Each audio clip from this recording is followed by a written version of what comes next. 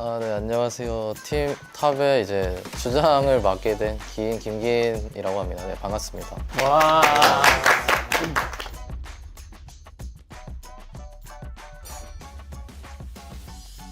혹시 다들 가고 싶은 포지션 있으실까요?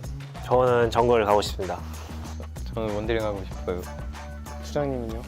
저는 뭐 탑 빼고 다. 교수님. 네, 저도 탑만 아니었으면 좋겠어요. 왜 근데 탑을 꺼려 하시는 거죠? 이제 아무래도 뭐 본업이니까. 아니, 유교 사상에 따라서 막내가 가는 게 원래 맞지 않나 싶긴 한데. 가라 하면 가야죠. 그러면 막내가. 이거 제 의견은 아니고. 아니 뭐 정정당당하게 뭐 갈갑에서 진 사람이 탑을 가든 뭐 그냥 뭔가 볼품 없어 보이긴 하는데 안 내면 탑 가위바위보. 나이스! 안 내면 탑 갈갑보! 제가 탑을 가는 걸로 하고. 네. 다른 분들은 뭐 어떻게 가실? 혹시 정글 희망자 있나요? 정글 그럼 저는 탑 빼고 남는 걸로 가는 쪽으로 하겠습니다. 그러면은 원딜. 네. 자, 그러면은 미드 힌트죠. 제가 서포 갈게요, 그럼. 와, 장을 잃었다. 탑도 남아있긴 한데. 탑이니까 다들 이제 라인전에 강점이 있지 않을까 생각합니다. 첫 시우 선수 원딜 되게 유명하니까. 제가 캐리하는 거. 오케이. 작년에 제가 기대를 많이 했을 생각보다 쉽지 않더라고요. 그래서 올해는 이제 재밌게 해보려고 하고 있습니다. 저는 제 생각엔 정글이 이제 탑이랑 밀접한 라인이라서 탑 라이너의 심리를 잘 알지 않을까. 뭐 일단 저는 초비 선수가 저번에 탑으로 나왔어가지고 또 탑으로 나올 것 같아가지고 예절주의 필요하지 않나. 저는 없어요. 다 만만하다. 패기. 역시 막내가 탑으로 갔어야 되는데 이게. 그러니까. 자신 좋은데? 있으세요? 아니요, 초비 형 무서워요, 사실. 그래도 정글이 조금 저번 CK도 우승하시기도 했고 그래가지고 견제되는 것 같기도 한데 저는 이제 제 정글을 가게 되잖아요. 근데 첫 유충은 거의 탑의 주도권이 좀 많이 중요한데 저 3유충을 저를 먹여줄 수 있다는 그런 팀장님의 그런 마음이 들려가지고 그런 부분에 긴 선수 팀장님이 기대되는 것 같습니다. 당연히 저희 탑 주장님 기인 선수 뽑겠습니다. 저희 무조건 유충 먹는 거라 그렇게 믿고 있어요. 솔직히 다 너무 기대되고 솔직히 저는 제가 제일 불안해요. 다 너무 기대되는 것 같습니다.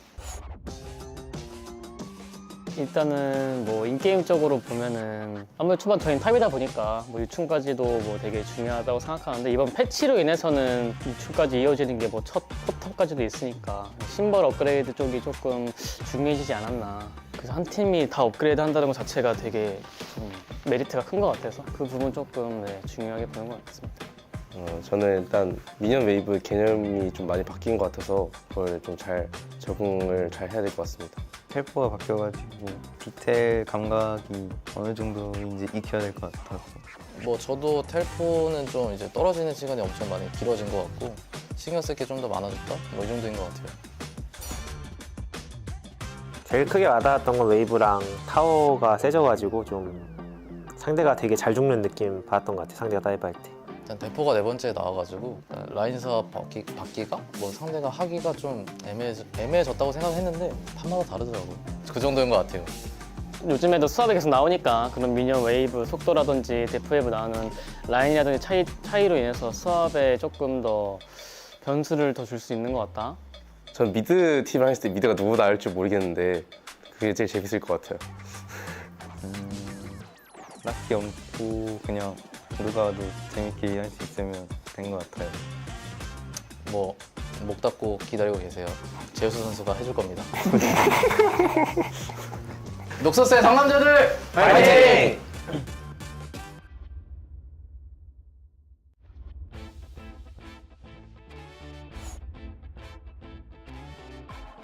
네, 안녕하세요. 하나생명 e스포츠에서 정글러 맡고 있는 피넛한 왕호입니다.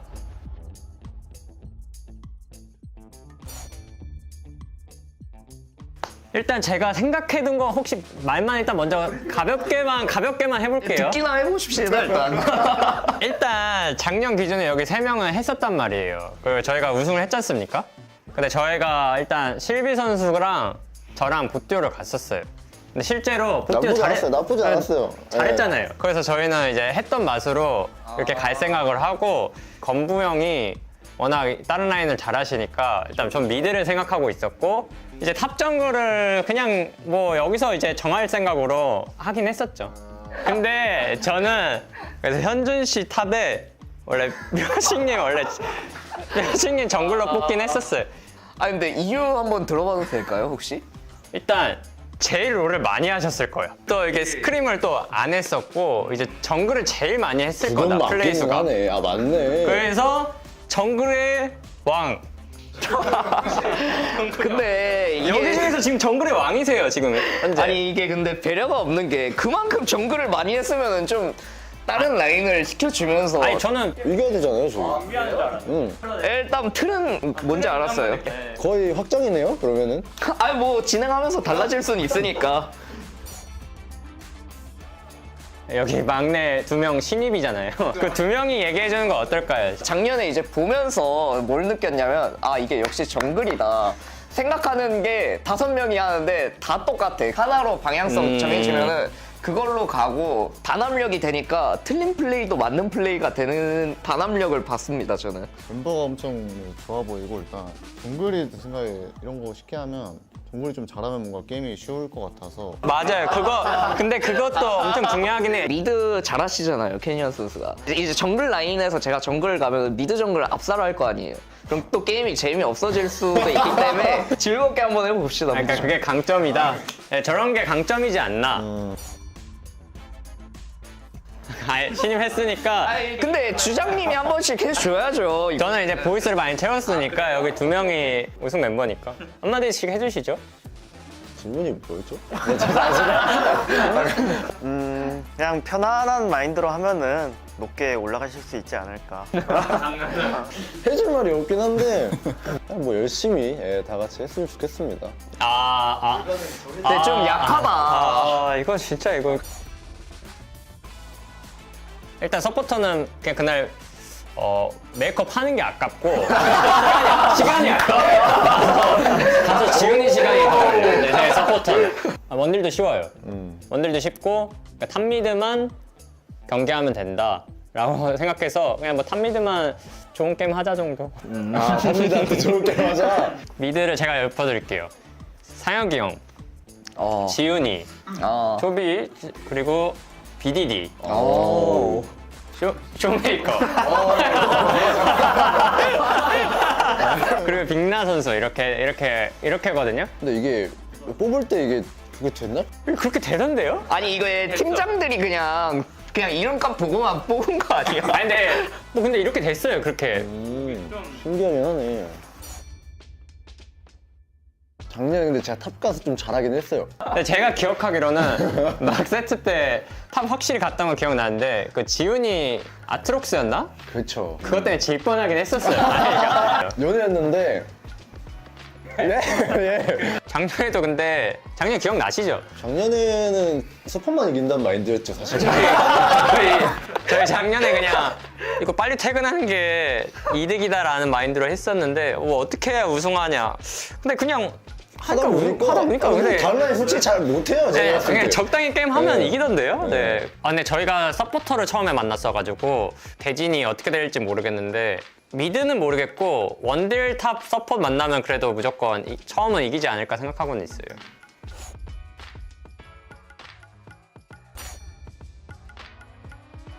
효과는 일단 참고로 아시죠? 네, 아는데 너무 사기던데 그거는?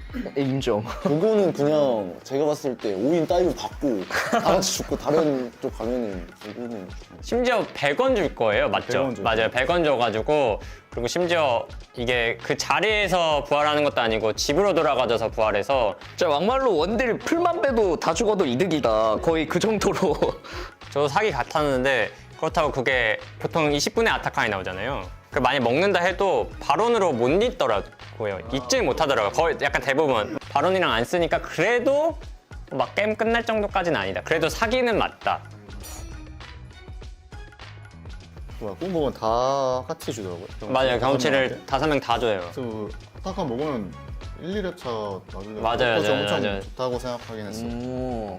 경험치 차를 좀 따라잡을 수 없게 좀 만들어 놓은 느낌이라서 이게 사실상 맵을 계속 주도하면 그 중간중간에 또 뜨잖아요, 꽃이. 겸사겸사 해서 경험치 차이가 좀 나게 하는 시스템을 일부러 만든 게 아닌가 네, 생각합니다. 저는 그냥 비슷하다고 보고 있기는 합니다. 그냥 비슷한 것 같아요. 정글러가 진짜 몇 시즌 빼고는 다 얼추 비슷해가지고 저도 비슷할 것 같고요. 근데 다만 무력 행사 중에서 선취점을 따야 하는 켜지는 게 있잖아요. 그죠. 약간 퍼블률은 어쨌든 정글러랑 좀 많이 연관이 있는 지표다 보니까 선취점, 무력 행사 그 점에서만 정글러들이 약간 퍼블을 좀 신경을 많이 쓰지 않을까 정도인 것 같아요. 뭐 사실은 힘들죠. 적응하는 데 있어서 힘들지만 긍정적으로 생각합니다. 어쨌든 또 즐겁게 저희는 잘 적응해서 또 할 거다 보니까 괜찮은 것 같습니다, 저는. 어느 팀이냐에 따라 좀 다를 것 같긴 한데 뭐 그래도 30분 안에 다 끝나지 않을까요? 네, 그렇게 생각합니다. 네, 뭐 이미 우승도 이미 한 번 했겠다. 사실 이미 타이틀 거머쥔 거라서 뭐 진짜 편하게 빨리 가도 되니까 편하게 하셨으면 좋겠습니다. 야 멋있다 진짜. 하나, 둘, 셋. 황정정글 화이팅!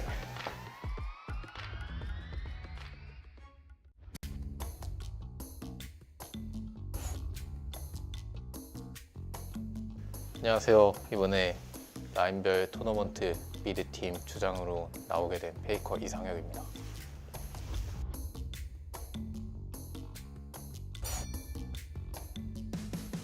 어디 가고 싶으세요? BD 선수. 일단 제가 저번 시즌에 서폿을 갔는데 생각보다 재미없어가지고 정글 빼고 남는 곳 가고 싶습니다. 저는 저번에 가고 싶은 라인을 갔던 적이 있어서 이번에는 남는 대로 가겠습니다. 아무래도 여기서는 이제 가장 막내이기 때문에 미드를 하겠습니다. 미드 빼고 웬만하면 약간 바텀 쪽 서포터나 원딜러 가고 싶은데. 혹시 좀 솔랭에서 어떤 포지션을 많이 하시나요, 그럼? 제가 최근에는 미드밖에 안 해서 저는 사실 모든 라인 다 가능하긴 합니다. 두 포지션을 뭘로 돌리시나요? 보통 탑으로 돌립니다. 시무이크 선수는 탑 두고 돌리긴 하는데 바텀 쪽 하고 싶긴 합니다. 네, 다 나온 것 같습니다. 또 미드 팀만의 강점이 뭐라고 생각하시나요? 저한테 허수 선수. 저는 미드가 전체적으로 롤을 가장 잘하는 라인이라고 생각해서 네임밸류만 봐도 너무 강력하신 분들이고 저번 CK 때 이제 정글이 우승했는데 이번에 꼭 미드가 우승해보도록 하겠습니다. 저번 시즌 보셨잖아요. 좀 보시면서 어떠셨어요? 저희 미드 팀이 무너지는 광경을 보셨잖아요. 너무 안타까웠어요. 진짜 제가 집에서 보면서 황족 미드의 명성이 뭔가 짓밟히는 순간이 너무 아쉽잖아요. 페인이 뭐라고 생각하시나요? 저는 그때 쇼메이커 선수가 없어서 저희의 파워가 좀 덜 나오지 않았나 라고 생각합니다. 확실히 초비 선수가 롤 잘해요. 또 미드라이너니까. 가장 중요한 미드 팀의 미드잖아요. 그렇죠. 다른 라이너들이 미드에 오는 거에 대해서 좀 어떻게 생각하시는지 뭘 보여드리겠다 이런 거 있으신가요? 일단 미드에 오는 걸 제가 용납할 수 없거든요. 제가 황족으로서 들여 밟도록 하겠습니다.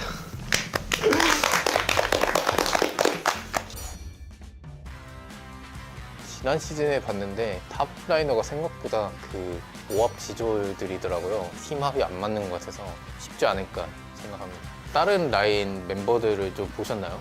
저 서폿밖에 못 보긴 했는데 뭐 서폿은 사실 쉬운 라인이라 그냥 쉽게 이길 거라 생각하고 저희가 미드다 보니까 롤을 제일 잘하지 않나. 저는 뭐 정글 저번에도 우승하기도 했고 저희 캐니언 형님이 이제 다른 라인을 많이 하시기도 하고 잘하기도 하시니까 저도 뭐 정글이 가장 경계되는 것 같아요. 명확하기도 하니까 정글러들이. 정글 팀이랑 저희가 했을 때 기억나는 게 1레벨에 카이나불이 와가지고 괴롭히고 시작을 하더라고요. 그래서 바론을 뺏어버리긴 했는데 빨리 적을게요. 굉장히 또 간사하게 플레이를 하기 때문에 조심해야 될 것 같습니다. 독사예요, 독사 그냥. 야비하죠. 젠지의 기인 선수가 뭐 제가 어딜 갈지 모르겠지만 제가 오는 쪽에 오면은 재밌을 것 같아요. 일단 서포터 팀에 탑을 잘하는 인재가 있는지 궁금해서 제가 탑을 가는 건 아닌데 그냥 궁금해서 한번 붙어보고 싶네요.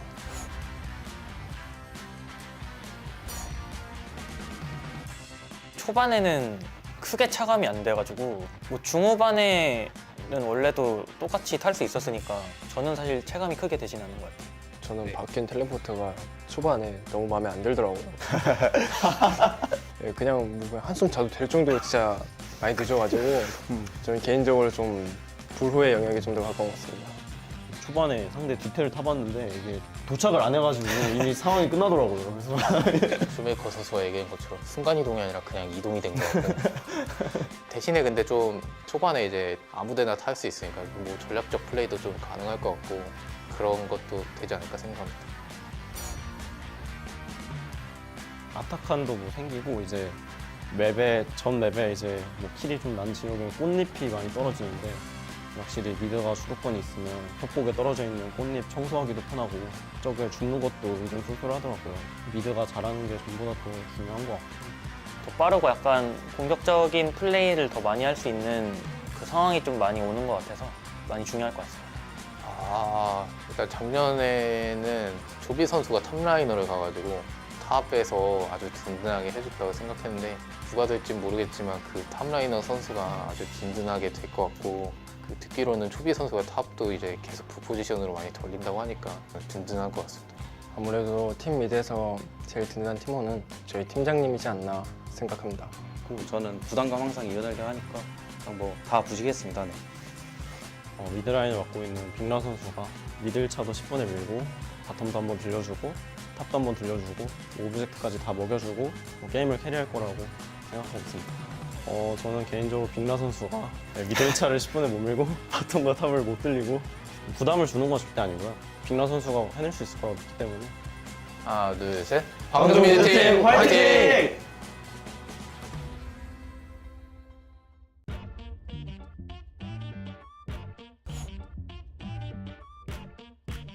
안녕하세요. 이번 라인별 토너먼트 원딜팀입니다.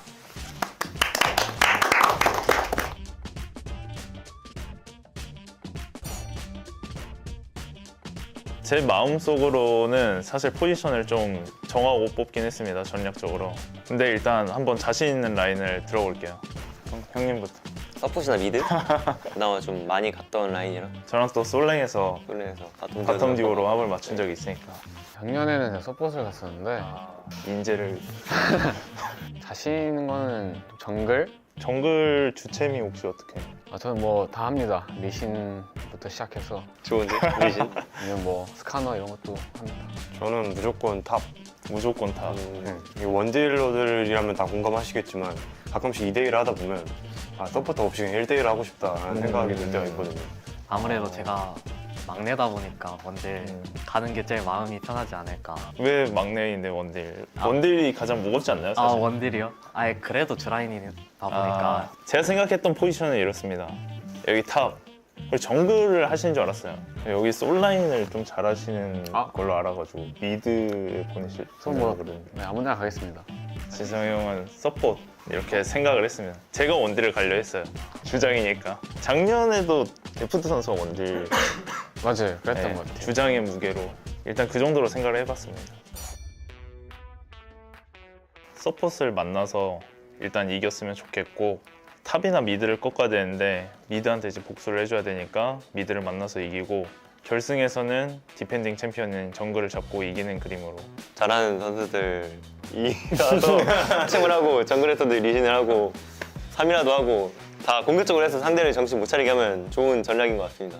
녹서스 테마가 공격적인 운영을 선호하는 테마이기 때문에 공격적인 느낌으로 몰아치는 방식으로 좀 승리를 하고 싶습니다. 확실히 원딜러들이 피지컬이 좋아요. 그래서 좀 이런 피지컬을 좀 이용할 수 있어야 우승할 수 있지 않을까. 큰 걱정은 없습니다. 원딜 하면 또 피지컬이라고 생각을 하기 때문에 사령관 한 명만 있으면 이제 저희는 그냥 미드마저도 이기고 우승을 차지하지 않을까라고 생각하고 있습니다. 미드 별거 없습니다. 극적인 한타로 이기는 그런 그림을 그리고 있기 때문에 저는 지호 선수 하겠습니다. 지호 선수가 제일 어리기 때문에 롤은 어릴수록 잘하더라고요. 그래서 지호 선수가 좀 잘해주지 않을까 생각하고 있습니다. 바이퍼 선수가 저를 키워준다고 했기 때문에 그런 것 때문에 든든한 게 아닐까. 제일 나이 많은 사람. 자신 있게 미드를 간다 했지만 제가 제일 불안하고요. 저도 이제 슬슬 나이가 먹어가니 다른 라인을 하면 좀 부담이 느껴지더라고요. 청사회니까 바이퍼스. 아 제가요? 마티 형님. 아니. 그럼 막내가. 막내가 지기엔 너무 그럼 믿을 건 우리 역시 시장님밖에 없는 것 같은데 시원하게 가주시죠. 아 이런 거 대충 짓는 편이 아니어가지고 그러면 작년에 그걸 이어받아서 팀 원딜 이렇게 해서 정명 센스가 역시 저랑 통했어요 솔직히 말해. 이번 협곡에 스크림을 하는데 타워가 바뀌어가지고 공격 모션이 좀 바뀐 것 같아서 다이브 할 때 좀 처음에는 얼탔는데 근데 지금 그래도 적응돼서 다행인 것 같고 신발도 근데 업그레이드 좀 되는데 마간 신이 제일 좋은 것 같은데 광점사는 그에 비해 좀 살짝 아쉬운 것 같아요. 웨이브 바뀐 게 제일 체감이 됐고 첫 번째, 두 번째 라인 이제 대포가 늦게 나와가지고 여전히 이제 수업을 많이 하는데 이 잭스 크산테 이 친구들이 또 바텀을 와서 그냥 CS 당당하게 먹더라고요. 아타카는 어떻게 생각하세요? 아타칸도 그 가인 주는 거 있잖아요. 그게 조금 말이 안 되는 것 같아가지고 그런 상황도 몇 번씩 나오는 것 같아서 뭔가 그거 위주로 게임이 돌아가지 않을까 생각하고 있어요. 바론이 늦게 나와가지고 원래 바론 나오면 버프를 다 주잖아요. 근데 버프 이제 불로 안 줘가지고 이제 그거 좀 그래서 레드도 꼼꼼히 잘 챙겨 먹어요. 저는 그럼 미드에 그 왕호 형 아니 피넛 선수 좀 왔으면 좋겠네요. 제가 진짜 본때를 보여주겠습니다. 표식 선수가 아까 뭐 탑으로 온다 약간 이런 얘기를 들었던 것 같은데 표식 선수가 제발 탑 좀 와서 약간 저의 샌드백이 해줬으면 좋겠습니다. 작년에는 좀 광탈을 해가지고 저는 이벤트전도 이겨야 재밌다고 생각하거든요. 그래서 꼭 이기고 싶다 이런 말을 하고 싶네요. 자 하나 둘 셋 원딜 화이팅!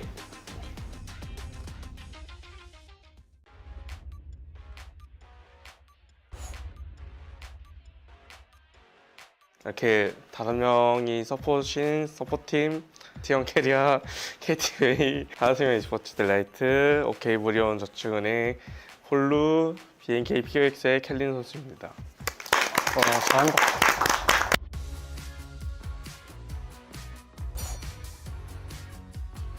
제가 근데 일단 서폿은 정해놨는데 막내 동규가 서폿을 좀 땀 처리를 좀 해주고 이제 고연령자부터 하고 싶은 거. 저는 원딜 아니면 탑?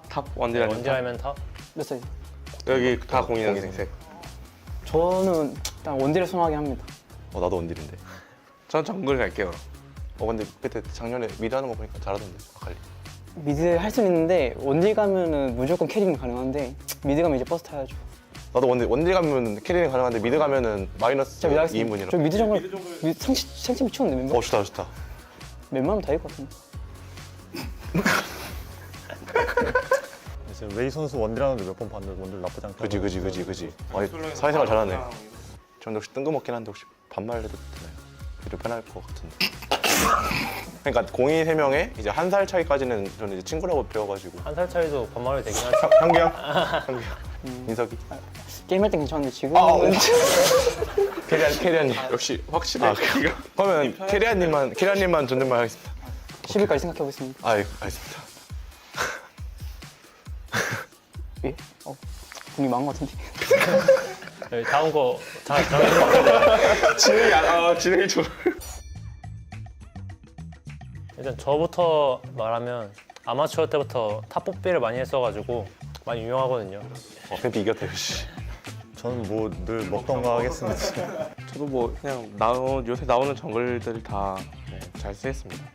저는 뭐 손가락 원딜 잘하고요. 제리 잘하고요. 아펠리오스 괜찮게 하고요. 여기까지 하겠습니다. 챔프풀 좀 아쉬운데. 내가 원딜 하는 게 나을 것 같은데. 어떤 거 혹시? 카이사라든지 이제.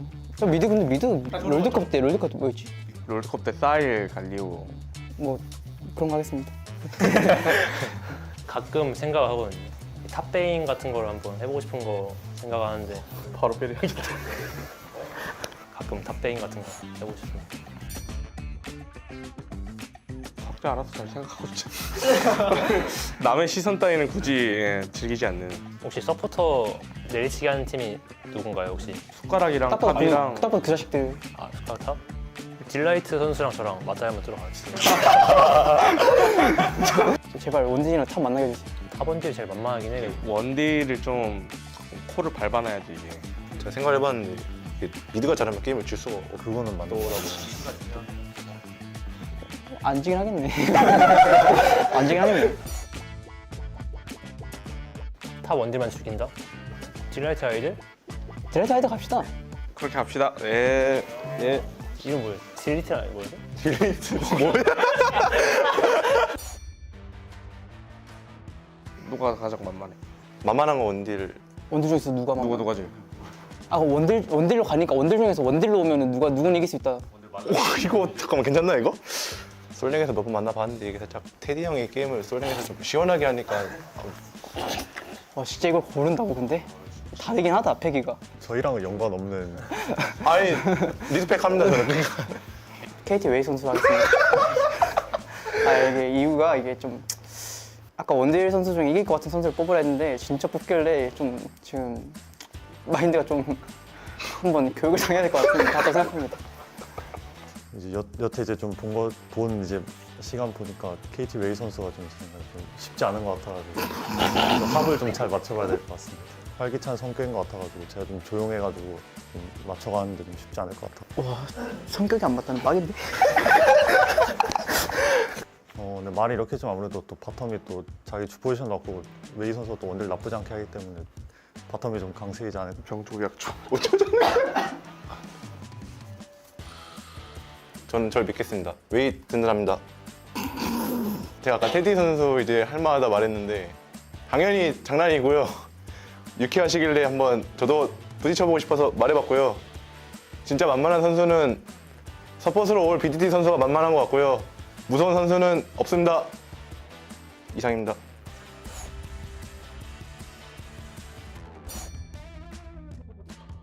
그때 기프나도가 제일 그냥 베스트인 것 같아요. 사기이긴 하네. 저도 기프나드가 제일 좋아 보긴 하는데 육감도 많이 좋더라고요. 1렙 과정에서 둘 다 좋게 이용하고 있습니다.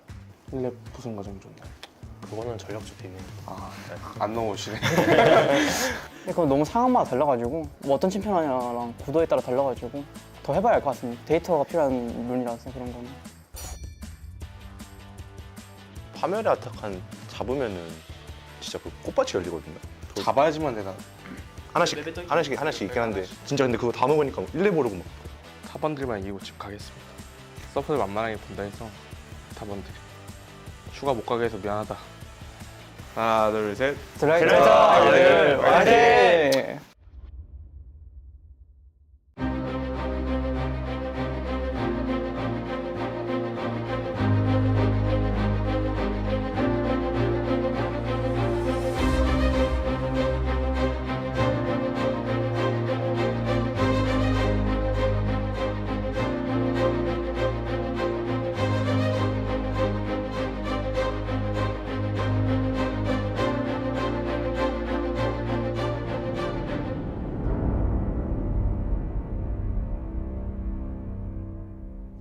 Hey everyone, I'm Paul, aka Pabro. And I'm Andre, also known as Medler. And welcome back to another year of League. As we talked about last November, we'll have 3 uniquely themed seasons each year that will immerse you in moments and journeys throughout Runeterra and our alternate universes. And for our first season, we're heading to my personal favorite region of Runeterra. Welcome to Noxus. Now, tomorrow when you log on to Summoner's Rift, it'll look a bit different. As a brief recap from our last dev update, here's a refresher on what's changed. Noxus has invaded the Rift with new art, music, structures, and a new objective, Artican, the Bringer of Ruin. Otacon will spawn on either side of the map at 20 minutes in 2 unique forms with some permanent terrain changes, and he'll give a buff to whichever team kills him. There are new runes, items, changes to teleport, and a new system called Feats of Strength that give you access to newer, more powerful boots. Now, all of these changes go live tomorrow, and so they'll be there for your ranked climb. Speaking of which, as a reminder this year, we're only going to have 1 ranked reset, which also happens tomorrow. Now, there are also some other changes you'll notice when you launch the game. We simplified the home screen, making it easier to track the season's progress, see what's new, and just generally decreased overall clutter. This season will last 8 patches, split into 2 acts that will have their own battle pass with various act theme rewards like skins, borders, and more. We want to immerse you in Noxus by connecting your League experience both in and out of game. For example, that means things you saw in yesterday's cinematic will be coming to League. If you haven't watched the cinematic, we recommend doing so before watching the rest of this video. Spoilers ahead. Okay, without further ado, let's get into the first thing you saw yesterday that'll be coming to League this season. Mal Madada. Yesterday we saw Mal continue her journey after Arcane and arrive on the shores of Noxus, where her ambition will be tested among the Great Houses. Mal will be arriving in-game next patch with a new Noxian appearance. We wanted to reflect her embracing her Noxian roots and heritage at this phase in her life. And along with the new look, she'll also be bringing a new type of gameplay that we haven't had in League before, projectile reflection. The game team and the Arcane teams work together to figure out how Mel's power should be shown in both game and show, with game inspiring show and vice versa. You'll see her full kit tomorrow, but we want to dive into one of her abilities, Rebuttal. Now, this spell reflects projectiles back against their source. So if Yasuo, Braum, or Samira could block it, Mal can reflect it. Targeted spells like Veigar's ultimate will target their original caster. Non-targeted abilities like Lux Binding or Nami Bubble are also shot back in their direction. Now, reflected spells will keep the behavior you'd expect when they were initially cast. If Annie has her passive up, a reflected Disintegrate will stun. Or Nidalee's javelins will deal more damage the further they go, etc. We can't wait for you to see her in game. Additionally, if you want to learn more about her family backstory in depth, make sure you check out the novel Mbessa, Chosen of the Wolf, when it releases in February. To celebrate the launch of the season of Noxus, Mel will be unlockable for free as one of the seasonal missions. For now though, we're going to hand things over to some other folks from the League team. They'll share more about what you can expect as we journey through Noxus.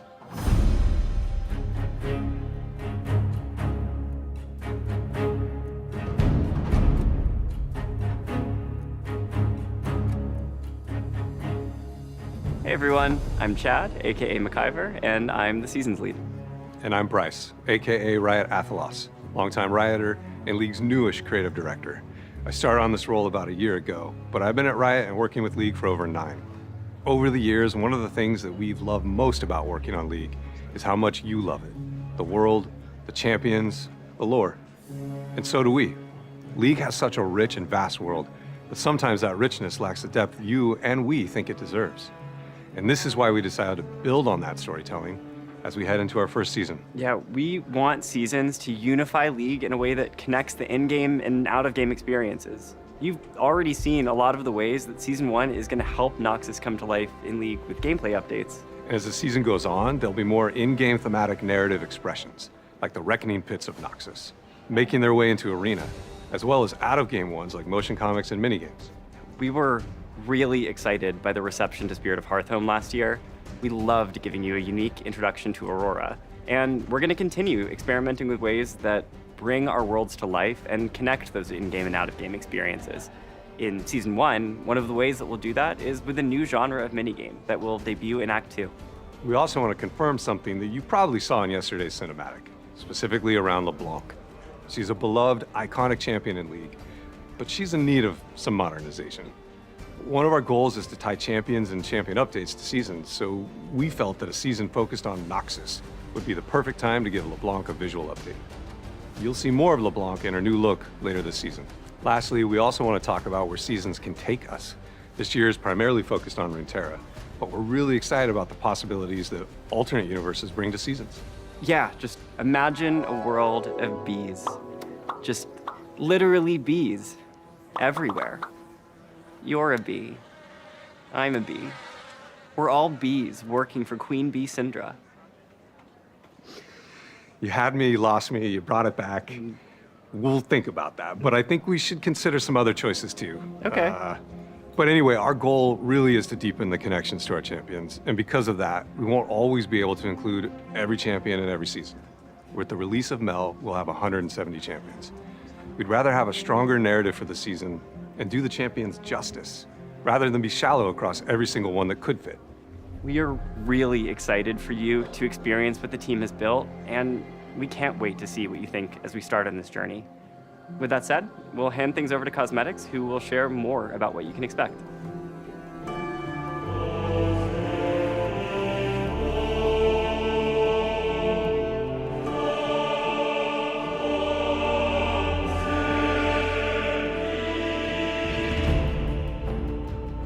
Hey everyone, I'm Steph, aka 100 Piece Nuggets, the cosmetics lead.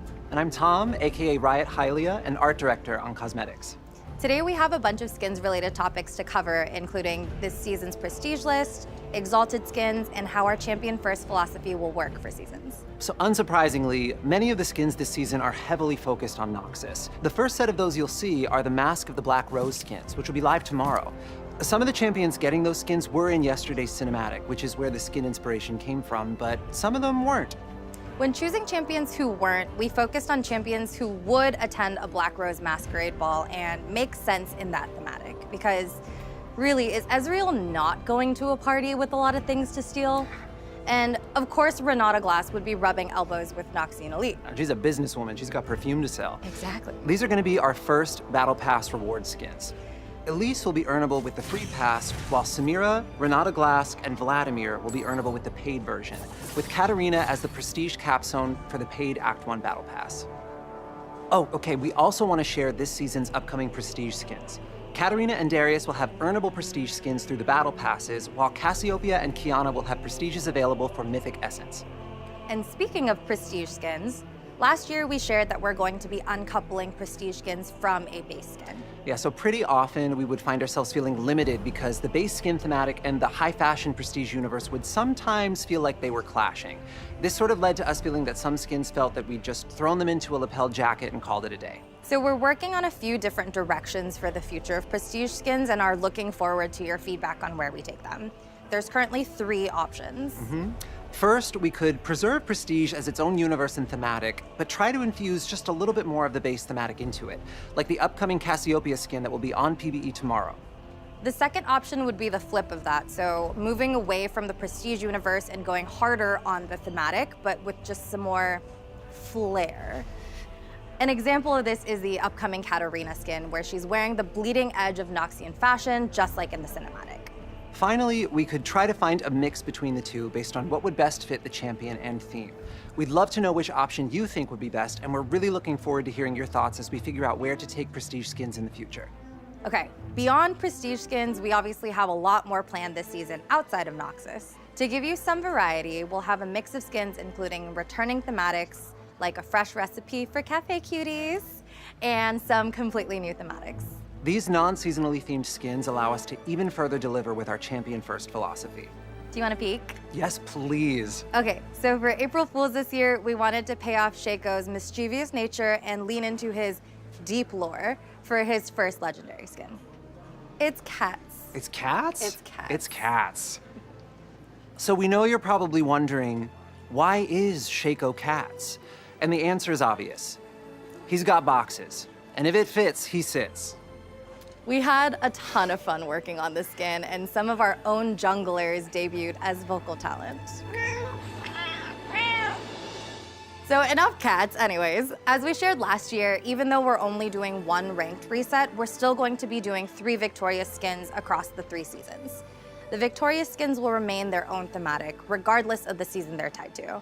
Since they have their own thematic design, it's already really clear what a victorious skin is when you hear about it. It just didn't make sense for us to tie this to a specific season's theme as well.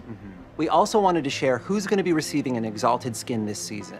Coming up first is Radiant Serpent Set to celebrate the Year of the Snake.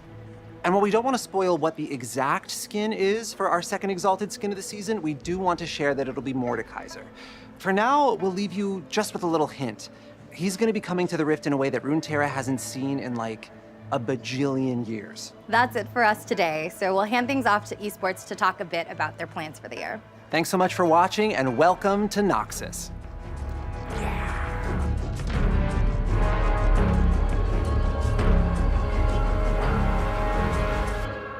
Hey everyone, I'm Chris Greeley, head of Global League of Legends Esports.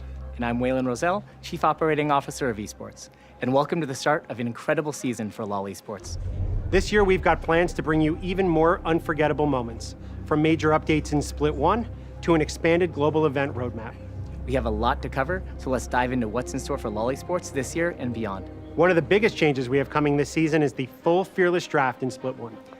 We want Fearless to bump up the competition to a new level by banning champions picked in previous games within a best-of series. This change will force teams to adapt and bring out their full champion pools. That means if you see like a Renekton and a Cassante matchup in Game 1, you won't see it for the rest of the series. This will test teams' creativity, their adaptability, and shake up the meta across the board. Not only will we see Fearless Draft in every region in Split 1, but it will also be utilized at our new international event. The First Stand tournament will take place from March 10th to March 16th at Lal Park in Seoul, Korea. Our goal is for First Stand to be an unforgettable moment this year, with guaranteed best of matches between the top teams from Split 1, competing in matchups that will showcase the very best of early season League of Legends esports. And beyond just exciting games, the stakes are higher than ever. The winning team will also secure a second bye for their region at MSI 2025, letting them advance directly to the bracket stage. We can't wait to see which team will rise to the challenge and make their mark as the inaugural champion of First Stand. We have an explainer video out now that dives deeper into Fearless Draft and the First Stand tournament, so be sure to check it out if you want more details. First up, MSI 2025 is heading to Vancouver, Canada from June 27th to July 12th. This will be our first return to Canada for a live LoL Esports event since 2017, and we can't wait to experience the Vancouver crowd's excitement in person. And of course, it wouldn't be a LoL Esports update without Worlds. This year, we're heading to some of China's most iconic cities. Play-ins and the Swiss stage will kick off in Beijing, followed by the quarterfinals and semifinals in Shanghai. Finally, the journey will culminate with the finals in Chengdu. We'll share more details on specific venues soon, but we're excited to see the energy and passion from fans as we take LoL Esports to these incredible cities. And on the topic of bringing LoL Esports to amazing places, we're excited to give you an early look at our 2026 and 2027 global event destinations. In 2026, we'll be taking our events to some of my favorite places, starting with First Stand in Brazil. Brazilian fans bring amazing energy to live events, and we're excited to kick off the season in such a vibrant esports community once again. It's gonna be awesome. Next, we'll head to Korea for MSI 2026. I think I speak for all of us when I say that we can't wait to go back to Korea for another esports tournament. And finally, Worlds 2026 will return to North America. This is always a huge moment for us, and we're looking forward to bringing the thrill of Worlds back to our North American fans. In 2027, we'll be taking First Stand to Southeast Asia. MSI will return to Europe, and Worlds will once again be hosted in Korea. And with that, it's time to officially kick off the 2025 season. Whether you're tuning in to cheer on your favorite region or just keeping an eye on the competition, you won't want to miss a moment.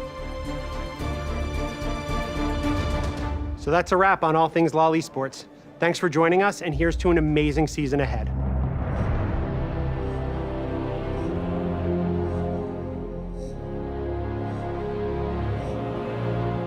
Okay, what else have we got? Next, modes. As we move into seasons, we want to make sure that there's always a variety of gameplay available. So, starting with the next patch, there will always be another game mode available to play in addition to Summoner's Rift and ARAM. So all random Earth will be turning on next patch and will be available throughout Act 1 of the season. Then in Act 2, we'll have the Arena update. Speaking of which, Arena will be returning with a fresh coat of Noxian paint and a new Noxus map, themed after the Gladiator pits, with its own map-specific mechanic. Additionally, on all Arena maps, we're also introducing a system called Guests of Honor, where you can vote on which famous Noxian you'd like to alter the rules of each game. Now that system mostly replaces cameos, which we felt were pretty hit or miss. Now, we'll also be adding new items and augments, as well as changes to maps like Koi Pond, based off some pretty clear feedback received during the last Arena run. We don't want to spoil everything now, so keep an eye out for details on the changes coming to Arena when it's closer to launch. So, that's the start of Season 1. We're also still doing the usual gameplay updates and balance changes as we monitor how everything is landing. We're excited for the future of Seasons and what it means for League, and we'd love to hear what you think. And while we hope you enjoy Noxus, don't worry. We're taking you somewhere very different for Season 2. But more on that later. Thank you so much for everything, and we'll see you on the Rift. Or in the Noxian Reckoning Pits. See ya. Bye.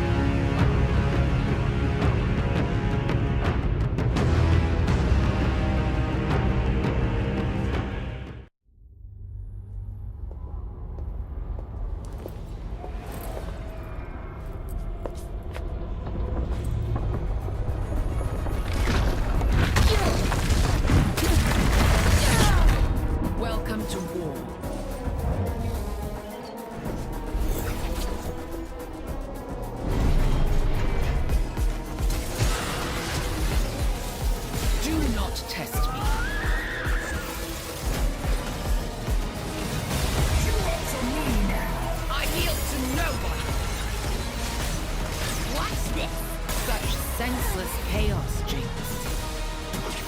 I hardly felt a thing.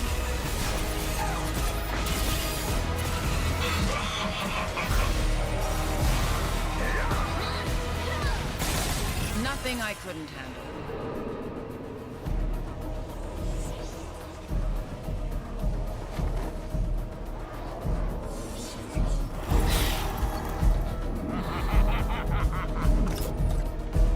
Oh, it is so on!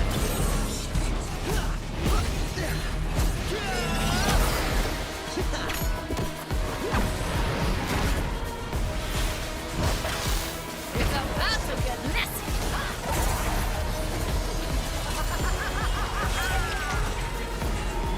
Let's dance.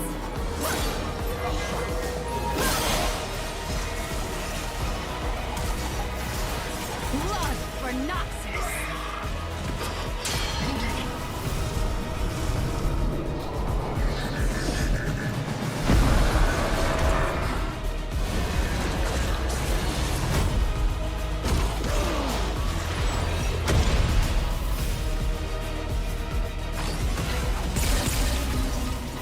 The wrath of Bamadana!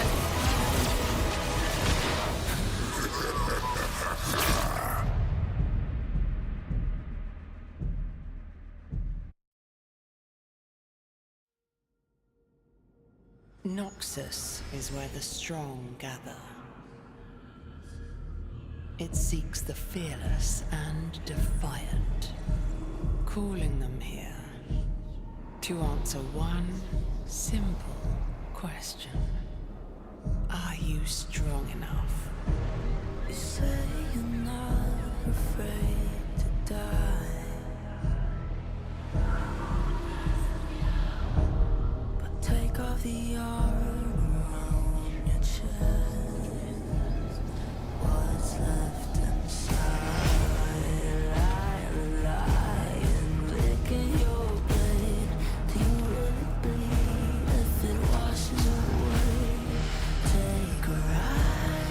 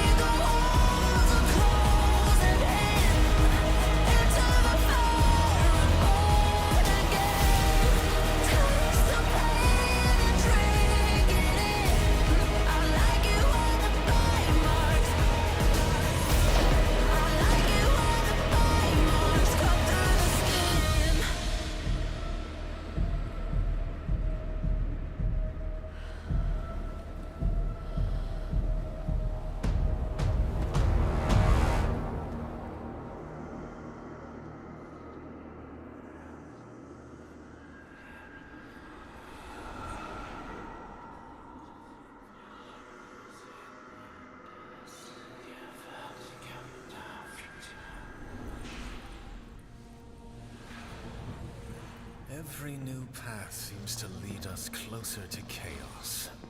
Perhaps we should focus on the opportunity that's washed up on our shores. Unforeseen turns are simply part of any path.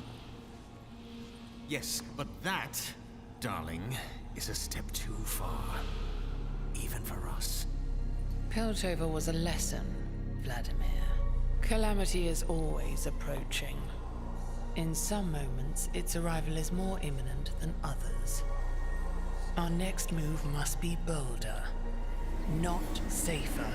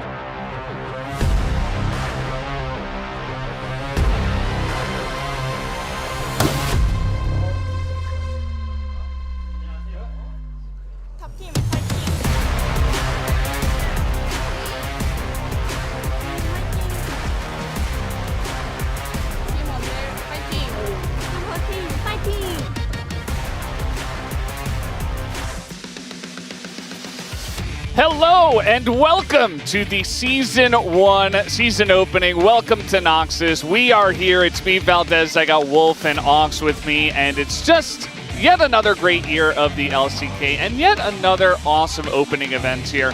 How are you guys feeling today about all the fun we've got planned? Pretty excited because it's been a long time since I've been on the microphone with you gentlemen here in Lowell Park, and it's the year of the snake. 2025. We got a lot of new big changes coming in with the new season before the LCK Cup. Yeah, and I mean, I feel like the Rift has changed, like the themed Rift and stuff. A lot of cool stuff there we're going to see on display today, but also a lot of fun, and I feel like we're going to see the rivalry between roles. Which role is the best will be answered today. Yeah, so speaking of which, Ox, we can't really see yours because it's hidden behind Cassiopeia. We all had to vote for which team we thought is going to win. They each have different rosters. They're all based on their roles. They have a captain. They all chose, who's on their team. We all picked mid, and this wasn't planned. We just all thought that mid was the best team. Other people that will be on our desk a little bit later on chose other teams. But first off, let's get into some of the changes we have here on the new pass for 2025. Yeah, I mean, the boots are the big one. This is what everyone's talking about, the feats of strength that you can get from First Blood and getting that first turret, as well as objectives, giving you the ability to grab amazing Tier 3 boots, as well as those additional upgrades you can get after the first two feats of strength are hit. That's the big one. Everyone's saying maybe it's a little bit too strong right now. Yeah, and turret changes, obviously, I feel like a lot of teams in the LCK have kind of gotten tower diving down to an art, but it's going to be doing more damage. It's going to take longer to cool down as well, so whole new thing to learn with those changes. Yeah, and if you're a longtime fan of the LCK, you'll know. Just look on the left, the right side, maybe once a week.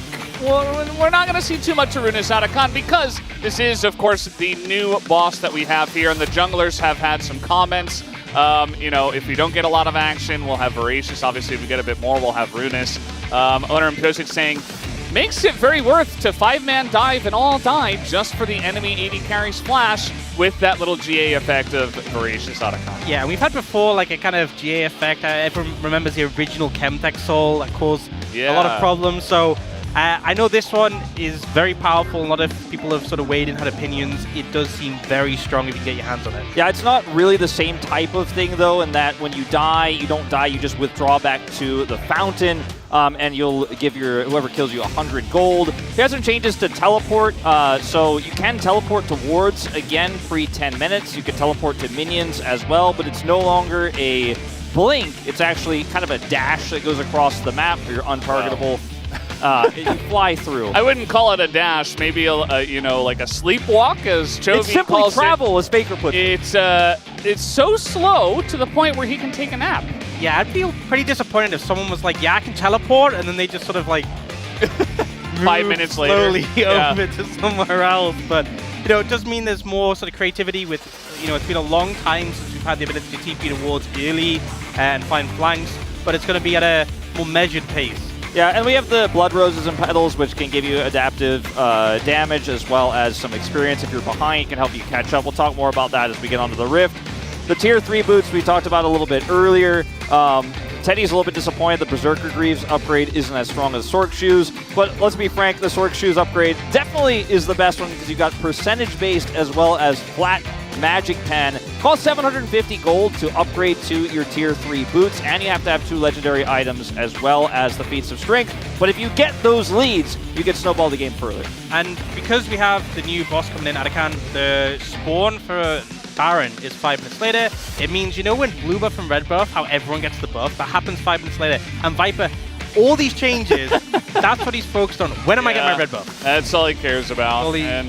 Typical AD carry, you know, I wouldn't vote for the AD carry team personally. Anyway, let's talk about the new runes. We do have Deep Ward, which does allow stealth wards placed in the enemy jungle to gain an extra health and also increase duration. So that might not feel like a lot, but it's an extra 30 seconds. And it even applies to wards in the river after a level 11. Feels very strong. Sixth Sense as well. Kellen saying, you know, big strategic secret. Not really a big secret, but you can know a lot more about wards with that rune as well. Can I just say the Deep Ward art, like the little incognito suit the ward is wearing? So cute. That alone makes it a must-take.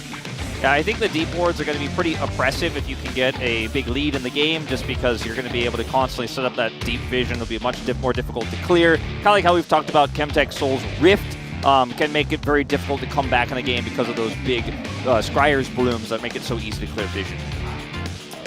Yeah, and for today, guys, in case you were wondering, well, what's going on? We do have, of course, the Season 1 season opening events today. The first thing we're going to look at is Claiming Your Lane Kingdom. It's a lane-by-lane tournament featuring all 10 LCK teams on the newly updated Rift. We do have the lane captains who were designated by, you know, top voted by all the players from that lane, and then it was based on who they best fit, the designated Noxus champions and stuff like that. It's all very fun and well, and also you get to give away some skins to fans and get some extra money. Let's take a look at the draft, though, and see what happened between the players. 녹서스로의 초대 2025 시즌 오프닝 드래프트로 인사드립니다. 5개의 팀 대표분들을 모셔봤거든요. 안녕하세요. 안녕하세요. LCK 선수들과 함께하는 라인별 토너먼트 대결인데요. 가장 중요한 시즌 오프닝 선수 구성. 5개 포지션을 대표하는 선수들이 직접 원하는 선수를 뽑는 방식인데요. 스네이크 방식으로 뽑으면 되는데 주장을 제외하고 1, 2라운드 안에 LCK 10개 팀 모두가 뽑혀야 합니다. 맞습니다. 그리고 3라운드부터는 다시 5번 선수부터 뽑기 때문에 스네이크 형식 똑같게 가고요. 자, 딜라이트 선수부터 원하는 선수의 카드를 들어주세요. T1의 캐리어 선수 뽑겠습니다. 오, 젠지의 캐니언 선수 뽑겠습니다. 저는 제우스 선수 뽑겠습니다. 쇼메이커 선수 뽑겠습니다. 3이라에 어울리는 남자 테디. 그리고 또 스네이크이기 때문에 한 번 더 뽑으실 수 있잖아요. 다음은 버서커 김일철 선수 뽑겠습니다. DD 선수가 있습니다. 도리온의 모건 선수 킬비 선수 뽑겠습니다. 켈리 선수. 바이퍼 선수. 초비 선수, 콜로 선수, 김나 선수 하겠습니다. 농심의 지우 선수입니다. 와, 이렇게 해서 완성됐습니다. 모든 팀의 라인업이 완성이 됐는데요. 라인업부터 기대돼요. 밸런스적으로 내가 이 팀한테는 안 질 것 같다. 그래도 서포트한테는 안 지지 않을까요? 저 탑한테 안 질 것 같습니다. 원딜 팀. 원딜 팀은 이길 것 같다. 아, 서포트 있었구나. 서포과 탑은 이기지 않을까. 서포트 각오 한 말씀씩 딱 깔끔하게 듣고 마무리하면 좋을 것 같습니다. 작년에 저희가 좀 뼈 아프게 패배를 했었기 때문에 열심히 잘 해보겠습니다. 이것도 디펜딩 챔피언이라 해도 되나요? 그럼요. 팀 합 잘 맞춰서 2연속 우승 해보도록 하겠습니다. 황종 미드의 격을 드높이기 위해서 왔습니다. 열심히 해보도록 하겠습니다. 녹서스 테마에 어울리는 미친 듯한 공격성 보여드리도록 하겠습니다. 서포트 인권을 한번 살려보도록 열심히 하겠습니다. 빨리 이게 시작했으면 좋겠습니다. 그렇습니다. 여러분 많은 기대해 주시길 바라면서 저희는 여기서 인사드리도록 하겠습니다. 안녕히 계세요.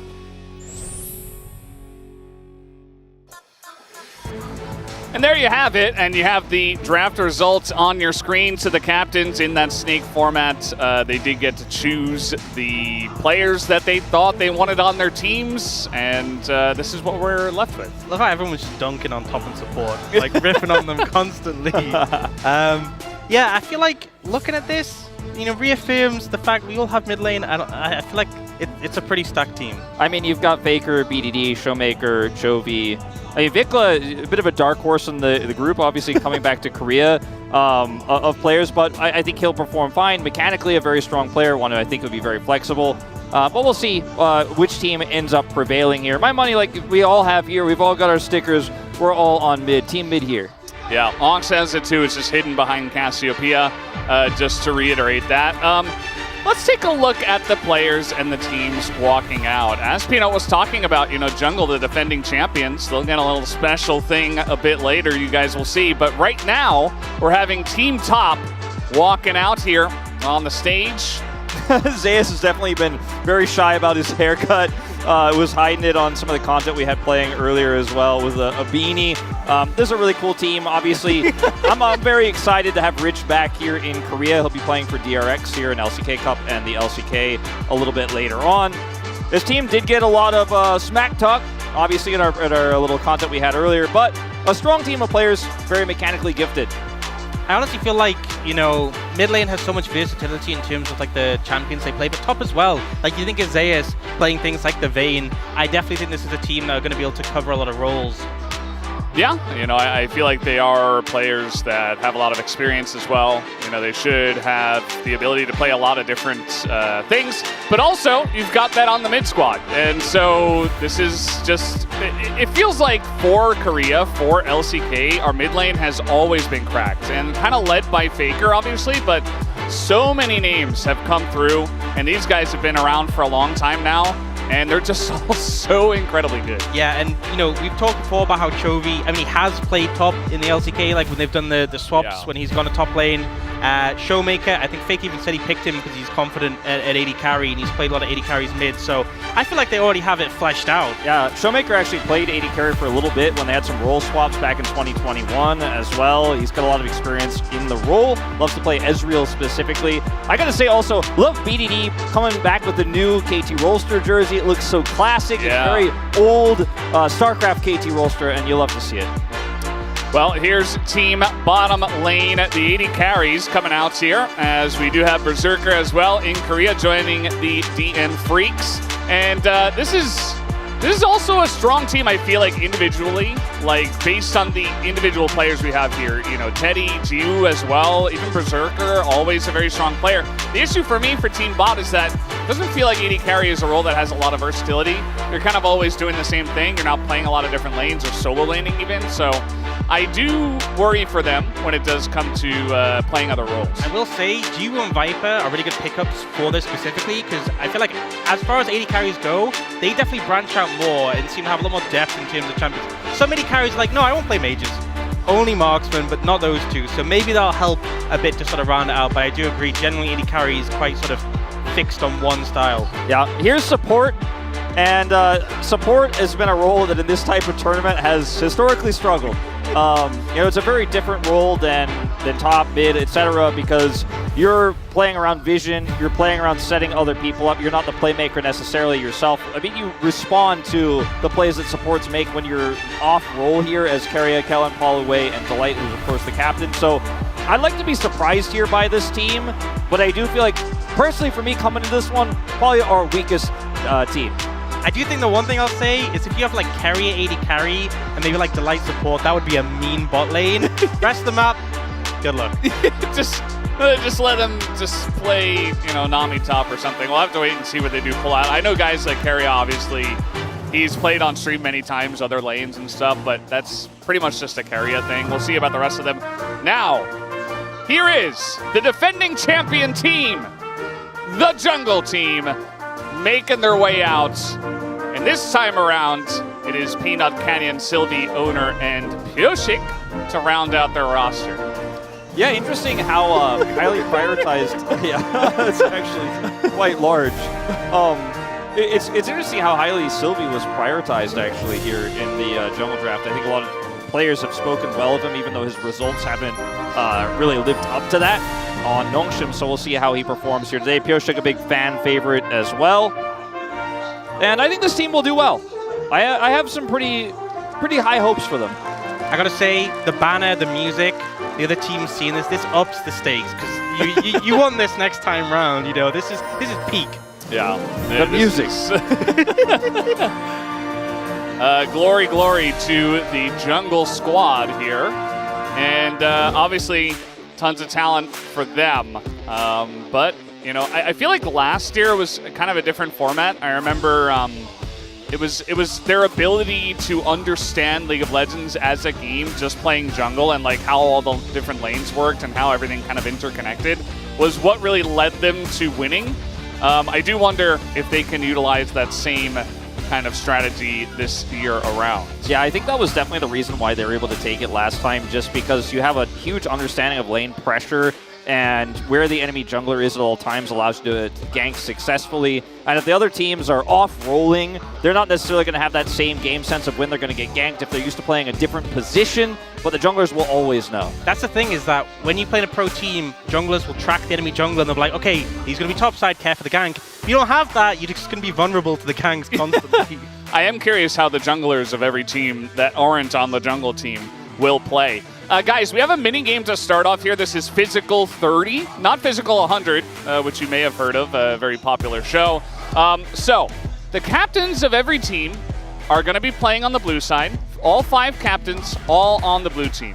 They have to get the 30 CS. They're going to be competing against each other to see who can get 30 CS and then get executed. They can't die to one of the players, the imposters, on the red team. They actually have to get executed by a turret or a jungle camp or something, and they need 30 CS first. And the imposters, their job is essentially to stop them from doing that. Yeah, so you can see the captains can pick any champion they want in the draft, but imposters can only choose the Noxus champions, which are listed below. You can get executed anywhere on the map. So after you get 30 CS, it's going to be a race to try to rush to a turret and die before, or you could die to Baron, it doesn't matter, to get executed before someone else touches you, because if you actually are kill confirmed by anyone on the red team, then it doesn't count. You have to wait to respawn. Yeah, and I think it's going to be important to have a champion who's obviously good at CSing, but also mobile. And you look at the Noxus champions available, things like LeBlanc or Elise, if you're wanting to make sure they can't execute, it's going to be such a pain trying to get anywhere on the map away from a LeBlanc who's chasing you down. Now, another thing to keep in mind, what the stakes are for this Physical 30 is only one person wins. So the first person to get executed wins. They choose the entire bracket of this tournament that we're having today. So it's a huge boon. You get to skip around, and if you want, I mean, if you want to play the whole thing, you can too, because you have that power. You can choose whatever you want, but you also can choose every matchup. No pressure. Got some people behind watching. And we're going to have some comms as well as this is going on. And try to get some of the information for you guys, if we can, of what they're talking about. Someone wants to play Zeri. Yeah. So the thing about this as well is that you're deciding on what to play with your team, and also on the enemy side, you see like mid and mid, right? So Faker, Showmaker doesn't necessarily want to stop Faker from getting executed, right? Now, so he might try to like make room for Faker to get in. There's that LeBlanc, by the way, as the picks are coming out. Okay, this is blind pick, of course. We've got a Nunu being hovered right now as well. And some of the tech we were kind of talking about earlier today, Smite seems really important just to secure CS. Teleport, because if you do end up getting pushed the lane, die or whatever, you know, to get back, might also help you find an angle to execute. Do you sneak a ward somewhere and then teleport to it later can go a long way. Interesting look at the imposter ones. I definitely think LeBlanc is probably the S tier out of these. I'm surprised the Elise wasn't looked at.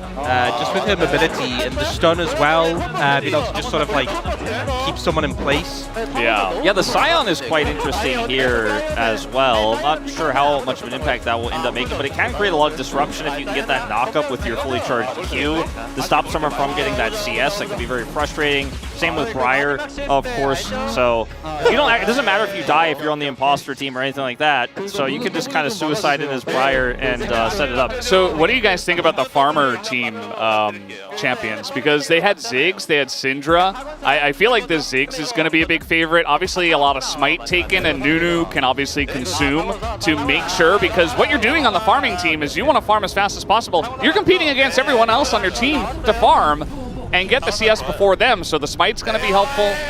I think, honestly, Ziggs and Corki kind of feel weaker here. I know Corki has empowered autos, but, you know, Ziggs, once you get some levels, is great at clearing waves. But early on, you're going to struggle, and like, Syndra can steal away a minion and secure it quite easily. Kalista has the Rend. The Nunu has the Consume. I think those have an edge over... That's a CS! Wait, the ward is on the ground! They're all trying to set up their teammates to get CS here, so that's why they have the control wards. Each player bought 2 control wards here, so they've already pre-planned that. But getting the control ward itself is going to be quite a challenge. Now, remember... I didn't even think about that. When you That's see crazy. the roll... See, they can actually also just clear this out, but... It doesn't matter because you're on the red side, but what I was going to say is, remember, every role has their teammate on the other side trying to help them out. So Team Jungle, Team Top, et cetera, are all trying to work collaboratively here. How soon can Nunu snowball? Oh, wait, somebody got a CS? It's Guma did. Oh, that makes sense. And he carry. They're going to be good at this. It was Jiwoo's ward. Yeah, it was actually also Jiwoo's control ward, so a little bit of synergy coming out there already. So how soon can snowballs just kill an entire wave, by the way? I don't know the math. Because... But I don't think immediately. Ooh, it's actually not immediately. By the way, World Atlas picked up by several players. Didn't realize how useful that would be. Not immediately. So let's see. Okay, well that's just blocked by so many people in the front, and Canyon's just getting into it. He's like, okay, that's a first blood. Faker, I don't really know where he's going, but he's dead as well. And obviously, if you die, you're not going to have time to farm. Yeah, Chaos already. No surprise here. I love how they're trying to block the snowball. He's not, not even close. Nice try. As you guys can see, it doesn't one-shot the melee minions early. Yeah, no. Also note that Faker didn't go teleport, but has unsealed spellbook. He's coming back. Dew gonna snipe Peanut out of the game. That's another way to prevent some, oh, Canyon, he's going under the turret. That turret doing extra damage nowadays. Carry also going down. Canyon not able to do much to Keen there.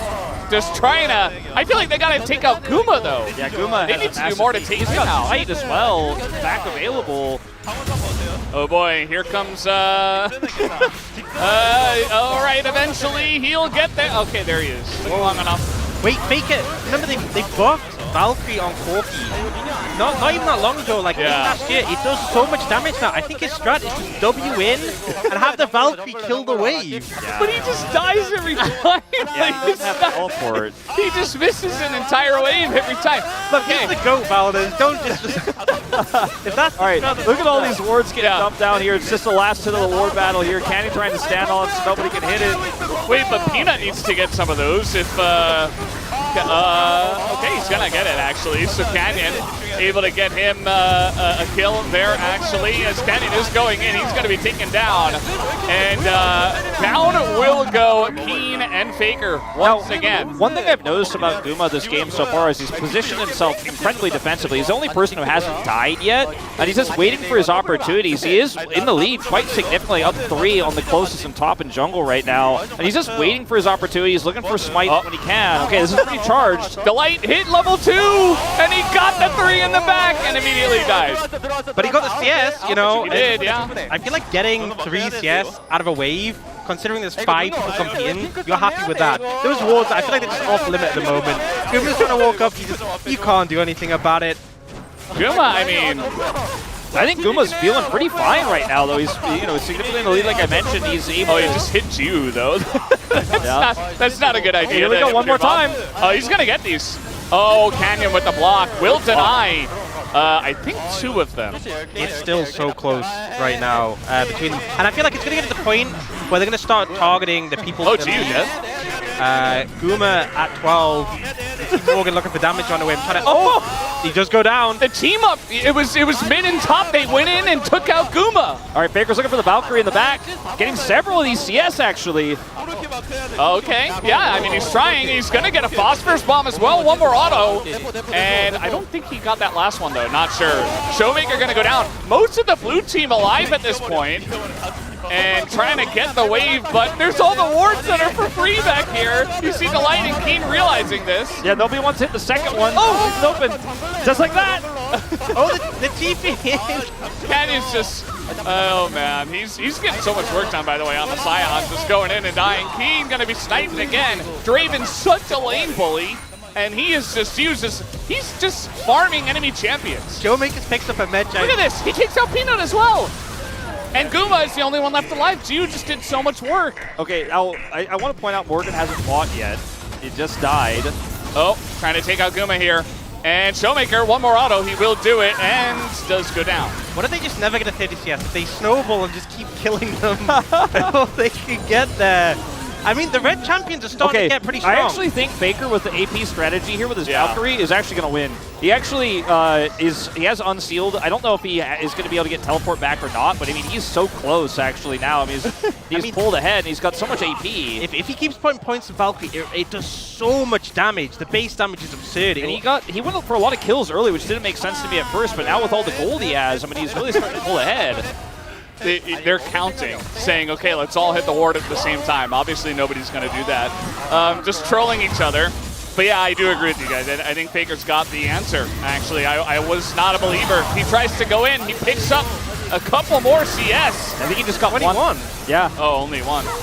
And that's going to be a snipe on Keen here. Really, it's just Guma versus Faker. We got kind of Keen as the secondary behind those two. A Showmaker goes in, snipes out Peanuts. I love how there's been so many kills, and we have the Med Giants for Showmaker, Jiu has the Hubris, and this Katarina and this Draven are actually getting really strong right now. The vibe because it's They want Guma. Yeah, they desperately want to take him out. I mean, he's nearly in the lead, but Faker gets in. He gets so many CS there on that wave that was coming in. Yeah, everybody diving Guma means Faker gets a huge opportunity, seizes on it. He's only 5 away from finishing this year. Now, he will, of course, have to get executed after that. Oh, the Light desperate. Faker, he got one more, though. All he has to do is really just Valkyrie one more wave here, and he's got this one on lock. TP bot. He's at 26. He could do something. Wait, can he get CS in bot? No, you have to get CS. It has to be in mid. The CS has to be in mid, but you can be executed anywhere. He also has Hex Flash, by the way. Just, the Hex Flash Valkyrie. I mean, when they all dove on Guma, he had a huge opportunity. He just bided his time there, and yeah. I mean, he's coming back to this lane. This is a huge opportunity for him. I mean, Delight, desperate. His snowballs are definitely going to be doing some more damage, but he only gets one, I think. Maybe X-Flash into the Valkyrie! 29! Oh, he's so close! 29 for Faker! He's so close! The forbidden Corky tech. That is, I mean, honestly, we all doubted the GOAT. That we were wrong to doubt. All in our own different ways. I know, Wait, you're not allowed to do that. Wait, he took a jungle cam? Did he actually get it, though? Yeah. I think he got some of it. He's like, if it's in mid, it counts. Just watch Faker. All he needs is one more. And then it's going to be up to them to try to deny him from executing, which is also possible. They might just follow Faker around the map and try to not allow him. But look at this fight that we have going on. Blue team's winning. Oh, there's a ward there. Yes, sweeper. I feel like this isn't good for the rest of Blue team. Yeah, no, it's the not. The fact that Blue team wins and Faker's alive? Yeah, they probably shouldn't be killing the enemy champions. Jiu, desperate, needs to take out Faker. One crit might have got it done. And that's a kill on He's got 30. He's got 30. He got it. That's all he needs. All right. He doesn't they have to TP deny though. him. Yeah, he doesn't have TP right now, but they have to deny him from executing, but they don't know where he's going to go because they don't have vision. They got to spread out. Jungle camps are the safest. Dragon could be an angle, but they'll probably expect that, but they need to start tracking him. Oh, the TP's coming in. Top, and they're all calling it. They're rushing up. Can they get there in time? There's no wave on this turret. There's no wave on the turret. He's got it, I think. He's got it. This has got to be it. Faker goes down to the turret. There's the execution, and the GOAT Faker gets it done for Team Mid. Team Mid, that's right. Where the Team Mid. Yeah. The caster bias. How can we doubt him? We're going to be biased a little bit today. I think it's allowed. Obviously, yeah. I mean, we chose the right choice. It's Team Mid, first place. And now, Faker and the rest of his boys there from the mid lane, they get to decide the entire bracket. It's a pretty OP position to be in. Man. Yeah. There was some interesting tech that came out, and just the fact, we're kind of focused on getting the individual CS, but just the Suicide Valkyrie diving in, clearing the wave, and the Baron just did enough. I mean, he knows too that with the AP scaling on that ability, he could be very gold efficient at clearing the waves. Got a replay of his teleport top. The timing of this is beautiful too because there's no minions on the turret, of course. And there's just no way anyone could stop him. And I mean, look at his items here. He's got a blasting wand and wisp and an amp tome, but that's enough. He's at this point, I think, like level 5. So maybe he has 2 points in Valkyrie, and that's just enough. Yeah, and that's the ranking, you know, for where they obviously finished. So whoever obviously didn't win. I'm surprised that Delight got so many. He was so far behind. Well, it looks like the strat is just the kind of the AoE. When it gets a bit later, you can just one-shot them. Yeah, so Syndra cheated. Peanut did farm the jungle, so he's actually behind Ziggs here. This is the official order. Peanut and Team Jungle in last place. Peanut's like, listen, man, they didn't tell me. Look, I pulled the Raptors in the mid for a second, so it counts. He's a jungler. He doesn't know better. You can take Peanut out of the jungle, but you can't take the jungle out of Peanut. He's still gonna do it. Oh boy. So as we mentioned, the first place person gets to decide everything. So Team Mid already has an inherent advantage. Yeah, and they'll get to decide who plays in the first match.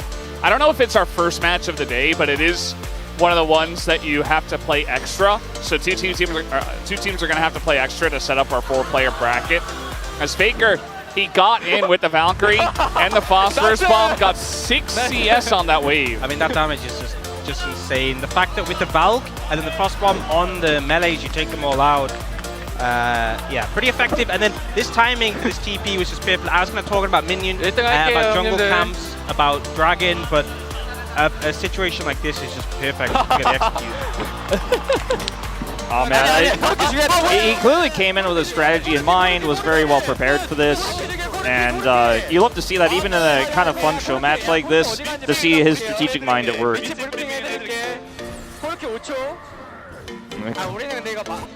There's calling out like who has what.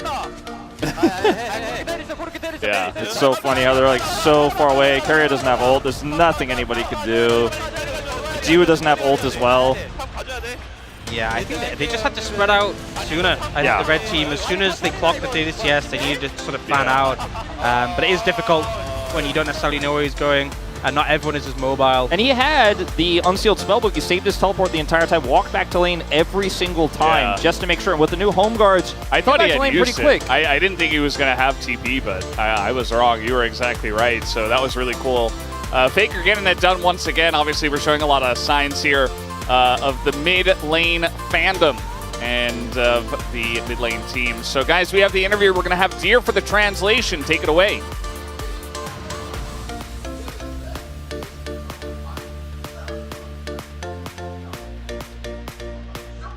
Thank you very much, you guys. 오프닝 녹서스로의 초대. 안녕하세요. 오늘 인터뷰를 맡은 This is the 2025 season opening invitation to Noxus. 인터뷰 나눠보도록 하겠습니다. 안녕하세요. We'll have an interview with each lane's captains. Hello. 페이커 선수부터 인터뷰 나눠보도록 하겠습니다. First, let's talk to Faker, who took first place. Congratulations. 일단 준비한 How do you feel? 잘 먹혔던 것 같고, 또 everything went according to plan. 있어가지고 좋은 것 같습니다. 초반 전략부터 It's great that I am able to decide the bracket now.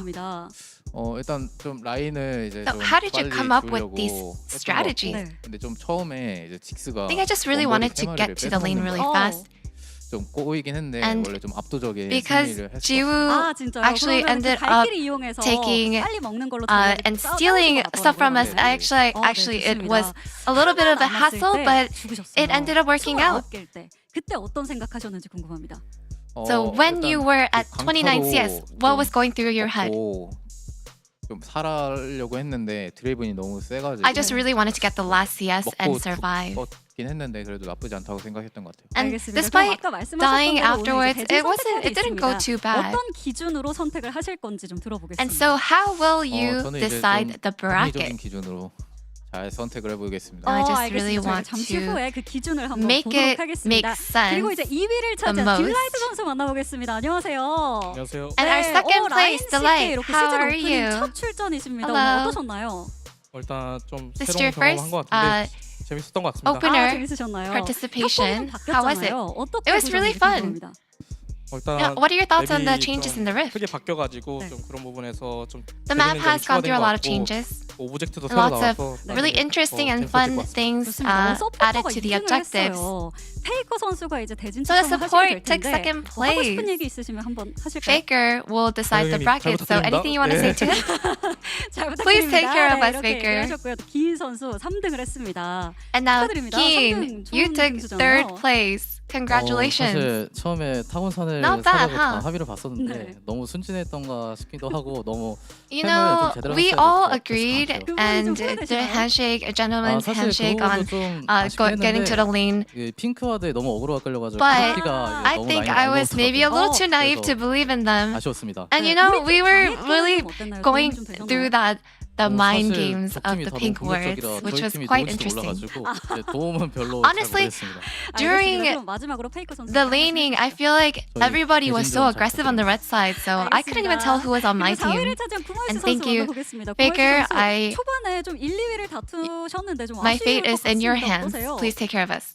어쩌다가 이렇게 됐는지 And 모르겠는데 Gumayu 씨. 4위가 돼버려가지고 좀 많이 How 아쉬운 does 것 it take 같습니다. how does it feel to take fourth place? 잘 모르겠어요. Yeah, I don't even know what happened. I actually don't even know how I ended up from second place to fourth place. 어떻게 보셨는지 궁금하거든요. And what are your thoughts on the changes on the 초반 rift? 교전이 많이 나올 것 같고 또 새로운 I'm 요소들은 expecting a 항상 lot of 재밌다 skirmishes in the 생각해서 early 재밌을 것 games. 같습니다. 그러면 우승자인 I feel like 페이커 all 선수에게 of the changes 말씀해 are for the better. 저희는 It's going to be a lot of 서포트만 fun. 주면은 감사해요. 아 어딘진 상관없고 You know, 서포트만 달라. please 이렇게 just 말씀해 주셨습니다. let us 알겠습니다. face 그리고 마지막 support, 피넛 선수 Faker. 만나보도록 하겠습니다. 어떻게 된 일인가요, And 피넛 lastly, 선수? Peanut. 저희 실격. What happened, Peanut? 그 부분을 저도 잘 모르겠는데. Have we failed? Are we? 네, 저희 Do we? 맛있게 먹었습니다. Did we 네. walk 제가 out? 알기로는 이제 칼부를 드시면 실격으로 알고 You know, 있는데. it was. 저도 자세히는 모르겠지만 어쨌든 5등을 하셨습니다. 네, 제가 이제 저희가 We're aware that 회의할 you 때 get disqualified if you take 이제 물어본 raptors. 바로는 미드에서 또 먹으면은 괜찮다고 해가지고 그래요? 저희가 So, 사이언 according to what we asked, we were told that it's okay as long as we take it from mid. 하셨는데 잠시만요. The mid 피디님이 lane. 결과를 알려주시는 것 같은데. 네.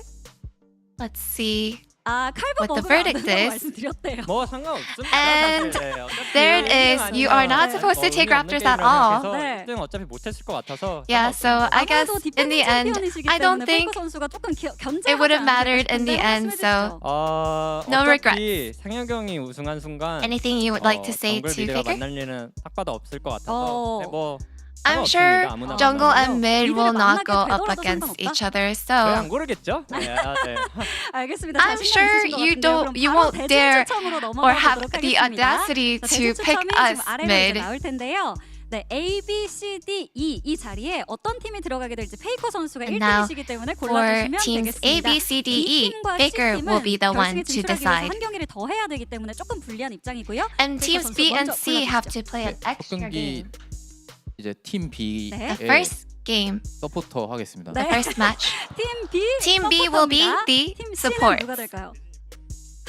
Who will Team C be? 이게 또 정글러네 이것도. 네, 팀 C의 원딜 I'm sure 하겠습니다. it'll be the junglers.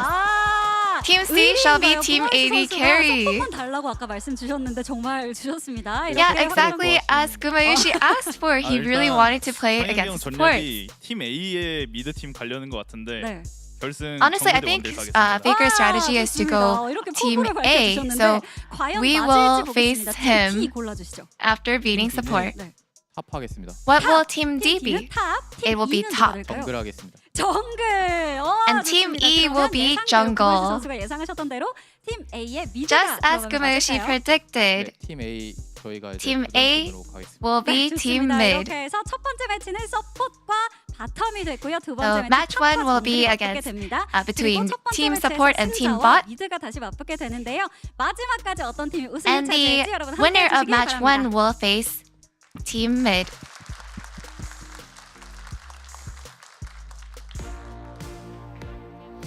Well, thank you, dear, for that awesome translation, as this all kind of makes sense. The supports and the bottom laners always arguing about whose fault it was. You gave up first blood. No, you should have helped me here. Well, they get to battle it out on the Rift and decide for themselves who's better between them. And top and jungle, You know, jungle, you never come to my lane. What's going on? I'm up here in top getting ganked 5 times. Where are you? So these guys get to duke it out as well. I feel like the support bot beef is like maybe overshadowing everything else because that has real impact. Who comes ahead on that one? Oh, for sure. I feel like, you talk about giving up first blood. That's going to be a big topic we discuss in these games today, with that being a feat of strength. I think obviously we're kind of in the lead here at Team Mid. We're already the furthest in the bracket. Yeah. Our captain was smart. He had a good strategy.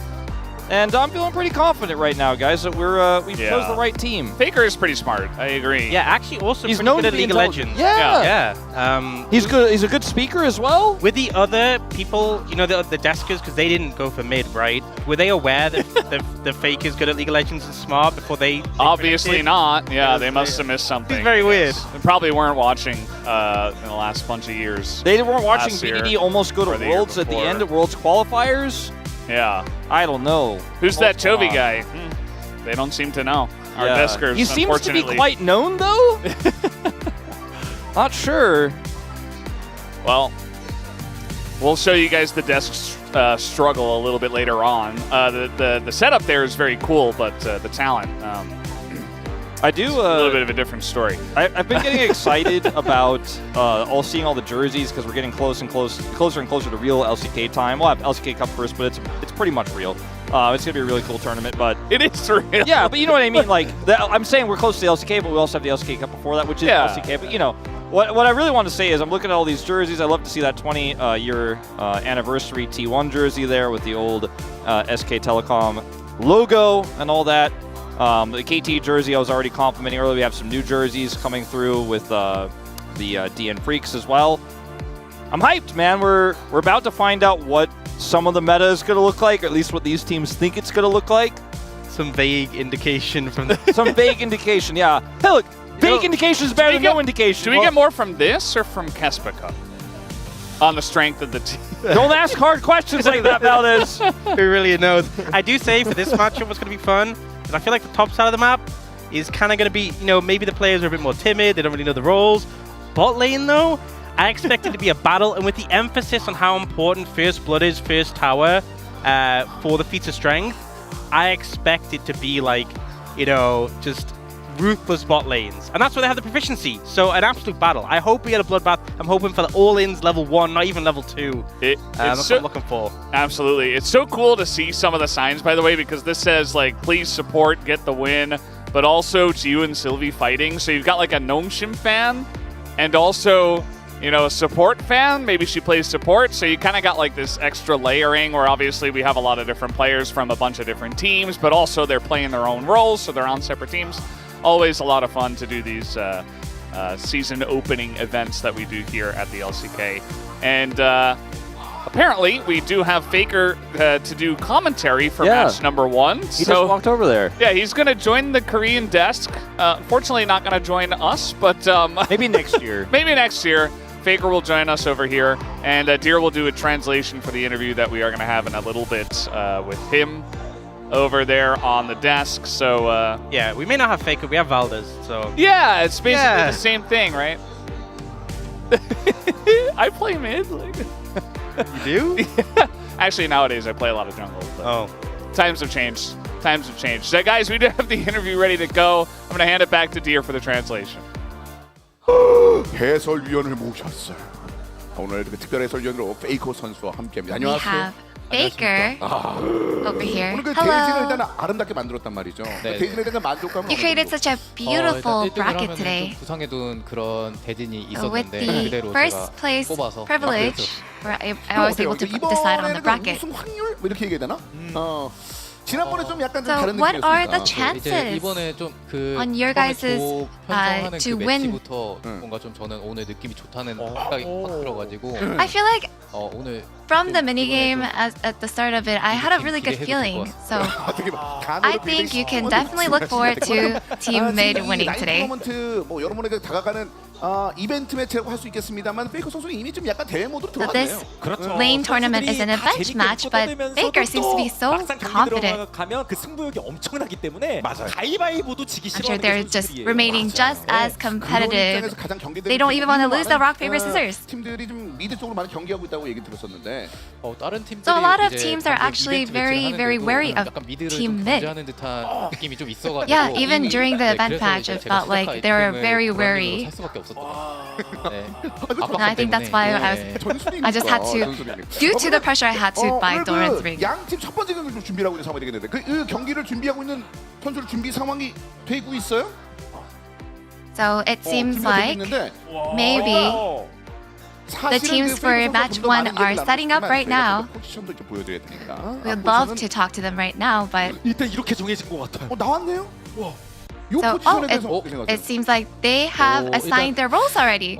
딜라이트 선수가 What are your thoughts on it? 하는 걸 몇 번 I think 보긴 했어요. Delight going to jungle. I have seen him play jungle before, 좀 기대감이 있고. and I believe, 처음에는 you know, 서브팀에 I can definitely expect him to do well. 나오니까 생각보다 나쁘지 않다는 생각이 좀 I feel like, 같은 팀이 또 you know, 미드 어떻게 생각하세요? you wouldn't really expect much from support, but just looking at this lineup, it's actually not bad. 생각보다 나쁘지 않아요. And Kellen and Keria in solo queue, I have played against him in mid lane, and he's actually not that bad. Can you elaborate on the not that bad? 만나는 서포터들의 이미지가 있잖아요. 어떤 이미지? You know, there's like an image of support. I guess an overall image of what you think of them when you meet them at the Rift in solo queue. 미드가 좀 그런 게 많이 필요하기도 하고. So mid lane really requires precision and being able to look at the map and the big picture, 그래도 나쁘지 않다라고 hitting the skill shots and teamwork, but 바이퍼 선수가 미드하고 구마요시 테디가 듀오하는 이런 so 형식인데. Viper is mid, Jiwoo jungle. 솔로 랭크에서 듀오를 하더라고요. You know, Gumayushi and Teddy. Yesterday, I noticed that they're playing solo queue. They're duo queuing. 고사부터 보는데 보듀오를 하더라고요. 그래서 좀 저 조합도 기대해봐도 될 것 같고 바이퍼 선수야 워낙 And I think there's a lot to expect from them. 챔피언을 사용하기도 하고. In the bot lane as a duo. 나쁘지 않은 것 같고 버스커 선수랑 지우 선수는 제가 합정글을 하는 거 못 봐서. I feel like Berserker and Jiwoo, I've never really watched them or been able to take a closer look, so I'm not too sure what to say about there. 준비하면서 어떤 생각을 가지고 있을지도 궁금하잖아요. 그래서 제가 윤수빈 아나운서가 쉬지 않습니다. 준비하고 있는데요. 제가 And 이야기를 we are 나눠보기 going to 위해서 이 go 자리에 over 또 왔습니다. to the 먼저 setup. 웨이 선수와 인터뷰를 좀 나눠볼까 하는데요. 웨이 선수 안녕하세요. Let's talk to Wei. Hello, Wei. 화려한 Hi. 데뷔를 하셨습니다. 그런데 원딜러 데뷔를 What 하게 a 됐어요. flashy debut, and you are playing AD carry. How do you feel? 재미없는 서포트하다가 원딜 I feel great. 생각하니까 기분이 너무 좋습니다. 자신은 있으신가요? I feel great about just being able to play AD 좋습니다. carry. 저희가 영상을 좀 봤는데요. I'm 캐리어 quite 선수한테 confident. 말 놓으셨나요? 그거 계속 Were you able to talk to Keria comfortably? 안 받아주셔가지고 포기했습니다. 아직도 You 안 know, I 받아주셨군요. really tried, but he didn't 그러면 이 자리에서 accept 한번 my 하시죠. 좀 request. 받아달라고. Yeah, he's never going to. 인서가 Anything you'd like to say right now? Keria? 아, 좋다 이렇게 말하셨거든요. 알겠습니다. 오늘 전략 어떻게 될까요? It's great. 일단 뱀픽은 What are your strategies today? 거고 바텀 어제 제가 캐리어 The main strategy is going to be taken care of by our captain. 되게 지금 케어 받을 생각에 되게 설레 있는 상태입니다. 아, 설레는 And 마음으로 I think 팍 they're 끄는 all 것 같은데 saying, 혹시 please take care of Wei. 있으세요?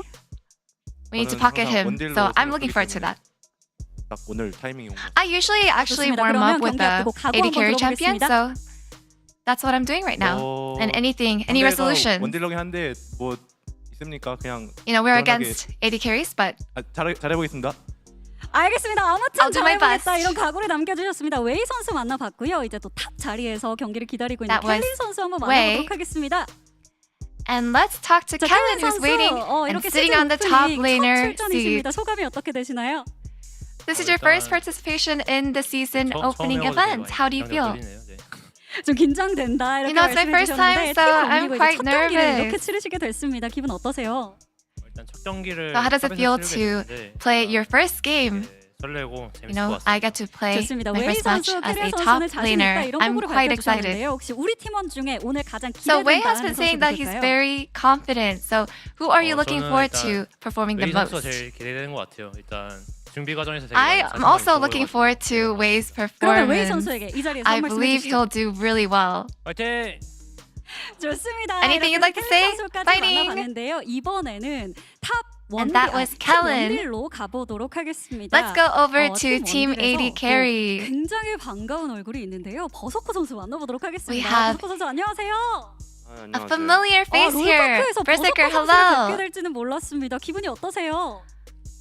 It's great to see Berserker in Ballpark. How do you feel? 이벤트 매치가 될 거라고는 상상 Now, this is my first event 오늘 match. 여기 있게 돼서 되게 기쁜 것 같습니다. 좋습니다. 오늘 Just being 자신 able to 있으신가요? be on this spot 사실 today 제가 makes me 몸이 very happy. 컨디션이 별로 좋은 편이 아닌데 How are you feeling? 다행히 서포터 팀을 Are you confident? 만나가지고 굉장히 You know, 다행인 것 I'm feeling under the weather right now, but 컨디션에 상관없이 자신이 있다. 이런 I 말씀이신 feel 것 like 같은데요. I would 우리 become 팀원들 가운데 confident 가장, against team 기대되는 support 선수는 no 누굴까요? matter how I'm feeling. 다 기대되긴 하지만 아무래도 주장 You know, I'm looking forward to pretty much everything, but 뭐 든든하지 않나라고 생각하고 to 있습니다. everyone performing, but I believe that our captain will be the one to 캐리해주세요. perform and show up today. 캐리해주세요라는 말씀을 남겨주셨습니다. Please carry 좋습니다. us. 이제 또 미드 라인전을 준비하고 있는 바이퍼 And 선수를 let's go 만나보도록 over 하겠습니다. to 바이퍼 선수 the mid 안녕하세요. lane 안녕하세요. with 네, Viper. 서포터와 맞붙게 How are you, 됐습니다. Viper? 대진 Hello. 어떠신가요?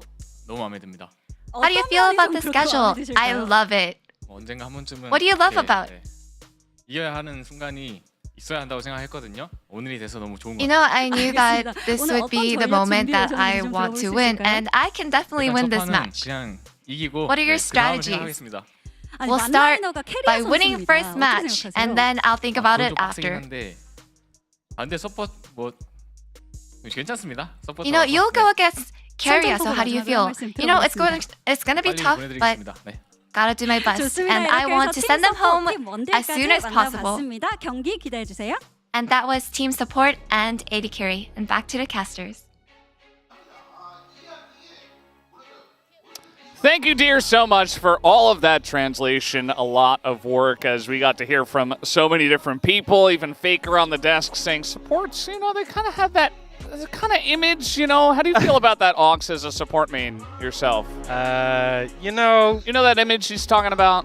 No, I don't know what you mean. What are you referring to? You need to elaborate a little bit more. Well, the best that they're part- not as good as other lanes. Whoa! Other laners, yeah. That was the thing when Faker mentioned that on the Korean casting desk. It was like, well, there's kind of an image of the support players. And it's okay. I was like, could you elaborate? And then he was like, you know, and it was very clear that like enough was being said there. So like you asked to elaborate, Sunke asked the same, and they didn't really get an answer. There was a little bit of a chuckle. I think everyone goes to this tournament thinking that the support's definitely the biggest sticker, by underdogs. the way. Kind of just Look, my mid sticker may have fallen, but my resolve for mid has never been stronger, Valdez. Yeah, I'm feeling good about it. Mid is looking pretty good, though. I feel like out of all the teams, junglers, we talked about where their strengths lie. Top laners, generally just good at laning. I feel like wherever you go, you know, it's not going to be their champs. I feel like they have more like specific champs and stuff, but for me, I feel like AD carry and support would be the two teams that I would not choose. Yeah, yeah. So now Faker's got himself lined up to go up against one of the winners of this match, and he gets to cast them, even like watch them very closely, talk about it with Cloud Templar, discuss strategy. I feel like the bot and support team, they're going to take the dub in this match, whichever one it is, and then you're going to get bullied a little bit by the mid team. That's how I imagine it going, but we'll see. We'll see how it pans out. Yeah, it is really interesting to see Faker on commentary as well, because he had a lot of insights about the players and what they're doing in solo queue, and you know, some of the players who have played that role that they chose today in solo queue as their off role. So it's very fun to actually have that sort of insight there for the Korean side. For us, we're kind of just, we're here to experience it. We don't know all that stuff. I'm looking at this matchup feeling like, yeah, I heavily favor the bottom lane team, the bot team, but I kind of really just want to figure out what everyone thinks is strong on this patch and how they're going to play around Otacon and some of the other stuff like the feats of strength, whether we're going to see bottom dives. Will dives be less impactful because of the ramp turret damage buff? These are the kind of things I'm most looking forward to in this matchup, because Team Mid's going to take it all. We already know that. So, you know, neither of these teams are going to win it all. Yeah, I was just kind of hoping we'd get like Viper and Guma in the bot lane against the Light and Carrier. That's what I was hoping for, but they didn't go for it. They kind of chickened out, you know. Yeah. I feel. Instead, we have Wei and Palu as the bottom lane there for the supports. It's not shocking to me that they chose Palu for support, though, because when you consider... Because he's a support player. Yeah, that's really smart, Wolf. Well, he's a support player, but he also is the least experienced player on the team, right? So, put him on his main role. Don't take the least experienced person and be like, all right, well, you're playing top, buddy, because that could actually be a huge detriment.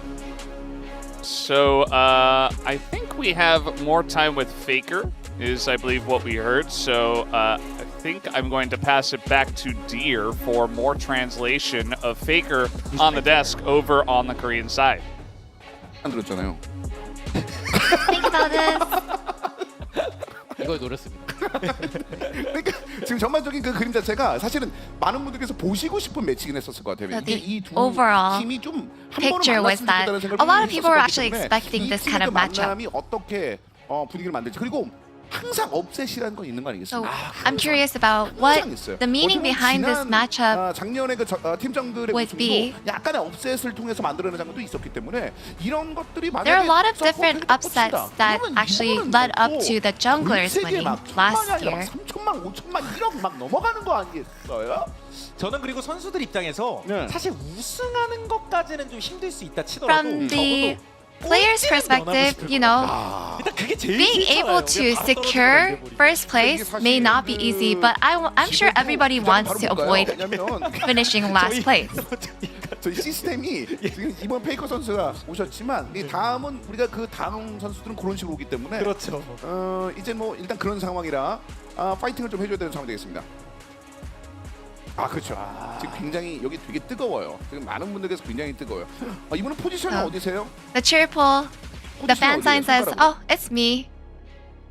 깜짝아. Noxus is a hot place right now. 산을 오른다. 저게 수화로 산인을 의미하는 거거든요. 그러니까 산을 오르는 거 보니까 탑인가? 네. 탑인가? 탑을 의미한 탑 맞죠? 탑을 얘기한 것 같아. 그리고 서폿이 원딜 이거 봐 이런 식으로 How can support 것 같아요. 왜냐면 대진이 좀 전에 만들어졌으니까. win against what team bot? 이쪽도 들어가신다고 원딜이시구나, 그렇죠? 이거 봐 이미 So this person may be a 각각 팀을 80 carry main, right? That's right. 이 얘기 화제였죠. Looks like we got. 갱을 어떻게 피해? 이 얘기. 하지만 보여준다 이거 아니겠어요? How does a support 네, 저도 사실 dodge a 감독분들 gang? 표정을 가끔 경기하다가 이제 또 대기실에서 보기도 하는데 오늘만큼 눈빛이 Sometimes we actually see the audience 뭔가 좀 많이 from the green room, and I feel like this is the first time I got to see the fans' face, and they are just full of excitement, and they're just looking forward to today's match. 단어 자체에 들어가 있는 거가 와우. 와우. 전반적으로 여러 가지 밈들이 있는데 그런 밈들을 한 번에 It looks like there's a lot of memes that we're finding from all these fan signs. 그런 느낌 아니겠습니까? 그러니까 서로를 공격하는 표현들이 있어요. 모든 포지션들이. There's always a terminology used to attack each other's lanes. So we're seeing a lot of those in the audience right now. 이렇게 오래된지 몰랐어요. 그런데 팀 서포터가 아까 전에 딜라이 선수가 It looks like we are finishing up with the setup. So I will toss back to the casters.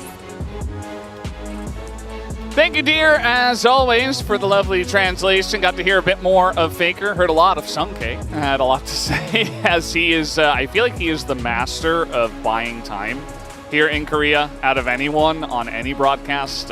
Always really fun to listen to him and hear what he has to say. But we're ready, guys. We're getting into this match. Support versus bot. Support got to select the side, and they chose blue, unsurprisingly. Do we feel like blue is still the stronger side on this patch? Do we have any initial thoughts? It seemed pretty good in Kespa Cup. There's a lot of picks that are broken, or there were, obviously, on the previous patch. Like Ambessa, was incredibly strong and banned almost every game. Aurora is still incredibly strong. But we just don't really know yet what this patch looks like. And with its off-rolling players here in this tournament, I wouldn't read too much into it just yet. But getting that first pick, we'll see what they want to take.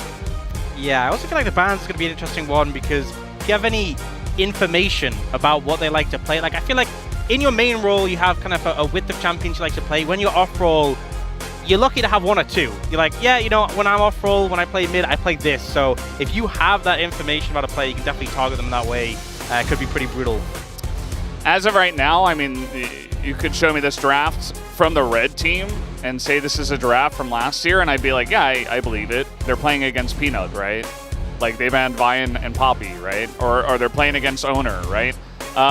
So just banning away really strong jungling, ganking champions, and well, at least in Poppy's case, Vi a bit better at level 6. The Kalista target against Guma, and against anyone really on the side of, because you got support, you even have top Kalista that we could see from time to time, so feels like not a bad choice in Team 80 carry. Well, Kalista is incredibly strong right now and is one of the strongest pushing bottom lane champions, even with some of the changes to her on this patch. 25.S1.1. I'm going to get used to that.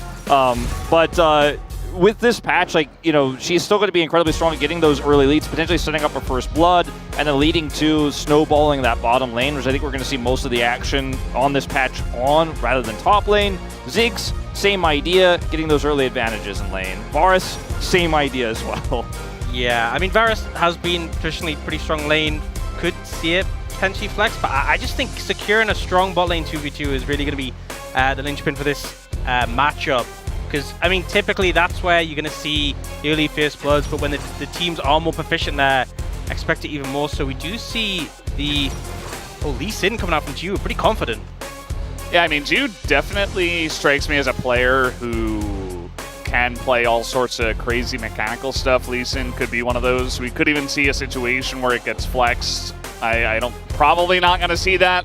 But, you know, like a top Lee Sin or even like a support Lee Sin, this is kind of a for fun event after all, so I don't know what level these teams will troll a little bit and have a little bit of fun as well. It's a for fun event, but they definitely want to win. Absolutely. Yeah, the Cassante being prioritized over Ambessa is a little bit surprising to see for me, and we'll see if that gets matched here by Berserker with Team Bot.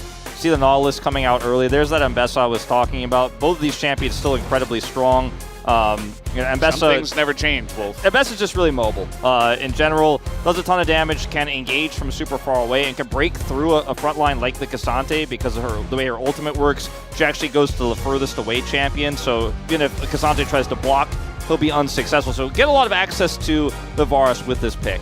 Yeah, and the Ambessa vs Cassante 1v1s, it's like watching like the Dragon Ball Z fights where they're just dashing everywhere all over the place. It takes a lot of episodes to finish. It really does. Very accurate to it. I feel like they were just like, well, we've made Cassante and we've nerfed him like 8,000 trillion times. What if we just made Cassante but better? And now we have Ambessa. It's going to be a fun 1v1 match. Should be in the top lane. We'll see.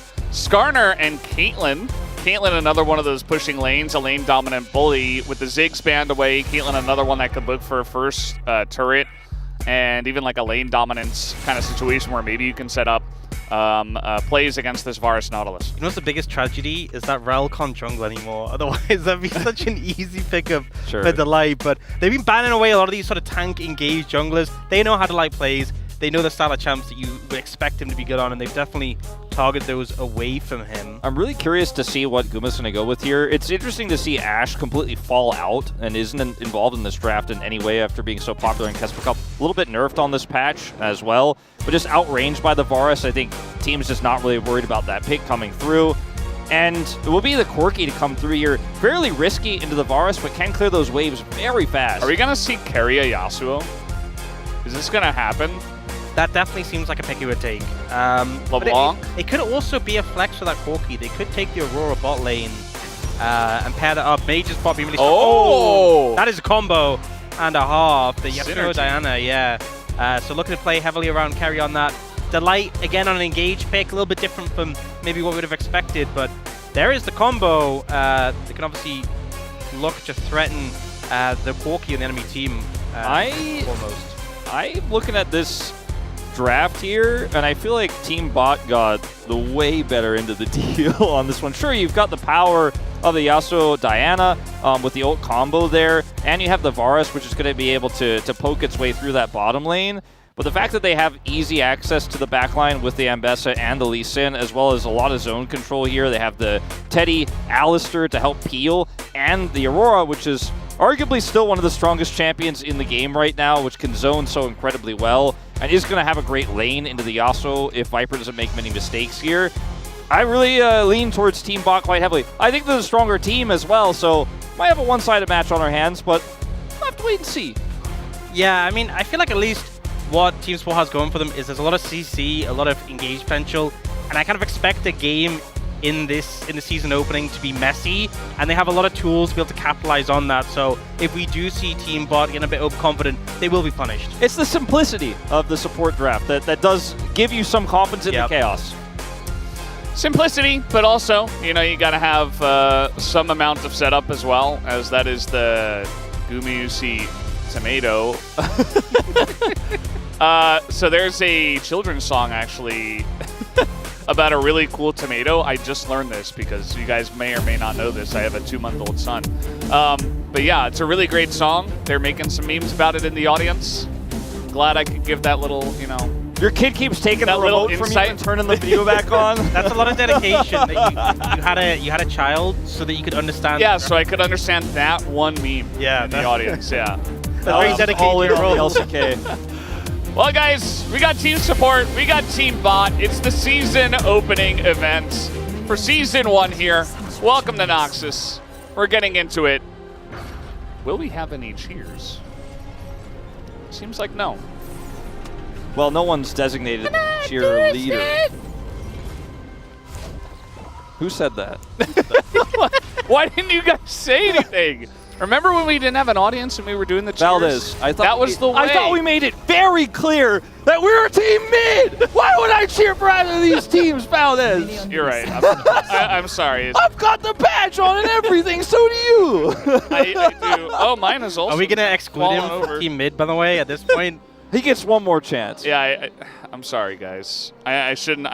Don't make us kick you out. I'm a big Faker fan. So I'm really curious to see. We have a bunch of new changes, right? And there's a lot of things to keep track of. So you can see next to the timer, we actually have our beats of strength up there next to 130 on the clock. You can see that. So you can see which beats of strength are taken here in our new UI. A really nice, cool UI at the bottom as well, where the items are. Here's our runes, everything like normal. You can see the runes taken by every player below their portraits as well as their secondaries. So some cool changes that we even have in our UI here at the LCK. I love to see it.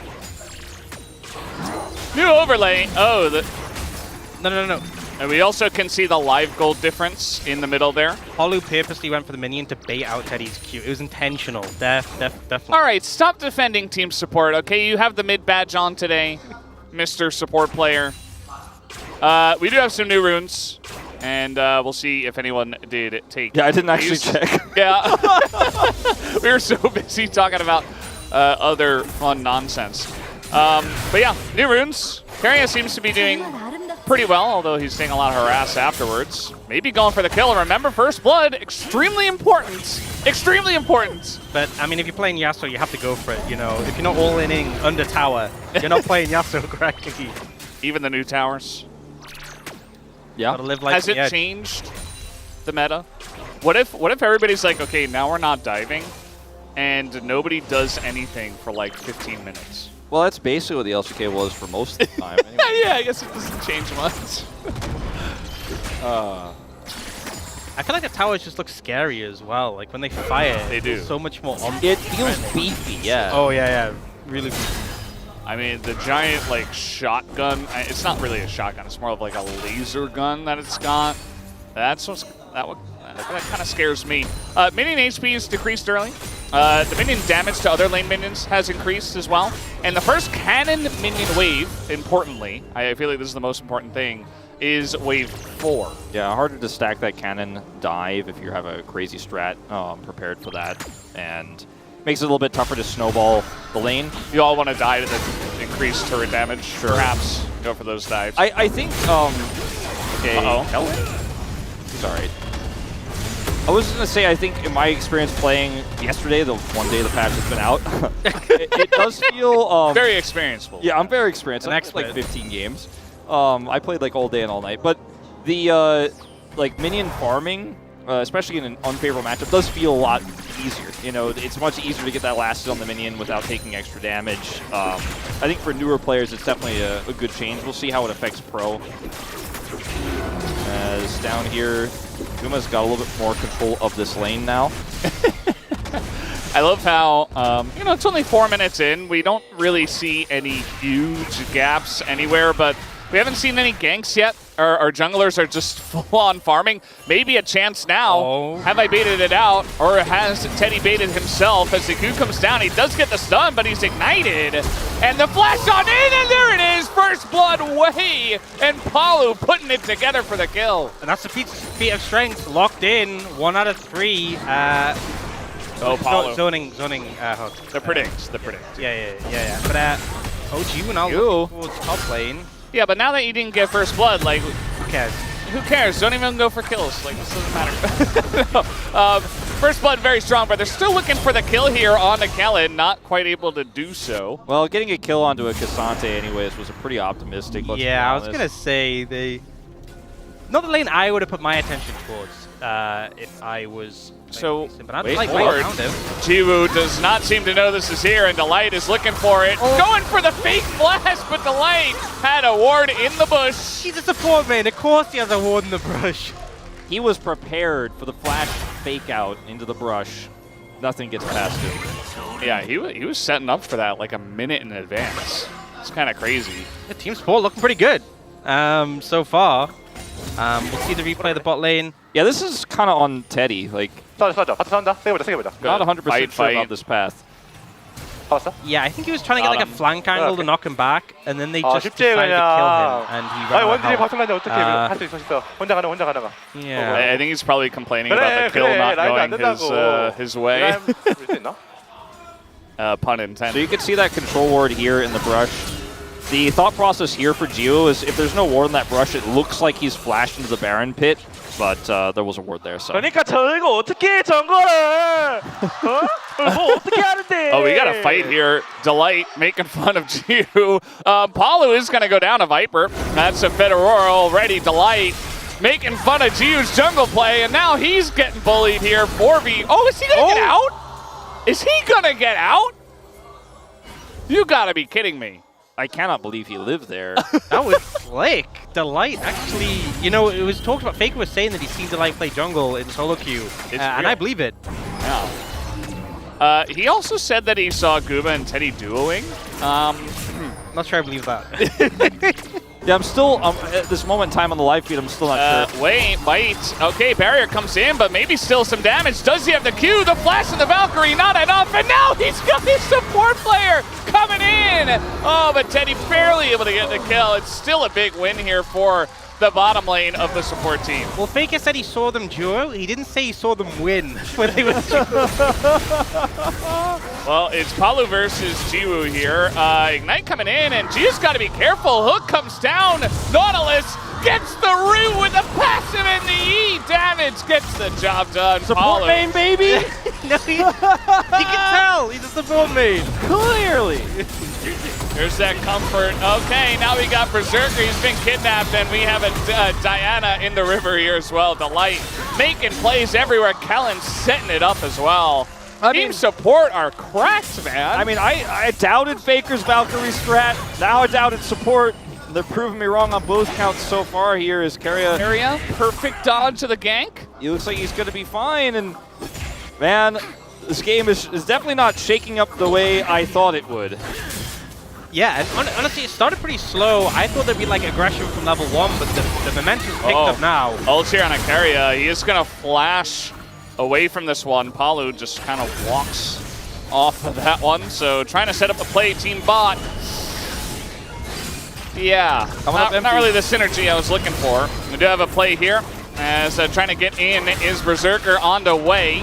You would imagine the Varus should be pretty much in trouble against the Ambessa, but not going to happen this time. Berserker, where is he going? There's a Nautilus in the bush. He just face checks it, and he's dead. This is having a good time, though. He's laughing on camera. Yeah, this is starting to be kind of a disaster here for Team Bot. I mean, starting with this play here, Guma challenging him because he has barrier here and Teddy, but he just doesn't have enough damage. Flashes away, still gets autoed here, and then with this perfectly timed hook from Palu, Teddy does not actually have enough damage to kill him quickly there, ends up dying, and then it gets even worse, but we're not going to show that part. I was going to mention, when you look at where the gold is, the only person who has a big lead is Viper here for Team Bot. on the Aurora. It's a good matchup for the Aurora. He did pick up that kill earlier, but that alone is not enough to get you back in this game. I think we're going to have to see a big play around one of these upcoming Dragons if Team Bot's going to hope to come back. Yeah, it's also, the support composition can very much just target any Fed member on the side of bot. Like if Viper's the only one, oh no.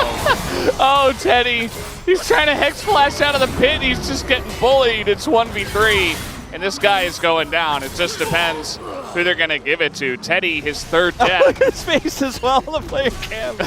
Poor guy. Look, he's still got a promising career as an AD carry. Yeah, I don't know if they'll be role swapping anytime soon like Reckless. Yeah, maybe shelve the Alistair for his next couple of games. We'll see in the LCK Cup. So guys, Feast of Strength. We had First Blood. That went to Team Support. First Turret is the potential next one here that we will be looking at. This Viper nice dodge on the hook. And looking for it potentially as we are looking at some of the turret changes here as well. Yeah, so the amp is bigger, the damage it ramps up to. It also has a longer duration, so you often see teams let the stacks run out and then redive. You're going to have to wait longer. But Nexus towers do also respawn, so bit of a shake-up now. Looking for these grubs. Another one secured by support. Yeah, Feast of Strength, baby. That's another one. As Teddy going in. Not a bad engage, but where's the follow-up? Palu looking to set up his zone, but actually Viper gets the first kill, and now it's going all Team Bot's way as the setup here from Team Support on the grubs. Not looking good. Down will go Kellen, and Team Bot with the comeback. 4 kills and a couple of grubs. Look at Teddy's experience bar right now as well. He's actually so close to 6. If this game had gone a little bit better for him and he has this same sort of setup here and has his ultimate, this is an incredible fight for Team Bot. And this is the kind of front to back I was talking about with this type of composition. You have so much access. Look at the flank here from Berserker as well as the Aurora ult coming down. It's just so difficult to actually win these fights with composition of support. Even with a massive lead like this, you just have to be ready for those potential flanks. And it was a really good play there from Berserker. Yeah, I mean, Jiwoo got such a sick kick. 이거야. 서포지 안 따라 어떡해. 이니시만 걸어봤지 이거. He's like, how can supports team fight? They don't know how to team fight. I mean, Jiwoo had a sick kick, Viper had a big ult, but also, like, Team Support kind of committed on a Teddy, on the Alistair. The 1-3 Alistair was kind of their focus. I don't think that's a good way to start off a fight. So I think, you know, Bot had a good setup for the fight. You know, I think Jiwoo's kick was fantastic, but Support just, yeah. Kind of not really got a clear direction with what they wanted to do there. Yeah, getting some blood petals. Teddy desperately trying to hit level 6. Okay, he got it in mid. I thought maybe the plant was going to get it. Really cool that we have the countdown in numbers on the ults as well when they're about to come online, so you can see like they're 10 seconds away in that small little bar. Another big change. Oh, kick you again. Really beautiful stuff. Just easy setup here onto Palu. And that's just another kill. Team Bot looking to try to get on in here with some momentum, some tempo. And now they're looking for a dive, actually. Teddy, level 6, still has his ult. The light's in the bush, though, and the combo comes in. But where's the damage? The damage, it is obsolete. As they set up the combo, I mean, he doesn't even have an item here on Yasuo, and it doesn't do anything, and he just dies. The light was kind of considering just staying in the rush and just letting him go, and then they walk towards him. I think Jiwoo may win this. Oh. Yeah, Jiwoo gonna win that one, especially with the execute damage. To Light, a little bit of egg on his face now after calling out Jiwoo earlier. I mean, Jiwoo's looked really slick on this Lee Sin, I'm not gonna lie. Every fight in the past like 5 minutes, he's just been on point. And even the ward, I mean, when he died, when he fake flashed and there was a ward there, it was a really nice play as well, even though he got caught with it. He's had a really good game of Lee Sin here. And yeah, the execute damage really the key factor in that last one. But sets this one up here, easy peasy, really nice kick. And then here, like you said, didn't necessarily want to commit to this one. Viper is super strong at this point in time. They're outnumbered. Just wants to see if they can actually get a kill back here. But no damage on this Yasuo. Keria is isolated by a headbutt there from Teddy. Oh, you got to play down here, but Teddy is nearby and trying to help set this one up on Kellen. We have to Light as well, doing the jungle cam, not even paying attention. The ult comes in. Berserker just going to lock it down. He's been really good on this Ambessa as well, I have to say. Obviously has played this champ a couple of times. Looking for that dragon now, trying to stack some objectives and maybe get their own feat of strength at this point in time. But first, we got more action in the jungle. as this Nautilus looking very caught out. Guma is a bit low though, and the knockup comes in, but again, the damage is not there, and that's another kill going over to Jiu. Keria desperate will get the shutdown, and the turnaround might be coming in here for team support, but Jiu, he's got something to say about that. He's gonna pick up a kill. Unfortunately though, now he's all alone. He's lost his friends there, Teddy, and now he's looking for Wei. Man, Jiu is just on a tear. This guy is playing amazingly. Almost hits the Q as well on a Wei. And at the end of the day, looking for Keria, not going to get in so much gold into this Yasuo after that fight. I mean, Keria single-handedly is refusing to lose this game. It started off pretty doomed for Team Support. They are still far behind, but Keria making that fight happen, managed to clean up a lot of gold for himself. Yeah, I feel like Jiu is having an incredible game, though, despite dying there, despite not landing the Q. Definitely the most impressive individual performance is Kellen. Look at that. You talked about the Fed Aurora. Viper just kind of knocks him down. Now, and Paulo decides, yeah, maybe I'd rather not go for that. But he does have Diana nearby. Delay trying to come in, and there's the jump away. Viper just says no.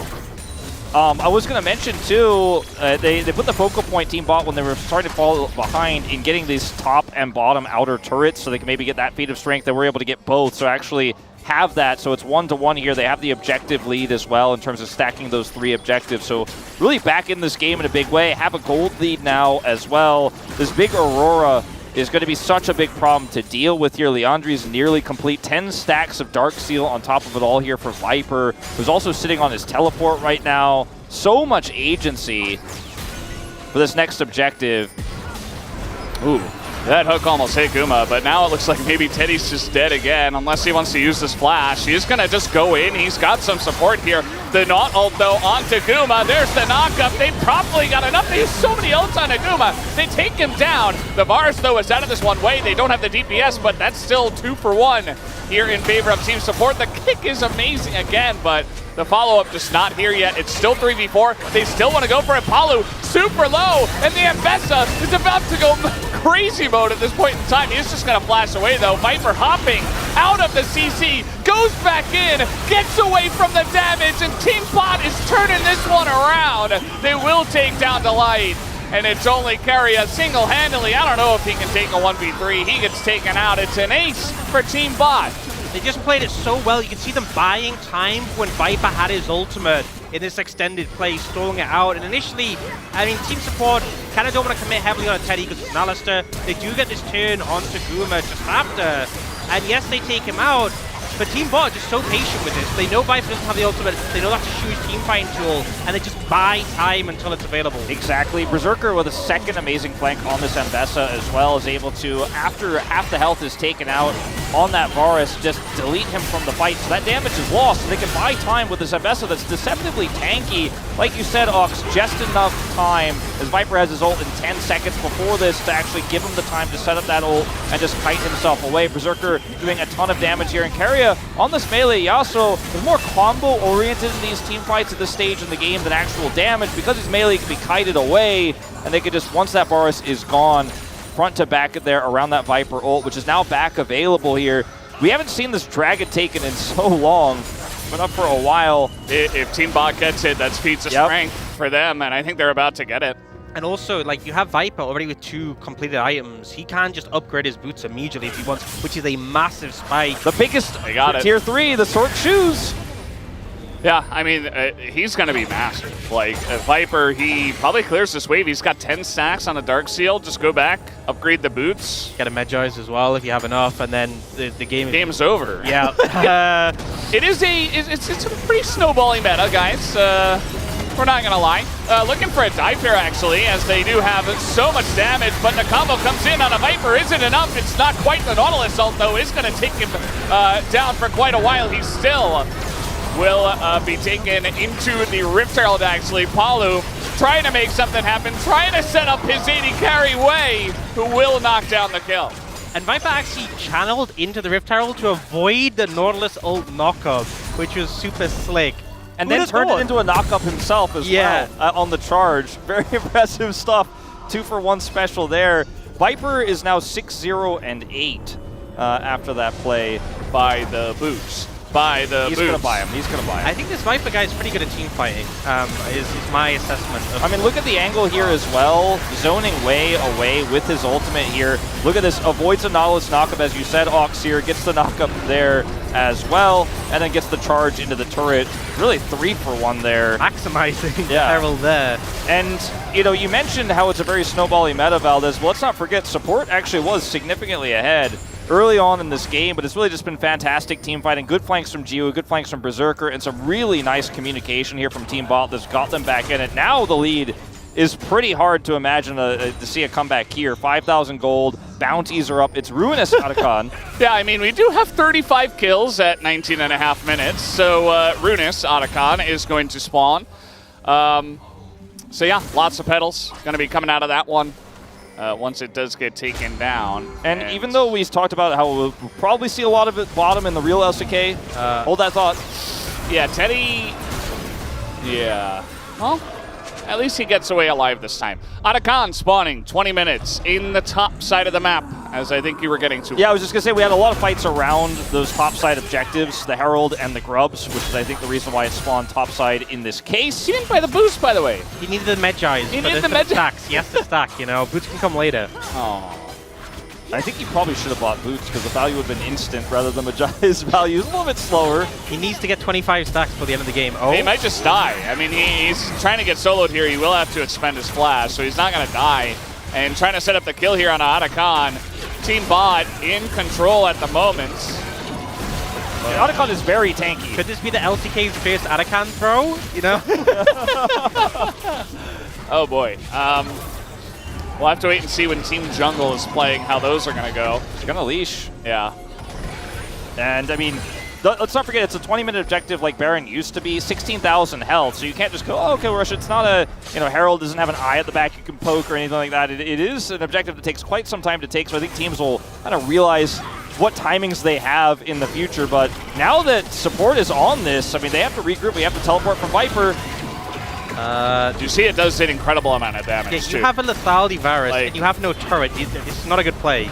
All right, well, Teddy's going in now, and he's trying to make something of this as Delight getting pretty low. They get the kill onto Delight, the enemy jungler. The kick, not as good this time, but the Abessa in the backline. Berserker, he's just always on the flank, and he's going to set this one up. Only Jiwoo is going to go down as Keria will fall. The dominoes fall, and that is a huge team fight here for Team Bot. They will be able to take this 9-0-9 is Viper. And there are the stacks. But he no stacks the Medjais. Yeah, I mean, I think he made the decision, it paid off. Yeah, didn't even get a good ult there. I think he actually just missed everyone with his ult. Yeah. But I think team support, stopping Team Bot from doing Otacon, great. Deciding to do it yourself when you don't even have a tower behind you, questionable. And it will be secured now, and all those petals, they're competing for them. They're taking as many of them as they possibly can, so it's going to give them just a whole lot of XP after taking that objective. This is the setup for the team fight. Yeah, I mean, this fight is, you know, we talked about it, or Ox kind of hinted at it. Is this the first Otacon throw? The second one is here by team support because they wanted to hold this, but again, they just don't have the damage. Lethality, Varus, you mentioned it. The ult here, not great for Keria, not able to set up combo onto the big carries here. Guma gets incredibly low, but they have enough damage to finish off that melee Yasuo, so it doesn't even matter. Also, critically, Delight getting focused down before he could ult, didn't have flash to close the gap there, so just really weren't set up for this. Now, this is going to make the epic objective stronger here. You can see how many more blood paddle stacks they have. So many. It's a lot. They're in a really good spot here, and it's about to get better. Yeah, so they saw Teddy, and they're like, oh god, we got to run away. At this point, team support not in a good spot. Now they're trying to set something up, but Teddy is dodging quite a lot. It's going to go into his ult, and now they say, well, we can turn this. Trying to take down Kellen. They get his flash out as the Alistar ult is beginning to go down. Teddy in a bit of a rough spot. Might be able to take him down, and you see that Team Bot just going to leave him to die as Berserker's just pushing top. It actually worked out okay. You know, they got the ult from the Aurora, which I think getting that without losing too much is always going to be massive in these fights. And they end up focusing down Teddy and denying the Dragon importantly, because with the Ruinous buff, it increases the value of all these dragons if Team Bot was to get them. So yes, they take a bit of a sacrifice on the top side, but at this deficit, you're happy with that play. Now notice how much money Berserker is sitting on here. He has a ton of items in his inventory here, sitting at 8.5k. He's been splitting every time his team ends up losing control of an objective. They're also going to get bought here, looks like. Not quite. Yeah, trying to desperately. Keria had something to say about that. Team Bot's just going to respect it, I suppose. Just a bit of extra damage would have gotten the job done, but instead they did not get it. It's funny to look at the gold diff and see that actually Team Support's bottom lane is still winning. Yeah, I don't think you need to show us that. You need to show Viper that. Because he Yeah. still hasn't bought the tier 3 boots. We have seen Kuma upgrade his, and now Q as well have the empowered plate steel caps, which gives a shield when you take physical damage. Yeah, the cooldown is 12 seconds. I feel like you probably get that at least twice in a team fight, and the shield is quite nice, so it is very impactful. Yeah, a third build here now for Berserker. Maybe everybody at Viper will get him. It seems pretty good. The Ionian boots here purchased for Teddy, but he hasn't upgraded them just yet. Berserker, he's had one goal in mind. I feel like he really has the top laner's mindset, where he's just kind of split pushing, and then when they need him in fights, he's got the flank. Like, he's done that excellently. He's coming here. And he's also now setting up the Baron here, because Baron spawns at 25. They've got it set here. Teleports top so he can be in the fight, also on a flank with his ultimate available, while also getting that vision with the top wave. So really smart teleport usage there on the Zambessa. And they're ready once again to get into that back line. Guma, no Valk, but no one to engage on him. Trying to get another engage here on a Teddy, who does have that shield to come through, and he is going to have to go into an ult just to get away from this one. Trading Varus ult for Alistar ult, I feel like is pretty good for team support. I feel like this has been the consistent theme, though, for team support, is focusing the Alistar. And, like, they get value there, don't get me wrong, from taking it, but, you know, they do burn that Varus ult, which you definitely like to connect maybe onto someone like Viper. I feel like would be a better target. Still on the flank is Berserker, looking for a good target here. Wei would be ideal. He's on the long con flank. Uh-oh. Chiu, he's got the fancy feet work. He is going to move out of that one as the ult comes down. Viper, though, has to go into Zhonya's, and now Kellen a bit caught out. Look at the damage from Guma, and Viper's just insane. That's the first pick. Looking for the second here on Apollo. Here comes Berserker, always on that flank, thinking about it, but will he actually commit is really the question. You never really know what that best says. The flash on in from Teddy, very nice engage there onto Delight. As Teddy's low, but it doesn't matter because the setup is there. So many picks coming through for Team Bot. And they should be able to set up for a Baron or even a push after this big team fight win. Yeah, I mean, Ambessa has a lot of dashes, not going to get away from it. Now Keria, the last support standing. Looks like Bot are just going to look to try and end the game, and Teddy's playing interrupt. They were looking for a Baron, and they're like, yeah, we'll take a Nexus. It was kind of checkmate there. There was just no way out for team support. As Keria is trying to chase down this Alistar kill. I mean, they're so strong. Yeah, the TP gets canceled. And at this point, like, even with a couple of guys respawning, it's like Cassandre and Nautilus. They can't do anything. These guys are so fed. And Team Bot gonna take our first best of one as down will go Berserker. And there you go. They will eliminate team support from the tournament. And they will move on to face Team Mid in the next stage. Yeah, so what we were saying about team support, you know, there was an unsaid thing about them. Looks like it was kind of underplayed. You know, they had a good start. It looked like they had that good early momentum. They got the first blood. And then when it came to team fighting, unsurprisingly, Team Bot pretty good at team fighting. Yeah, Teddy's got this kind of sheepish grin. I think he knows he made a few errors that game, but sometimes, you know, stepping too far across the line baited the enemy team. It was just better team fighting overall from Team Bot, and Viper in particular got so large that his damage was just too much for the Yasuo to ever keep up with. And, you know, I feel like it was a good attempt here. They had a nice early lead.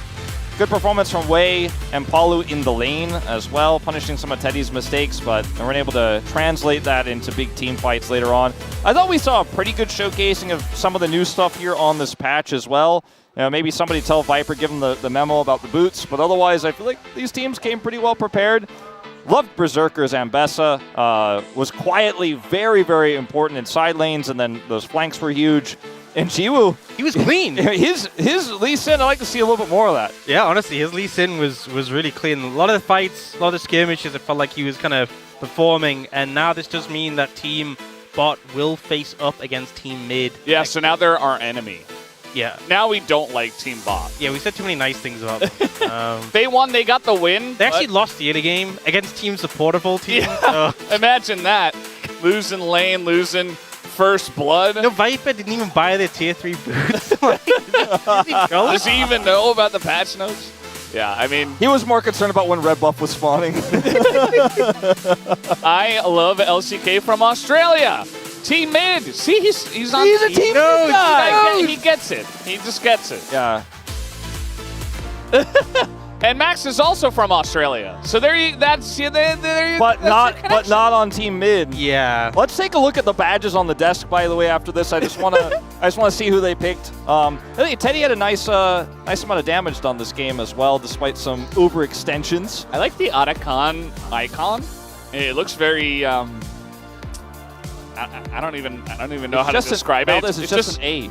It just looks cool. Wait, what is the A? What do you mean the A? Is the A just the? Wait, no, that's not even it. There was like a little circled A. Yeah, I thought that's what he was talking about. Not what I was saying. No, that's just an A, man. No, it was like Arakan's face. No, but no, like a little cool. A. I was like, what is the A? No, not that. No, that's what I was I didn't even see that. I don't know. We're all learning about this new patch live in front of your eyes. Arakan, you got Runus Arakan in this game. Are we gonna have Runus Arakan every game? Do we have a different? Do they have a different symbol on the graphic for the different Arakans? I guess we'll find out. Maybe. Maybe like circle is Runus, and then like a square is, you know, the other one. Voracious. Yes, thank you, Wolf. The voracious. Yeah. It's always fun doing these casts with new changes that come in. But yeah, it was a fun match. I think that we had a good time so far. There was a lot more action than I was expecting. But I mean, it's a show match type tournament. You're always going to get a lot of craziness. There was less action than I expected because the early game was like for the first 5 minutes was kind of slow, and then they took off. I thought from level 1 they'd be like let's just all in. Let's 5-man invade. So, you know, but. I feel like these games are always going to be pretty action-packed. No one's sitting here to scale. I wonder, you know, you mentioned, we talked about it, Faker's on the cast, right? And I wonder what he's got to say about Teddy's performance. He's probably like, I know how to handle this. I know how to beat this team. Yeah, I think if you're Team Mid and you're watching that, I think you're probably still confident, but you might be like, these guys are pretty good. Ban Lee Sin, maybe? You can target ban, like you're saying, you know, maybe the Mbessa as well. Ban Aurora. Definitely. Although, to be honest... I mean, Aurora, yeah, it is Aurora. I feel like it's also like what lanes have... Because clearly Teddy struggled a bit into Team Support. Yeah. We're now going to see them go up against Team Mid. Is Viper going to be as much of a problem for Team... I don't think so. Is Faker playing Mid? You know, I actually, for Mid... We don't know. The lanes I think they would go... What do you guys think? I think Chovy top lane makes sense completely. Yeah. Faker jungle, and we'll pick something like Lee Sin. BDD mid.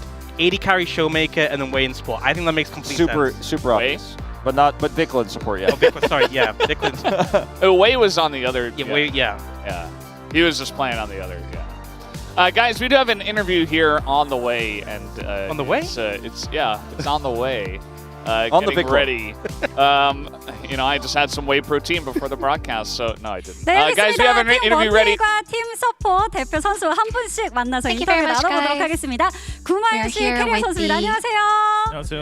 With 네, Carrier 일단 and 구마유 선수 Kumayoshi 먼저 from 서폿만 이기면 Team 된다 Bot 이렇게 and 말씀해 Team 주셨는데 승리를 Support. 하셨습니다. 소감 Kumayoshi, 들어볼게요. you said all that matters 초반에 is to win against the 어려움이 Team 있어가지고 Support. So, 당황했지만 how do you 그래도 feel? 이제 교전력에서 Early game didn't really go as well as we planned, but throughout all the skirmishes and team fights, we were able to emerge victoriously. How do you feel, Carrier? 대회에서 OP 챔피언들 말고 좀 팬분들을 위해서 재밌는 걸 하자 해서 You know, we really didn't want to play something OP like Mbessa, and really wanted to give the audience some fun matches. So that's why we didn't really pick the OP champions on purpose, and it just made it so much tougher. 아, 어떻게 보세요? 매너가 좀 없으셨나요? You know, Team Bot they just lack manners. 팀은 뱀픽을 What are your thoughts, 되게 Kumayoshi? 잘 준비해왔더라고요. 네. 바텀 쪽에서 You know, Team Support actually 바텀이다 보니까 had 바텀 상성에 a lot 대해서 of 잘 consideration 아는 put into their 준비해온 것 draft. 같고. 네. 다이애나 야소는 솔직히 So it looks like they 서포팅에서 actually 좀 did 소화하기 어려운 prepare. 픽이었다고 생각합니다. Well, I think the Diana pick was maybe something that's a little hard to sort of play out as a support. 구마유시 선수의 보이스를 저희가 들어보니까요. 서포터가 한 So 칼을 according 어떻게 to 해? 이렇게 얘기하시더라고요. Gumayushi's 승리할 거란 확신이 voice 있으셨나 봐요. comms and mic check, he said, how do supports, how will they manage to win? 교전은 역시 안 되는구나. 아, 교전에서 우리가 앞서는구나. So I really did think that, you know, 좀, 녹서스 테마에 잘 trades 맞는 and 조합이 just team 아니었을까 fights, 싶은데 they really can't make it work, especially during the Void Grubs 어제 fight. 딜라이트 선수랑 미드 정글 듀오를 좀 많이 했었는데 네. 연습을 일단 야예는 So 한 번도 what 안 was the 했었는데 preparation like? 진지한 You know, 저도 이제 오로라 I 같은 진지한 practiced 챔피언들을 mid 했었는데 jungle synergy 와서 with the light 생각해보니까 yesterday. 어차피 대회에서 계속 나올 챔피언들이라서 보는 맛이 없을 것 같아서 네. 그렇게 했는데 아쉬웠던 것 같습니다. And we already had a lot of the pocket picks in mind, but we really didn't think that it was going to be a lot of fun to play just OP 일단 picks. 딜라이트 선수는 솔킷도 따고 잘했는데 네, 아쉬운 것 같습니다. You know, I think overall my thoughts are Delight really did well, but there's a lot left to be desired for everybody 초반 else. 단계에서 미니언 웨이브 이동 속도랑 타워가 좀 바뀐 것이 가장 큰 것 I 같습니다. think in regards to the 자, new patch, I felt a lot of difference in the minion waves. 맞붙게 될 예정입니다. 누구의 승리를 예상하시나요? And so team top and jungle 미드랑 하게 됩니다. will go against each 그러네요. other. 아, 네, 좋습니다. 그러면 탑 정글 대결에서는 누가 승리할 거라고 보시나요? Who do you think will win? 그래도 정글이 디펜딩 챔피언이니까 정글이 이기지 않을까 Since jungle 싶은데 is the defending 그런 champion, 감각이 I 없었으면 assume 탑에 that they might 좋았을 것 win. 같습니다. 아, 그래요. 그럼 캐리어 선수의 생각은 어떤가요? But if there wasn't anything like 그래도 that 정글이 from 좀더 last year, I would say that top would be actually have a really good chance at winning. 픽했으면 좋겠습니다.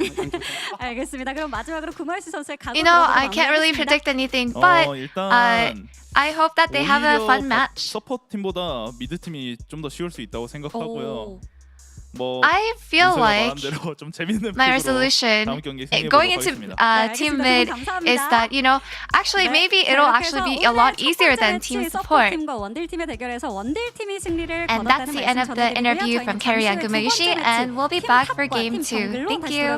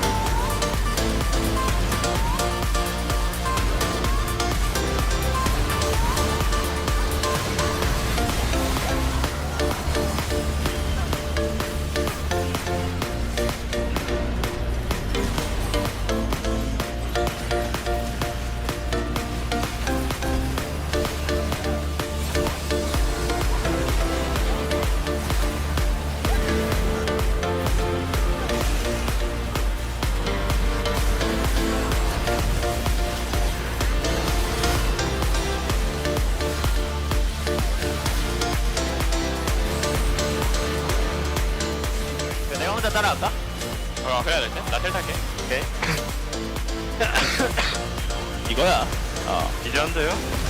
좋은데요 지금? 팀워크 좋은데 좀? 좋은데요? 요전이지. 아 근데 서폿이라 이게 아니 서폿이 훨씬 아니 원딜이 게임을 확실히 잘하네. 운영이 좋은데? 아니 서포터잖아. 그러니까 운영이 좋아. 확인했다. 됐어. 땀 볼까요? 네 끝났고. 잡아도 될 것 같아. 땀하게 돼. 산태.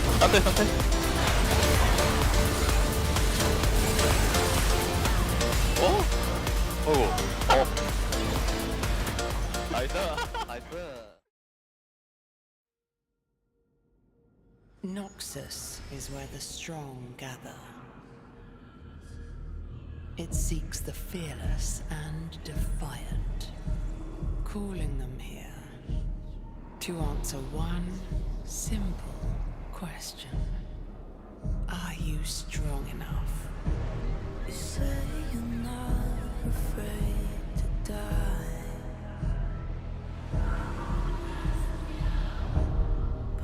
off the armor around your chest. What's left inside? Lying, licking your blade. Do you really bleed if it washes away? Take a ride, rough as you can. Tell you a secret, right as your dogs are closing in. I like it when the bite marks cut through the skin.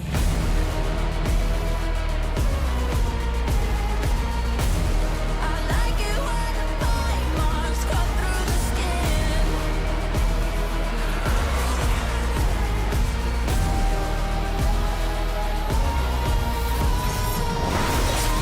Tell me the walls are closing in into the fire and born again. Taste the pain and drink it in. I like it when the bite marks cut through the skin.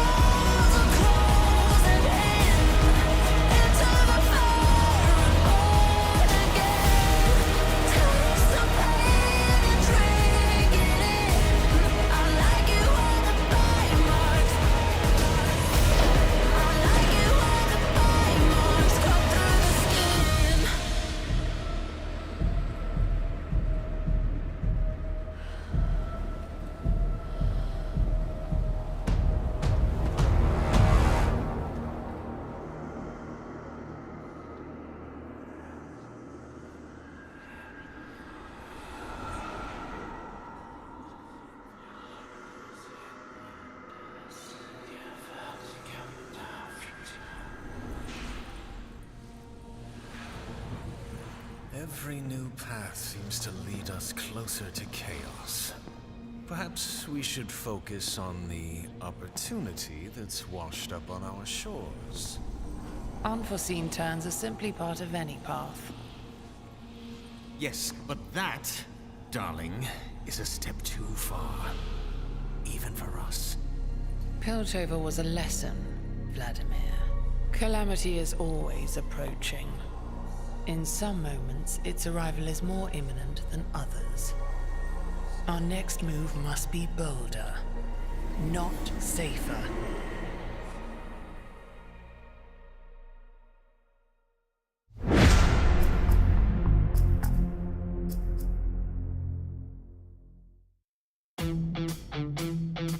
Welcome to the masquerade, everyone. Just kidding. It's the 2025 League of Legends Season 1. Welcome to Noxus, season opening event here in the LCK. Dagon, alongside Chronicler, Wadid, and Atlas, and you can see a brand new, revamped space that looks absolutely amazing to kick off the 2025 season. And we have a lot to talk about because a lot has happened before we get to finally show up for the show. We're in a Noxian nightclub.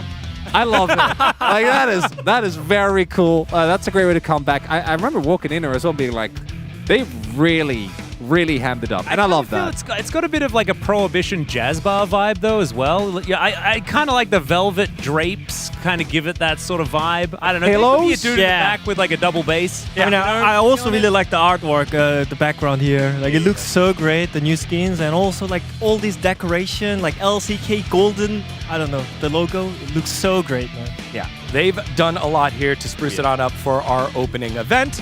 But we've got a lot to cover because we had a unique game mode that happened already. It was the was it the farmers versus the imposters? Was that physical? It's a bit unfortunate physical 30 to have the game of the year in the first game of the year, but I feel like we can lock it in. No, Yeah, can we top it? I mean, we'll never have that format again. So it was too good. And you know, Faker's clutch play at the end, absolutely incredible. I guess we're gonna bypass that though, Digo. Yeah, yep, because they won. Faker and the rest of Team Mid got to concoct this bracket and made support play bot the duos go against each other. This bracket really does everything because both Guma and Carry get to face one another, which they really wanted to do. And I think Team Top and Jungle are definitely the other two teams that are the strongest. I don't think either Team Bot or Team Support is really rated that highly. So you get a free bracket for you, and you also eliminate one of your direct opponents. I do think that Team Mid made a mistake though, because I feel like you wanted to put yourself in match 2, not in match 3. Match 2 allows you to get a little bit of extra time after that match that you've just played in order to wait for the final if you are going to win. And you also don't give the other team that one extra game to like get that synergy sorted out. So a little bit of a mistake there maybe on Team Mid because they were able to put themselves wherever they'd like. Outside of that, no nitpicks. Well, anyways, like I really like the bracket itself because it's all about the meme. You know, Faker knows everything. Bot lane versus support, and also we are talking about if you're losing top lane, is it top laner's fault or jungler's fault? So we're gonna check it out. If you're on Team Top, it's always the top laner's fault. Well, I mean, speaking of the teams, we all were wearing our different logos for who we think was going to win. Who did you have, Cronny? Team Top. That's right. Okay. Atlas, who did you have? I got Team Jungle. Oh, because they won last time. And I also really did not believe in Team Jungle at all. I think I gave them like the bottom of the tier list. And unfortunately, Wadid's already out of the competition. Yeah, I wanted to vote for Team Jungle, but I was told I was needed to support my bottoms of the year, 2023 and 2024 bottom of the year of the LCK, Gumayushi. So I will wear that one. And Berserker as well, showing off on Mbessa. Also, more that we need to check in. We see that on the screen right there. Which role will win it all? Twitch chat, YouTube chat, we're actually talking to you right now. We want you to answer it right now. We will pull up the answers and we'll interact with all of you guys. That doesn't always happen. Yeah, I was not necessarily convinced by Team Bot, by everyone with the one exception of Viper. Because, oh my god, I've heard the stories from Atlas. Yeah. He's talked to me often about the awesome dupe meta, you know, and watching it from home is one thing, but here we see again, the man can play mages. Yeah, like he was the best Vladimir in the LCK when Vladimir was a meta champion played in solo lanes. But he was the best. He was just absolutely unbelievable. This is in the era where, you know, Nogari was unbelievable at the pick and all this sort of stuff. But no, Viper was just, he played Vladimir Teemo on purpose. Like this guy does all sorts of crazy stuff. And we just sort of knew that he was just going to be good. Yeah, even though it's an event match, it's already hyping up. Like we see Viper on the Fearless draft. Oh yeah, it's gonna be insane. He's not gonna play only 80 carries. You know, we already saw Aurora. There's so many champions that is meta on the bot lane, like Victor as well. So it's already hyping, even though it's events. You know. So we got a couple of shout outs for Team Top Lane. But it is Team Mid that takes the victory here, of course. I mean, that team looks pretty stacked, Crosswood. you had a way of calling this Team Mid the composition of it. Yeah, so, because if you look at that team, you have Faker, the GOAT, just won his second Worlds in 3 years, and then obviously his 5th in total. Showmaker, World Champion, absolutely incredible. Chovy, winner of last MSI, one of the best top or mid laners in the world, but also is going to play top, which we all know that he can. BDD, who even though he's never won an international title, got very close in 2021. Also like a domestic powerhouse as absolutely incredible performances. And then there's also Vikla, but that's fine. We have the other 4 players. Last time we saw Vikla in the LCK, he was Rookie of the Year. Do you know? Good. And the other thing about Vikla as well, you guys ruined it. He's accidentally locked in Zyra, and they didn't lose. So that's pretty cool, if you remember. Yeah. Final thought here, Madid, before we go back. For me, like team mid is kind of dream team. You know, we always on the community, we always talk about what if we have Faker mid and also like top lane Chovy. But I mean, it's not kind of like exact the same roster that we are talking about, but still, you know, the mid laners. I want to see their synergy. All right, well, let's see what happens here as we have our next match ready. Let's send it on over to our mid lane triumvirate right now. Yeah, thank you for that, guys. Awesome job. But we do have an interview ready to go right away, I'm being told, so we got to jump to that right now. Dear, take it away. 어떠신가요? Thank you very much, guys. How are you feeling today? 리플레이 하셨잖아요. 저 정말 Really 재밌게 excited. 봤는데 I'm looking 그때랑 forward 지금이랑 to 언제가 today's 더 match. 떨리세요? 일단 지금이 더 떨리고요. You know, this is a rematch. 오늘을 위해서 혹시 특별히 좀 준비해온 How are you 픽도 feeling 있을까요? about 준비해온 픽도 the 있고 difference today? I guess. 서포트 연습도 많이 해봤습니다. I think today 혹시 좀 조언을 I'm feeling 누구에게 more 받은 선수가 nervous 있다면? today. 저희 팀 서포트인 안대 Should get any 선수한테 너무 advice? 조언을 받고 왔습니다. 알겠습니다. 이제 세팅하실 텐데 Yeah, 세팅하실 때 I 보통 got 루틴 some 같은 거 advice 있으실까요? from my team's top laner. So, 특별한 루틴은 그냥 갱플랭크 화약통 터트리는 정도. do you have any special routine? I think just warming up with 점검을 하신다 the 이렇게 말씀해 주셨습니다. by 상대 팀을 향해서 blowing 도발을 up 한 his 말씀 barrels. 해주실 수 있을까요? 왕호가 서포트인데 How would 솔직히 you 왕호 taunt 서포트에 질것 같지 않고요. the enemy. 알고 있습니다. You know, Peanut's playing support, but I don't think I would lose against Peanut's support. 이어서 옆에서 바로 준비 중인 지우 선수 만나보도록 하겠습니다. 안녕하세요. And let's talk to Jiwoo. 자, Hello. 롤파크에서 첫 경기를 치르시게 됐습니다. 기분이 어떠신가요? This is your first. This is your first match on Low Park. How are you feeling? 재밌을 것 같아요. You know, 처음으로 롤파크에서 경기를 I'm pretty nervous, but I think it's going to be a lot of fun. 어떠신가요? 솔랭 할 때도 브라인을 원딜로 돌리는데 No. 이렇게 Even when I play solo queue, I actually do pick AD carry as my secondary role, so I'm pretty confident. Did you also get a lot of advice from your teammates? 평소에 플레이하는 거 보고 You know, I did watch a lot of the gameplay, and I did study a little bit in my free time. And any resolution? 와, 제가 캐리할게요. I'll carry today. 하셨습니다. 원딜 다운 마음인 것 같은데요. 감사합니다. 이렇게 해서 팀 탑 선수들 만나봤습니다. Thank you very much, Sue. That was from Team Top. 이어서 팀 정글 선수들 만나보러 제가 여기로 Next 다시 up, 왔습니다. let's talk 표식 선수 to 만나보도록 Team 하겠습니다. Jungle. 안녕하세요. 표식. Hello, 표식. 표식 선수 유니폼을 Hello. 바꿔 입고 롤파크에서 첫 경기를 치르시게 됐습니다. 기분 어떠신가요? This is your 일단 Low Park match with a different uniform. How are you feeling? 아, 좋습니다. 정글 I'm just really looking forward to 다른 팀들 보니까 playing 좀 out 연차가 this 높은 season. 형들은 정글 말고 다른 라인을 많이 가시더라고요. 주라인 말고. And it looks like a lot of veterans with a lot more experience. They usually go to other lanes, but why did you pick jungle? Instead of arguing about experience, I am still below Peanut. 아, 좋습니다. So I actually just went with a role that my captain assigned me. 전략 따로 준비해 오셨을까요? This is the new Rift. Do you have any new strategies? 일단 저희가 좀 준비한 Just in case the other team is going to listen to me telling you the strategy. I won't actually spoil a lot. You know, there's a lot of things that top players may not know about our strategy. 어떤 결과 나올지 So 지켜보도록 what are your thoughts 하겠습니다. on this matchup? You know, it just makes me laugh. 선수 만나서 이야기 나눠보도록 하겠습니다. And next up, let's talk to Peanut. 네, 안녕하세요. Hello, Peanut. 네, 일단 포지션 Hello. 마음대로 정하셨다고 들었습니다. So you were the one who assigned all the roles. 정했었고요. 그래서 Yeah, no, I think I was being very reasonable today. 표식 선수 어떤 이유에서 정글이 타당하다고 보셨을까요? So why did you think 영상에서 약간 좀 표식 would be good for jungle? TFT 티어가 You know, the video got edited out, but 제일 낮은 게 이제 롤을 제일 많이 했다라는 반증이기 때문에 롤을 제일 많이 해서 I 제일 think 캐리를 저희 팀에 믿고 it's 이끌어주신 분이기 because 때문에 Pyoshik was the one who played the most League of Legends and playing the least TFT, so I believe that he was capable of carrying the team today. 어떠세요? 원래 또 무서우면 So it looks like your enemy, your opponent actually told us that they're not scared of your support. Well, I will teach them a lesson and I hope I can prove them wrong.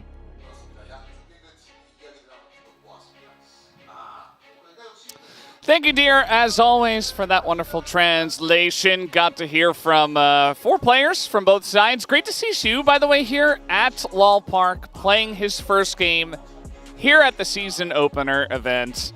Obviously very nervous, but a very talented player. Excited to see how he'll play AD carry today for Team Top. Not sure how that'll go, but this is the lineup for them. Did say it was his off role, but obviously also, I feel like it's kind of nice to sort of set foot in Lol Park in an environment like this where it's a bit more casual, a bit more fun, get some experience on your belt before the serious games when we start the LCK split. Yeah, especially if you're a player that doesn't have like any controversy around you. No one's like, ooh, you know, I wanted it to be this player on my team. Like, she was one of the most hyped players coming into this year's LCK. So, you know, everyone's rooting for you. Everyone wants you to do well. Everyone wants to see you succeed. So even though you're off-rolling here, it might be a little bit of a comfort. And then later on, when we get LCK Cup, you can really show your stuff here in front of that audience. I do agree. So taking a look at the individual players that are playing, you know, off rolls, it's kind of cool to see. You know, Canyon's playing mid up against Zeus. So Canyon versus Zeus in the mid lane. That's going to be a fun one for sure. Morgan in the jungle. We know he's a Giga Chad, Lord Morgan. And what's his jungle like? You know, Keen, he's like, I'm the captain. I'm playing top. The question had a totally different strategy here. The question I have, can you play Renekton jungle? Has Morgan figured out a way to make it happen? Because if he has, then, you know, I'm sold. We once again see the Poppy and Vi taken away here, this time on blue side. Ambessa's not going to be making it through this draft either. Against Team Top? Yeah, no, I don't think so. With Zeus playing mid, Yone, I think, is a pretty reasonable ban here. See what else gets left through, because the Varus, even though it didn't win last game, seems quite strong still. And the Aurora, which we have been talking about a lot, is still open. Okay, that's a Pyoshik target.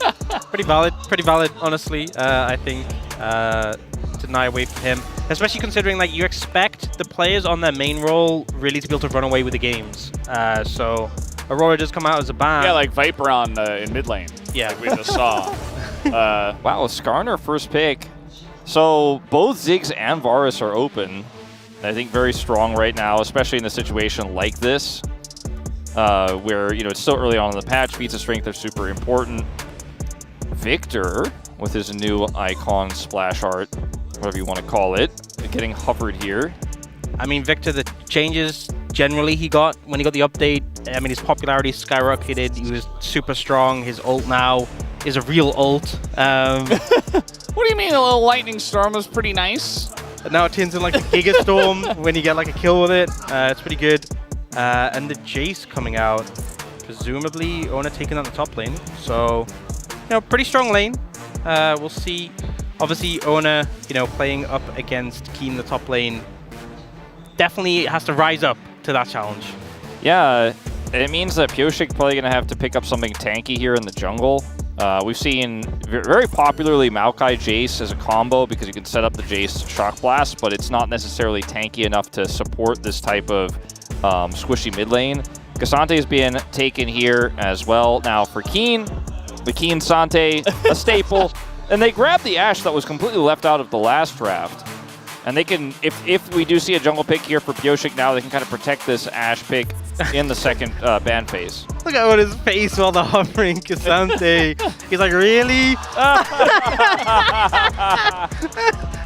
I mean, I kind of agree with him. It's pretty dirty. I mean, you did pick Jace blind here, and they already have a Skarner, so good luck getting through that front line. I mean, yeah, I feel like we heard, I think it was Carrie in the interviews, like, you guys, you played it dirty, picking OP champions, you know, like stuff like this. And I think Owner has a similar idea where he's like, really?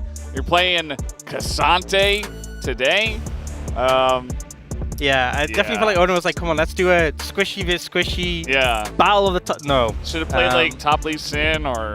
I mean, the composition from Team Top so far seems very try-hard. A lot of CC, very bulky front line. And you were saying about maybe Team Jungle needing like a tanky jungle. No, Paper Man. Well, it was funny to see the hover of the Zed as well. He's like, yeah, you guys have a lot of armor. There's a lot of front line here. Those are the Viego. Setting the message, he could have picked something worse with his Zed hover. Yeah. Now, you just see the Ahri ban here, protecting this Ashe in the bottom lane, taking away the Ziggs. Maybe we'll see a Varus ban in that final spot. Does make a lot of sense. So with this final ban towards Zeus will be here. Oh, going actually for the Alistar instead. Interesting. They want, you know, to remove one more tanky option. Yeah, if they had Alistar as well, like... Good luck, Jace. Nobody's dying, you have an insane amount of engage, like... Would just not be fair. I mean, if you give Varus over here, I mean, the comp is super squishy, but it just has so much poke. Kind of ban Elise. Maybe thinking Elise support. Yeah. I mean, yeah? I guess so. It is Peanut after all. Is a thing. Yeah, Peanut's a little bit amused at it as well. I mean, there's a lot of really strong lanes available. Gragas. What? There's a lot of laughing Come on, just play and a lot of Kalista. nodding from Peanut. He's like, yes, you're playing Gragas, or I'm playing Gragas. Peanut's the sort of player where you change the role, you don't change the picks. It's just what picks work in that role. And now, looking at options in return, I think the Rakan would work pretty well. The Pyke I'm pretty okay with too, though. Regardless of what we end up seeing Sylvie play here, it's strong into the Gragas, and your Ashe is still very strong early on, level 1, even though nerfed slightly on this patch. And now finally we'll see that mid pick for Zeus. Yeah, my only concern is that, you know, I think the jungle comp does really well with resets, and the Pyke, especially when not piloted perfectly, can be punished quite quickly. Like, you had this beefy front line, you've now given like a squishy that they can potentially get some momentum on. We do see the Silas come out from Zeus, which I feel like that fits in pretty well, and a lot of good options for... That's not going to be what he picks, don't worry. Yeah. Right? What do you mean? It's Viego Yumi bot. Classic. It looks like Peanut's like explaining why it's viable right now. Blitzcrank! Alright, well, alright. We don't even need to watch this one, guys. Top wins. I guess it's Victor. I'll see you guys in match 3. Victor bot lane, Ona's gone for the Gragas in the top lane. And Yep. Keen, so. I feel like getting through this tanky front line is going to be incredibly difficult. And who's your hook target? Ashe. Yeah, but I mean... Or Pyke. There's a Silas, you have a lot of burst Skarner. damage. Yeah, but there's a Silas, a Skarner, and a Cassante in the way. It's simple. You just thread the needle, hit the Ashe. Yeah. It could be okay in lane if you could hit those hooks and, you know, no, this is the problem. Invade level 1, first blood, feat of strength. It's a mindset thing. You're saying if. You don't think if you hit the hooks, right? Just don't miss. Just don't miss. Missing, you know, don't even factor it in. Just land the hooks onto the Ashe, win the game. It's two-step process. Whatever you say, Ox. I'm just gonna defer. I'm gonna defer to the support. You know, here. Objectives very strong in general. You get some hooks, you get some big hooks. It's game changing, right? There's a lot of tempo in this patch. It feels like you get a hook, could be first blood. You get a hook, maybe you push a turret. You can get a first turret. You get a feat of strength, or you get a dragon. Yeah, maybe. Yeah, it could happen. I suppose so. Yeah, like you guys aren't seeing the angles. I guess there is a chance, Valdez. I will say, I feel better about the top matchup with the Gragas into the Cassante than I did about the Jace. And I think Victor bot's pretty fine. This looks like a real composition to me. I don't know. Yeah. Oh, what about this one? I'm gonna say no. I'm gonna say not really. I mean, the Jace matchup could be okay. Yeah.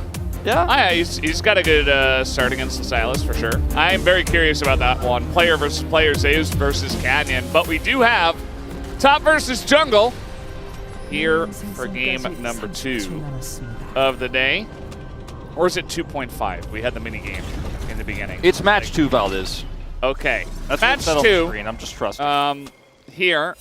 And here's the invade. It's actually not from the Blitzcrank team.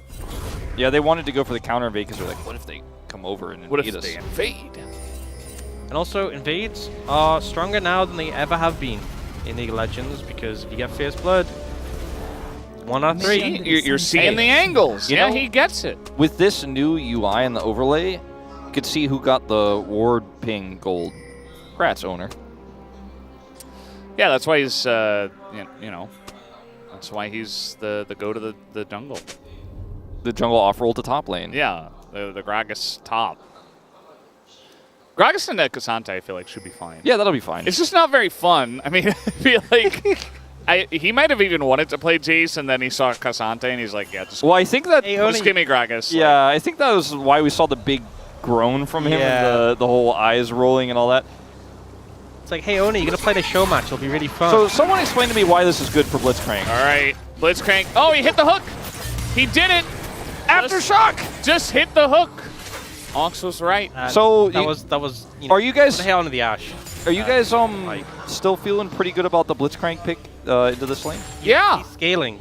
He's scaling. Don't worry. Absolutely. Don't worry about it. So what's going to happen is he took damage to bait them into coming closer to the turret. Yes, and remember turrets do more damage now. And he's going to hook them under the turret. That was a zoning. That was actually a zoning hook, if you're wondering. Oh, Rich! Oh my! So you guys feeling good about it? You guys still feeling good about it? You know, I am. So I know you guys call it soccer, but in football, you guys there's the invented concept the term, of an own goal, and that kind of felt like one of those. That flash. It's okay. You took TP. He's right back in the lane. Optimism. He's gonna get hooked again. Uh-oh. Rich secured the minion. Yep. All right. So for those who've watched Peanut. Oh, Zeus going in, looking for the trade. Canyon. I mean, these two guys are incredibly talented. I think Zeus should definitely be a better laner, obviously. Uh-oh. Here comes Rich. He's like, I'm back in the LCK. Remember my name. He's trying to make a play here on a Canyon. And there it is. The hook comes through. The flash is taken here away from Canyon. As the shock blast will miss as well. Clean flash, though. Oh, the flash in from Zeus! And he just dunks on him. It was a good flash from Canyon, but then he didn't have it anymore, so you know how it goes. Could have just recalled and TP'd back, but no. You don't do that in the jungle. Maybe he didn't know how. Yeah, actually he's trying to. Oh, he's doing TP now. It's so weird looking at it on the map, just to slide. All right, so let's talk about Peanut's hooks for a second. Okay, that's actually really about now he's missing them because you're being judgy. Well, look. Okay, so there's too much pressure on this guy. Off a little bit. He's feeling the pressure. We've been watching this guy miss glacial prisons for the last few years, and he's still been able to find himself a very successful, top all-pro jungle position. He's defending LCK champion, so maybe he'll find more value with Blitzcrank later with some really good rotations. Through the wall. Look. He's just setting it up for Rich, and he gets the hook! He baited him into a false sense of security! And I thought he was gonna live. No, he dies. Rich picks up the kill. I feel like we're just gonna get superstar. Like, game one, like G1 the Lee Sin, pop off. I was like, whoa. And then Rich on this pike just seems to be locked in. All right, so Rich spent a lot of his career before playing in the LCK, before playing League of Legends, just kind of dunking on people who were... Oh, God. That was such a bad... Oh, my God. This was Peanut's reaction. He's like, it's okay. You could have just walked in a straight line and then just flashed it. And instead, the little... Nice, got him. But, Rich has spent so much of his time in his career just being like, all right, I'm better than you. I'm going to find everything. And, he's just doing it here again where he's like, okay, I just know how to find value. There was a really good flash away from the stun, but then Zeus just turns and surprises him with a flash of his own. Oh, Canyon. Oh, no. It's just not a good idea. But yeah, this setup was nice. I mean, I don't think Morgan actually tried to miss on purpose, but it did kind of set up Canyon to step forward, and then Rich, perfect timing. For a jungler, Canyon seems pretty bad at avoiding ganks. Well, now Peanut is going to gank from the bottom lane. Time to redeem himself by landing. Jungle Blitzcrank.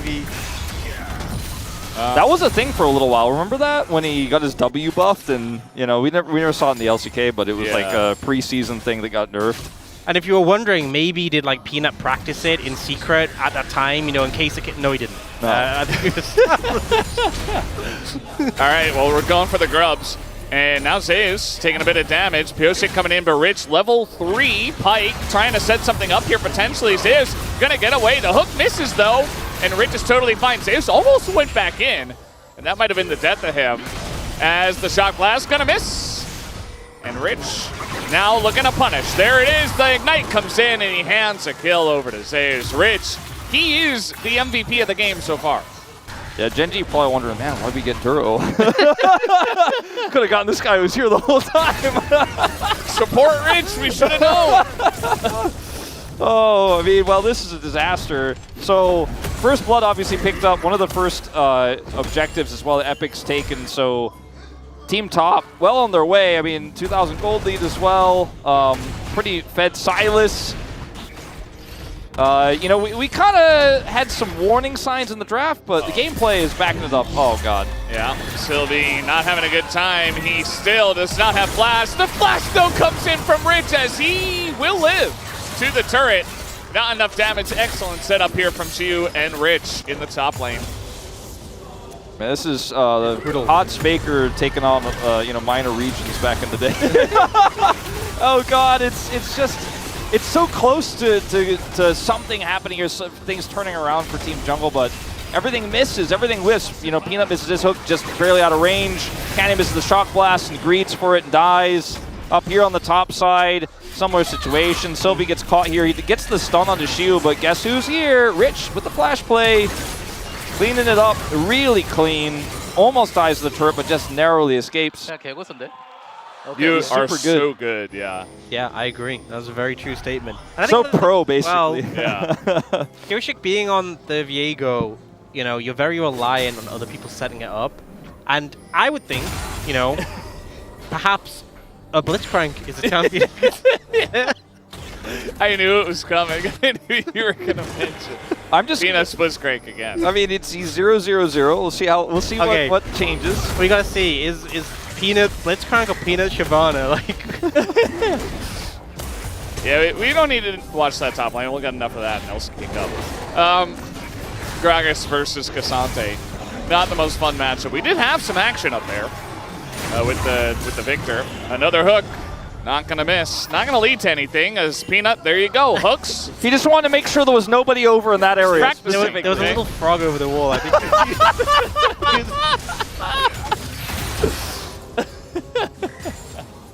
I mean, we just did a whole Pog State recording talking about how Amalek is like the greatest thing on all the best players in all the world. Well, lucky that Peanut's not playing support. I think they're happy to have Delight in that one. I'm not even trying to flame. We're just commentating what's happening before our eyes, okay? You know what? You know that level 1 grab when he pulled Pike into him? Yeah. He peeked then. When they were standing right next to each other. Level 1 Ashe on the other side. Yeah. There's still time for redemption. One good grab at some point. Now? Any second.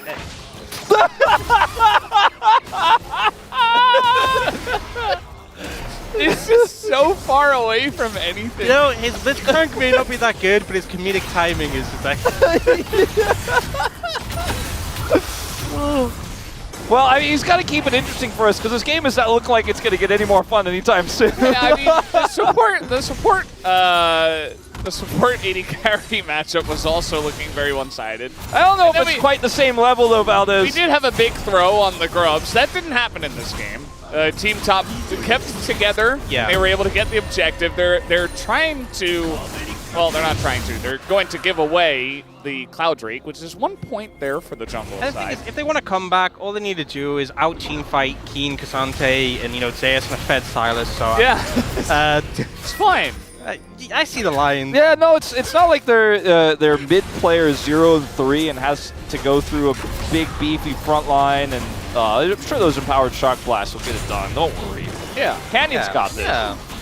Trying to set up a play here. That's going to hit the Victor. Here comes Rich. Arrow once again. Rich can't do much with all those minions, but now Peanut gonna make himself available, but no real follow-up as they're taking. Okay. Oh, that would have hit. That would have hit. That was gonna hit. It didn't, but it was going to. And the Grubs are all taken here by top. So they've got 2 points, and they're one epic monster away from getting the Feast of Strength and the upgraded boots. So we'll see if we do get into that here for Team Top. Canyon standing still. He actually played that pretty well in terms of like dodging the chip. He still just didn't do any damage. Is the sad. And if you look at his items, you kind of get why. Yeah, the tier gives a little bit of bonus damage to minions. I wouldn't really classify Zeus as a minion right now. A little bit above that. These guys are having a great time. If by Team Top, you mean... No, the top laners Oh. In this game, not on Team Top, not confusing at all. I like how Keen's in his lane flourishing. Like he's like, oh, we're gonna play a fun match. It's like, they're just farming. Fun. Trying to set it up. Oh, Rich maybe bit off a little bit too much that he could chew. And the execution, Peanut's gonna take him down. And finally, you know, you can't miss those. All right, he's on the board. You know, 1-0-0. It's the old flashy on Blitzcrank. Like if you can't hit the grab, you just go for that. I mean, it's the old there, but same concept. Just play with your strengths. I thought, speaking of strengths, I thought the Epic Monster had 2 in the box for Team Top earlier. It's only got 1 It now. did. Yeah. I guess we miscalculated that. Got refunded. Yeah. There it is. Okay, it's back. There you go, production. That one's free. Oh, the cast actually pretty good. Oh! What is that? And you got the rose too. Owner he just won the game, I think. That was pretty slick. Canyon's getting some plate gold. Surely he'll be able to chew through those tanks in no time. 2 plates. I'm starting to believe. Just hit the ash. Just don't hit the tanks. This is so fun. All right, which one are we going to see here? Okay. Yeah. Good flash. And Peanut. He doesn't even bother trying to hook. He's like, no, I'm not going to hit it. I'm in range now. R button pressed. Kills the kid. And then a little bit of farming after, you know. I just want to see the owner highlight. Actually, I'm sure we'll get it in a moment, but yeah. I still seem to notice that every role has a significant gold advantage across all 5 roles here for Team Top. That may continue.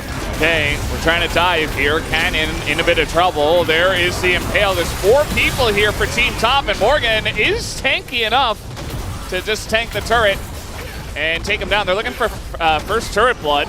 Would be pretty huge if they could just secure the feats of strength right now, but Peanut baits them in and he hits the hook, but that's a pike. Trying to flash in, or trying to ult in rather, is Pillshik and isn't going to do much. Yeah, I mean, I feel like sometimes I'm willing to give a pass when, you know, mechanical misplays happen. These guys are up. Pillshik's not off roll. A little bit of a goofy one there, bailing the ult on the pike. Obviously, you can just disengage, but, you know, I think Peanut is gaining some confidence. Yeah. Now, there are some, well, they're like, right after the turret damage wasn't enough, they're like, well, I promise you it is increased on this match. We did change the patch, by the way. You know, it's right here. We have the notes. But yeah, there still seems to be this problem, even though Peanut's confidence is there, that the draft itself cannot be changed. Leandri's is done for Sylvie, so that's going to help him get through these tanks a little bit. He's working on those tier stacks. You know, that'll eventually be there. Not going to be as relevant as when Canyon finishes his. They've got some blood pedals. True. Yeah, however, the optimism production. Team Top only has 1. What's going on there? I love the narrative being set by production. Just anytime you try to make a point, they're like, oh, well, actually. All right, Peanut. So far away. That one really just wasn't it. So far away. I feel like he's trying to predict every single time. They're not chewing for any health bars, by the way, as you were saying. Well, Peanut in a bit of trouble. See you just giga-chatting it up, is just tanking the storm and doesn't really care. Really dies. Here comes Rich. Yeah, I think Peanut with that grab was he was kind of predicting a situation. First turret right here. Where Simu wasn't standing where he was and he was standing somewhere else. Yeah, he was predicting that he would be in a different location, yes. Feats of strength available now. Or achieved? Yeah, achieved. I guess that's the way you say it. Yeah. The feats winner can upgrade to tier 3 boots. Yeah, they put more on their feet. After winning the feats. Yeah. Here's Pyoshik. Okay. Little slick steal from your boy Pyoshik. He's no stranger to that. Big Impale, though, does come in. And Morgan's just so tanky. Finally goes down. And look at that. The damage does actually come out from the Jays. And you do have Sylvie over here as well. Certainly they're able to 3v1 one silly Silas. Or maybe not, as Zeus is going man mode. Picks up 2. And he is going to get away with 2 more kills. Yeah, I thought maybe that was going to be the moment, just like in the previous game, where we're like, oh, maybe there was a bit of a throw on an objective. You know, Pyoshik gets the steal, they lose the fight. Nah, never mind. Well, Team Jungle pretty good at securing dragons, which I don't think is a big surprise. We kind of expected that of them. Pyoshik, go with the smites. Morgan, did he not have smite? It was like 670. Well, he's maybe? a top laner. Why would he have smite? But but yeah, I think as well the Blitzcrank ult been able to get it. Has a crazy AP ratio. Yeah. Silas is so good with it, being able to proc it like the passive effect of the autos, and it does so much damage here. And yeah, Zeus is rather fed. Yeah. Sylvie doesn't even bother, he just runs away. 야, 이걸 치나? You're doing this? 야, 잠시만 와봐. Come over, come over.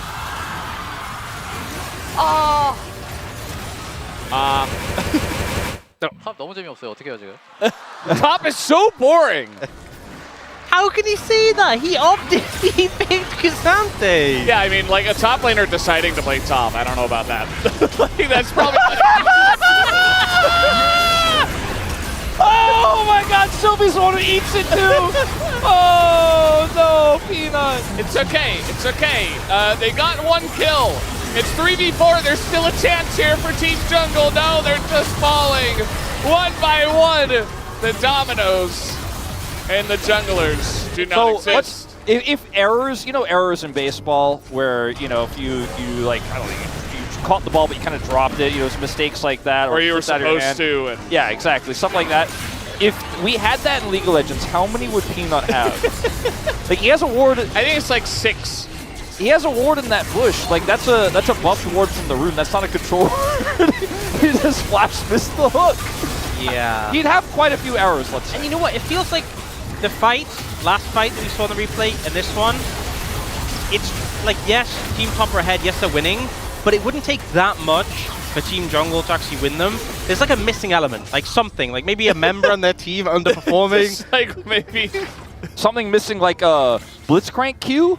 You know, that might just be it. All right. No, he gets these. Oh, wait, yeah, for sure. You can't miss. 100%. Well, he doesn't want to grab that, though.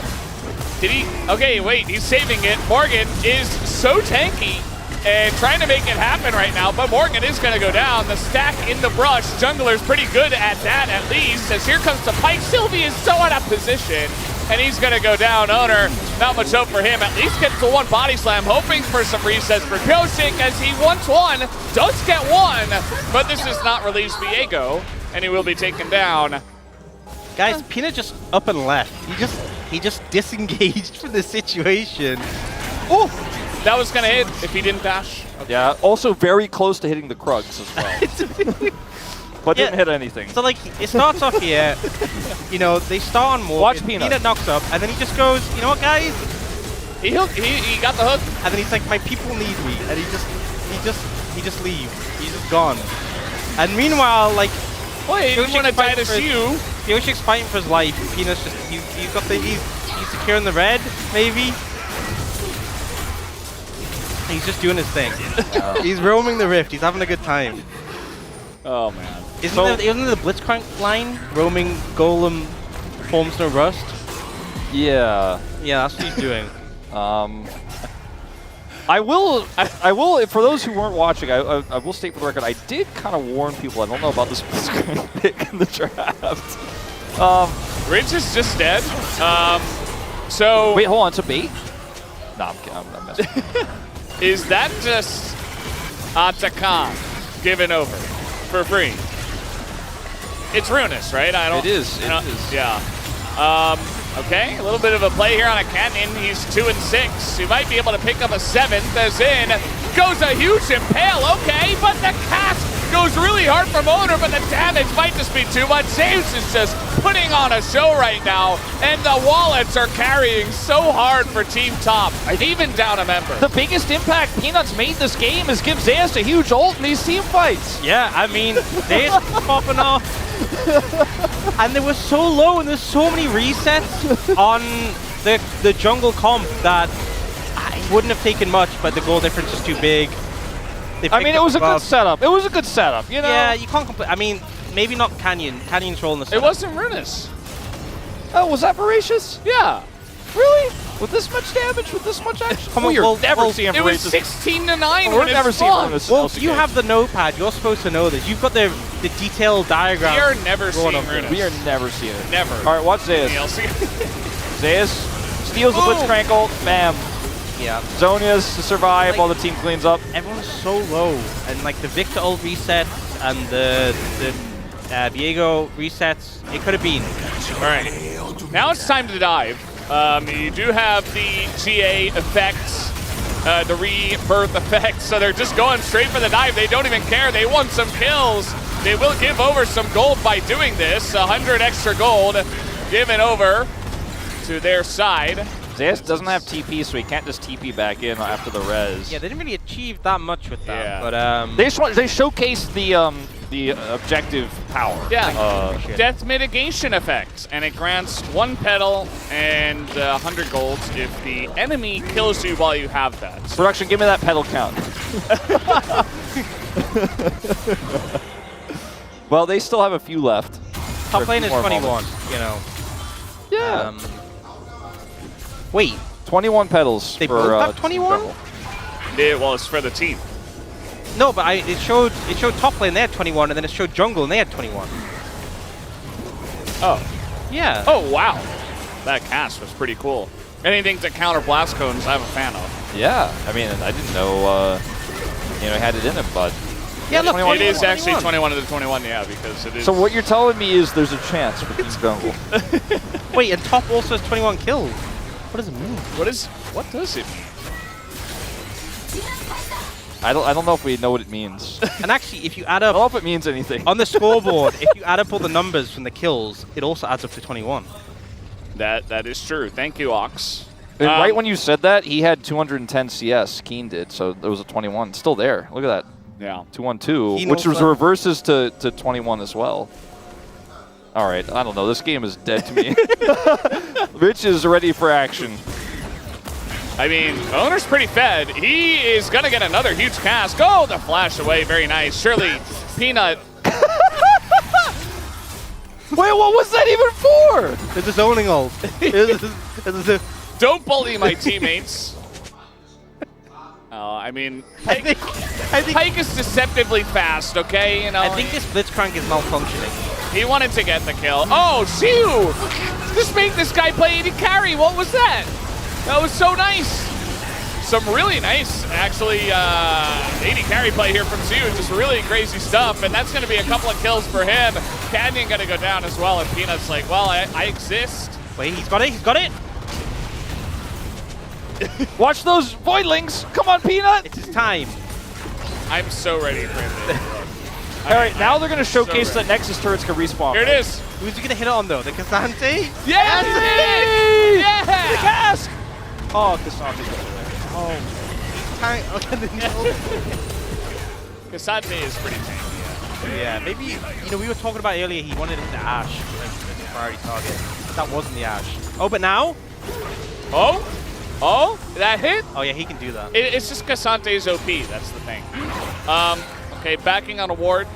That's okay. He's going to do it again. It happens.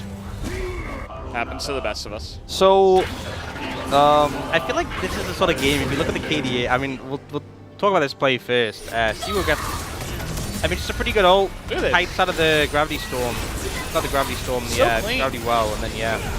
Yeah, that was actually super clean. And Pyoshi gets isolated. He's playing Paperman, so, you know, what are you going to do? Made of paper.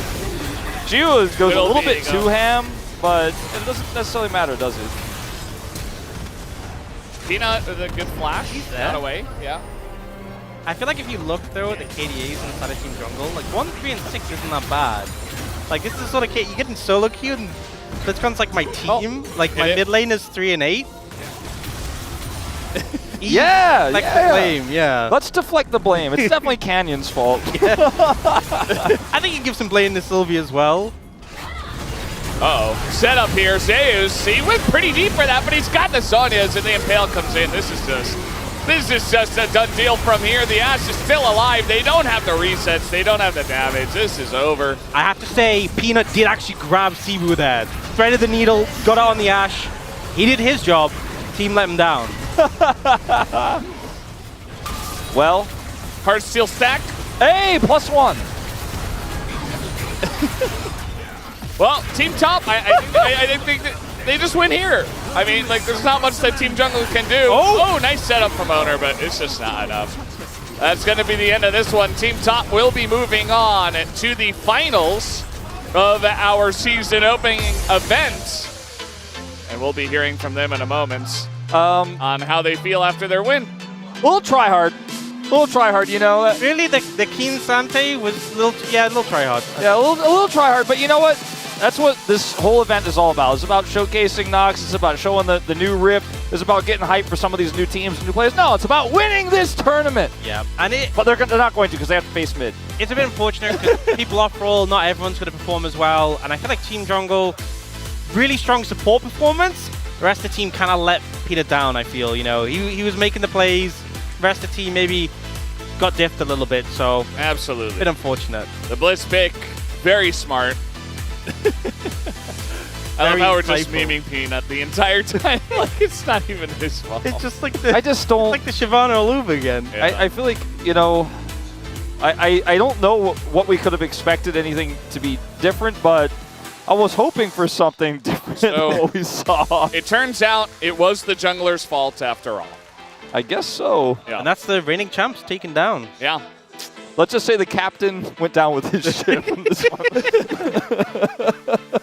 I just feel bad for Owner being locked in that matchup. And he actually made some good plays. Yeah, like, great. He was awesome. He didn't really get a chance to flex his stuff when he's trapped against King's. He did, though. Like, he flexed his stuff. It just didn't matter. Well, yeah. I mean, the game was over by then, and Yeah. he was locked in lane against King's Ante. So, a bit tragic.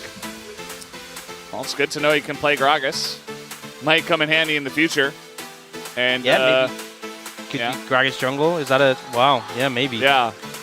I'm happy to see Rich back in Korea. Shu having a good performance. Obviously, both of them off roll.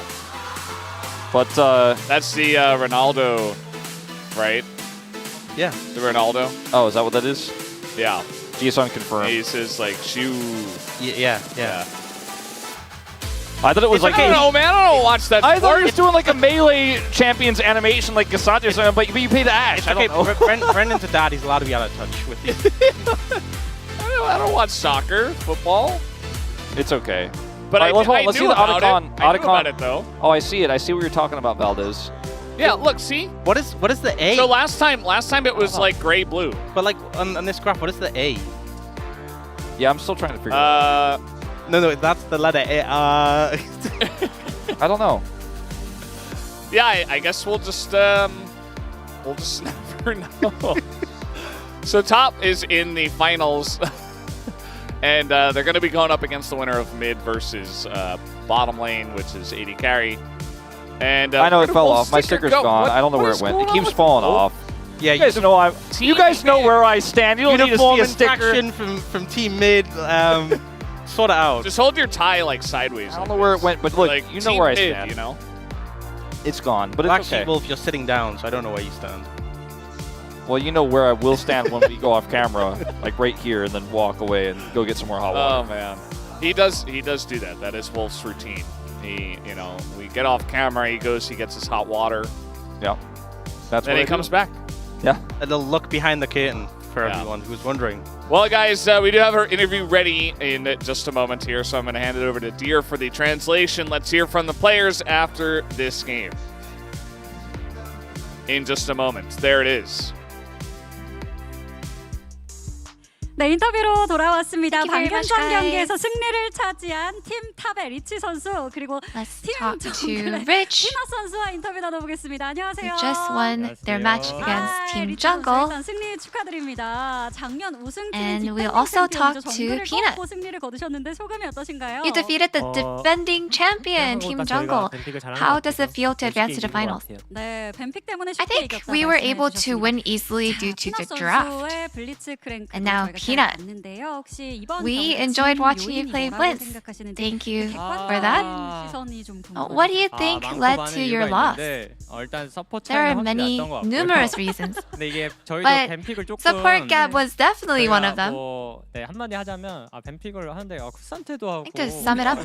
저희가 왜 뱀픽 중에 No, during the draft they 설마 actually 산테를 하겠어. 뭐 이런 픽들이 많이 나왔는 picked 이야기를 Kasante. 했는데 We even said, oh my god, there's no way they picked Kasante, right? 생각합니다. 뱀픽 때문에. 네. 그 지점이 I think 사실 it's 저도 보면서 really 좀 mainly 놀랍긴 because of 했거든요. the draft 등장을 that we 했습니다. lost. 얼마나 이기고 싶으셨던 거예요, And 리치 so, 선수? yes, that's right. Kisante made an appearance. 의견이었습니다. 아 정말요? 기인 선수가 직접 Oh, 내가 that was 좀 definitely 키산테 our 하겠다 이렇게 captain's 어필을 해주신 decision. 건가요? 좀 Was Keen the one who wanted to play him? 진지한가라고 물어보긴 했는데 저희 네. 팀원들이 다 He hovered over Kasante and said, am I just being too serious? But the rest of the team were like, oh, it's okay, just go ahead and play him. Yeah, owner's face really said everything. 저희 다 설마 하겠어. What did owner say? 설마 약간 이런 느낌으로 What did you guys 했었는데, 진짜 talk 하길래, about? And we were just saying, oh my god, there's no way. There's no way, right? But they did go ahead and proceeded to play Kasante. 이런 이야기를 해주시던데 오늘 본인 And Rich, we heard you say, no way, Jungle can dodge a grab. Were you happy with your performance? Yeah, I think I did really well in the early game. But during the mid to late game, I think I could have done a lot better. 조금 낫다 이런 이야기들이 And yes, 좀 많이 so we 있었습니다. heard the phrase support gap a few times today. So, do you care to explain? 조금 서포 차이 난 거 No, it's because 인정하는데요. Blitz has no mobility. I was just walking around, strolling around.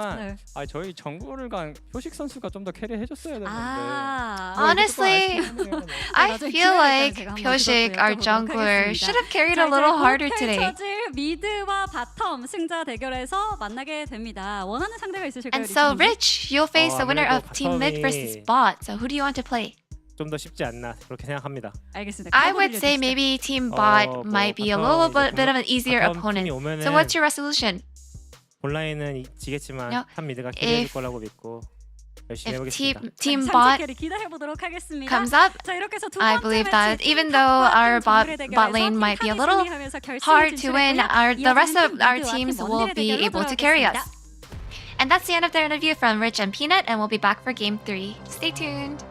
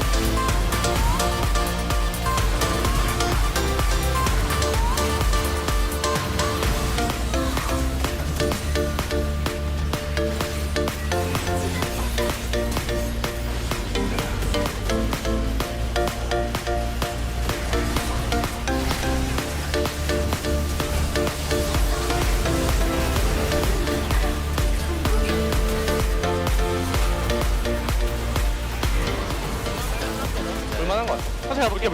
오케이. 아무것도. 소리 잡고. 데이스 오픈. 아래쪽. 타워 나와. 타워 나와. 비고 잡아. 이거야. 아, 시원해. 타워 가자. 아, 우리 팀 잘하네. 너무 시원해. 이거. 죽여. 하나 더 가. 돼요? 이거 돼요? 안 될 것 같아. 타볼게요. 아이고, 우리 카나 살려야겠다. 하나? 안 주면. 잘 쓰네. 그라 노궁이잖아. 그라 노궁. 6류층이야 6류층. 아! 아 왜 그래 나한테. 편하게 6류층이야. 아 저 잡을 어떻게 이기려고. 어떻게 이기려고. 우리가 날 먹겠잖아.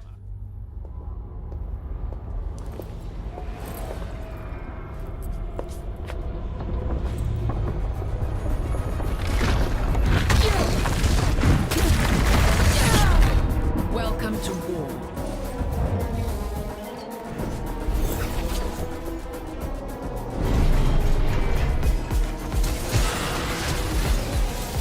Do not test me.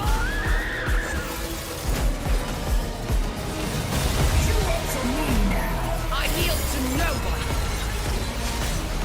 Watch this. Such senseless chaos, Jinx. I hardly felt a thing.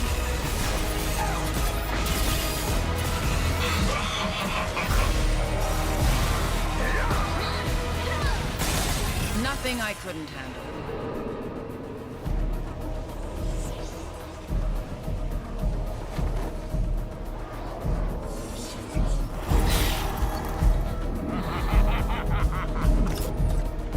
Oh, it is so on.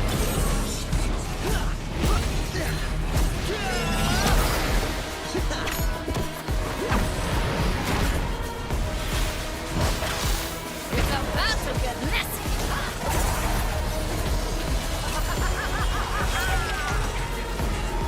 Let's dance.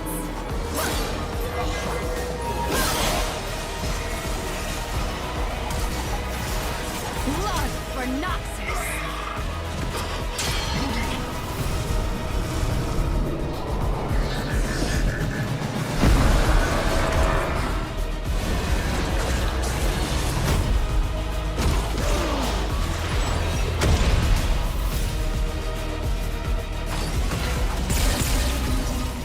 The wrath of Abaddon.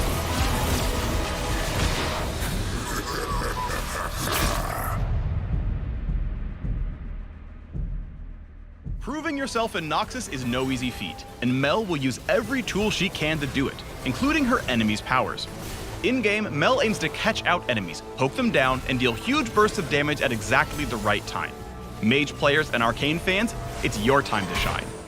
Welcome to the Mel Champion Spotlight. Any worthwhile venture involves risk. Before anything else, let's cover Mel's signature ability, her W, Rebuttal. Rebuttal gives her a small burst of move speed. It also grants a barrier that negates damage from anything except towers, and reflects enemy projectiles back at their casters. Auto attacks, waves, missiles, anything that would be blocked by Yasuo's Wind Wall gets reflected by Rebuttal. Reflected projectiles are converted into magic damage, but function as they normally would otherwise. Like this, and that, and this one, and that one. You get it. Now for Mel's passive, Searing Brilliance. Damaging an enemy with an attack or ability applies a stack of Overwhelm. You can stack Overwhelm infinitely, charging up potential damage. When this damage amount exceeds a target's current health and shields, Overwhelm detonates to execute them. Nothing I couldn't handle. Searing Brilliance also empowers Mel's next basic attack to fire 3 additional missiles after casting an ability. She can cast up to 3 abilities in a row to gain a max of 9 extra missiles on her next attack. Mel's Q is Radiant Volley. She unleashes a barrage of explosions in a target area. Each one deals a small amount of damage and stacks her passive. Her E is Solar Snare. Mel sends out an orb of unstable energy that files wildly as it travels. Enemies hit by the energy take damage over time and are slowed for the duration. Those who touch the orb itself are rooted. Lastly, Mel's ult is Golden Eclipse. Passively, it increases her damage from Overwhelm stacks. On cast, she unleashes her power on every target marked with Overwhelm, dealing tons of damage based on how many stacks they have. Golden Eclipse does not consume these stacks, so targets are still vulnerable to her passive if she brings them low enough for an execute. Feel my light. While this ability can hit monsters, it's only castable if an enemy champion is affected by Overwhelm, so plan your Baron steals accordingly. Mel's damage potential makes her a serious threat in extended fights, but if an opponent can burst her of her power. And even though her passive is an execute, it respects magic resist. So bulk up if you don't want to get overwhelmed. The reflect on her W is pretty powerful, but only if an ability is worth reflecting. For example, champions with sticky engage tools like Amumu and Nautilus won't mind rebuttal one bit. As a backline mage, Mel will really shine for players who like to poke from safety, so give her a try if you play Xerath, Lux, Hui, or any other artillery champions. Let's skip the rest of the pleasantries, shall we? Get ready to rise with Mel, the soul's reflection. The arcane is at my fingertips.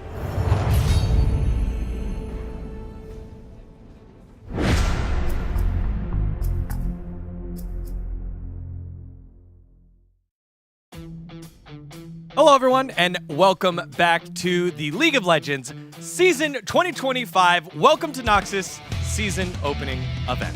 We did it.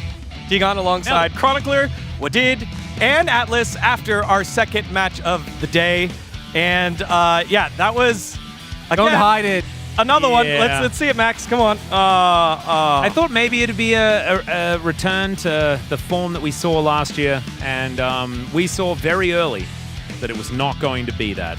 And it was in the draft where Top decided to go full tryhard, not wanting to respect the laws of a show match, and instead picked Cassante for Keen, which is the most absurd thing I have ever seen in my life. Yeah, so I want to regame. I agree with Carrier. Tryhards should not be allowed. He did have the gal to then also complain about it. Yeah, say that it was annoying. Yeah. I'm like, come on, Keen. I think the rest of the team had some fun with it. And also, can we get a little bit of appreciation for Rich's return? Hyperbolic Time Chamber Rich goes back, does a few shows with the LCK and stuff like that. Replay happens, and he's like, I'm ready after, now. Sub me in, coach. You know, after the first E and then O to reposition, killed him after Peanut went for that great outplay. One of the few he found. I thought it was really interesting that he just kept going for it. It was really cool to see. Yeah, I mean, he was definitely support gap. I mean, Peanut was definitely enjoying the game, so he was not trying that hard. Canyon died like 3 times in 5 minutes. Canyon was certainly doing some things. He was doing a lot of hold position as well, you'd see. It'd be like he'd stand still and just look ominous. It was very, very cool. Yeah, well, after yet another try hard against fun match in our fun 2025 Season 1 opening event, we've got ourselves the final 2 into the semifinals. Match number 3, Team Mid versus Team Bot. The winner will take on Team Top here. This is the one that you were most excited for.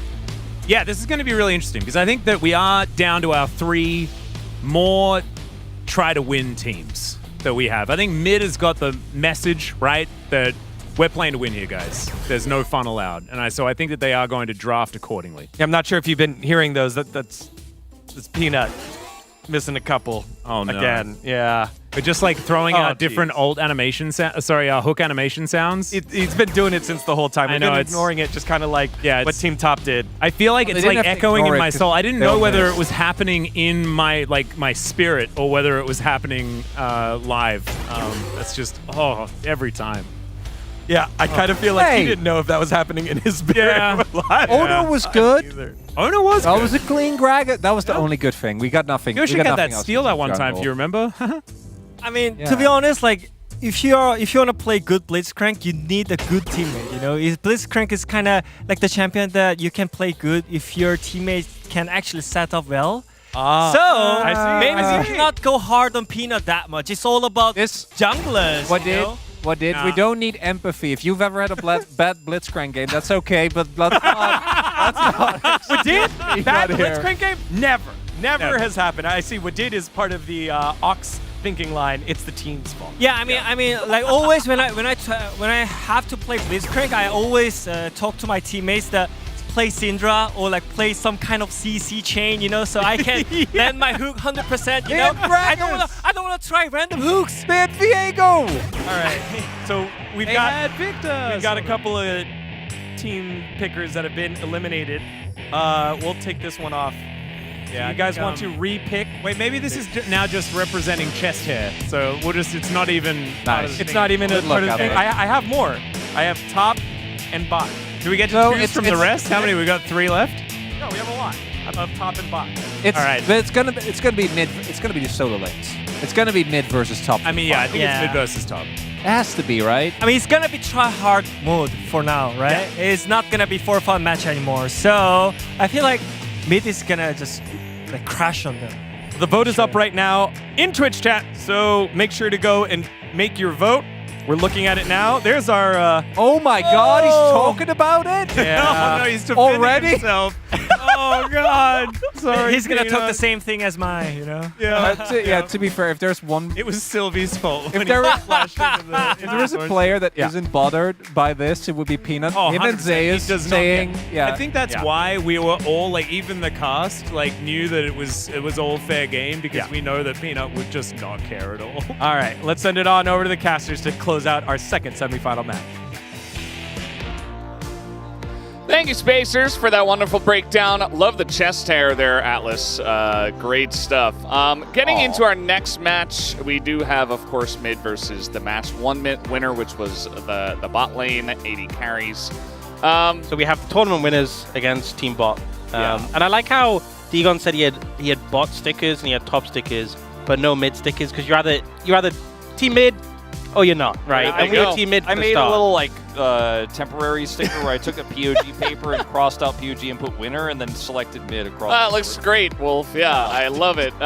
Let's go into the interview now. I'm going to hand it over to Deer for the translation. 팀 모두가 기대하고 있는 그 팀 미드 팀의 BDD 선수 만나서 이야기 나눠보겠습니다. 안녕하세요. The awaited team mid 네, 시즌 here 1 for an 오프닝 하고 interview. 있습니다. Hello, 기분이 BDD. 어떠신가요? How are you? 오랜만에 오니까 살짝 떨리는 것 같아요. 네, It's been a really long time, so I'm a little nervous actually. 서폿으로 가게 되셨습니다. It looks 계기가 like you 좀 are 자세히 어떻게 됐는지 taking 들어보고 싶은데요. over support. So how did you end up in this role? 정해져 있는 느낌을 받았는데 I feel like, you know, even before we decided and assigned roles, it felt like it was predetermined. So who determined these role assignments? 나와가지고 You know, every time we talked about specific roles and positions, 알겠습니다. we got 우리 팀에서 그러면 이번에 an 가장 applause 기대되는 선수 from 누굴까요, the 팀장님? captain. So I think our captain really just pushed us to allocate our own roles. 네, 믿고 있습니다.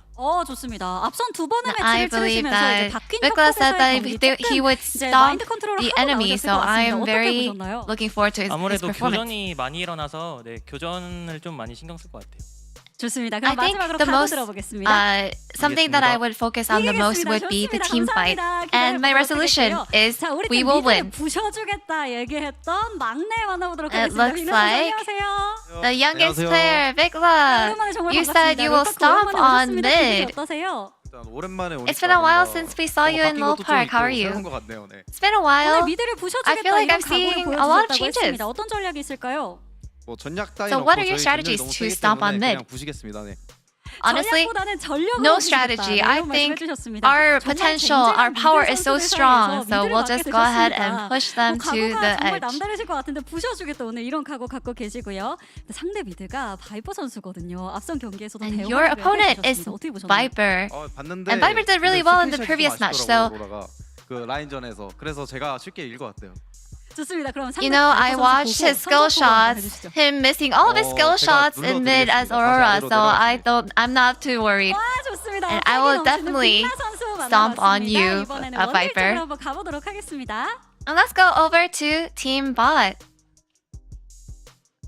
네, 팀 원딜 쪽으로 왔습니다. 이번에는 정글을 맡으신 지우 So 선수 we are 만나보도록 하겠습니다. 안녕하세요. On the side of 오랜만입니다. Team AD Carry. Let's talk to 경기 Jiu. 치르시는데 기분이 Hello. 어떠신가요? 우선 How are you 서포 feeling? 이겨가지고 좀 많이 기분 좋은 것 같고 그대로 미드까지 I'm really happy that we were able to defeat support, and I want to keep up this momentum. 어떻게 가능했다고 보시나요? Yeah, what a 이제 아무래도 sweeping victory. 서폿보다 원딜이 좀 더 피지컬이 좋다 보니까 그래서 이겼던 것 같습니다. You know, right now at this 미드와의 point, 대결은 I 어떤 believe 양상으로 that 펼쳐질 거라고 예상하시는지 궁금합니다. AD carries 네, definitely have better 똑같이 mechanics 아마 than support, so I think that's 그래도 how we 원딜이 were 좀 더 able to make it. 똑같이 피지컬로 이길 것 And 피지컬은 against 원딜이 짱이다 이런 말씀 Team 해주셨는데 mid. 공선 혹시 좀 짜우셨나요? I also believe that Team Bot and AD carry players have better mechanics than mid players, so I'm not too worried. 아까 전에 빅나 선수가 하신 것처럼 상대 팀 보고 선전 포고 한번 해주시죠. Just like what Bikla said, do you want to say 포고라기엔 좀 anything to your enemy? 그런데 이제 정글 뭐 CS 차이 한 20개 정도 내보도록 하겠습니다. You know, 구체적인 각오를 밝혀주셨습니다. I can say that I will probably get, 이런 이야기를 I'll be ahead in the jungle by 20 CS at the least. 테디 선수 아까 서포터와의 대결에서 Let's 정말 take 좋은 a 활약을 look 보여주셨습니다. at Teddy 원래 here. 서포 좀 하세요? You did really well with support. Do you normally play support? Yeah, I sometimes do. You know, I don't actually prefer playing Alistar, but I don't really have any options.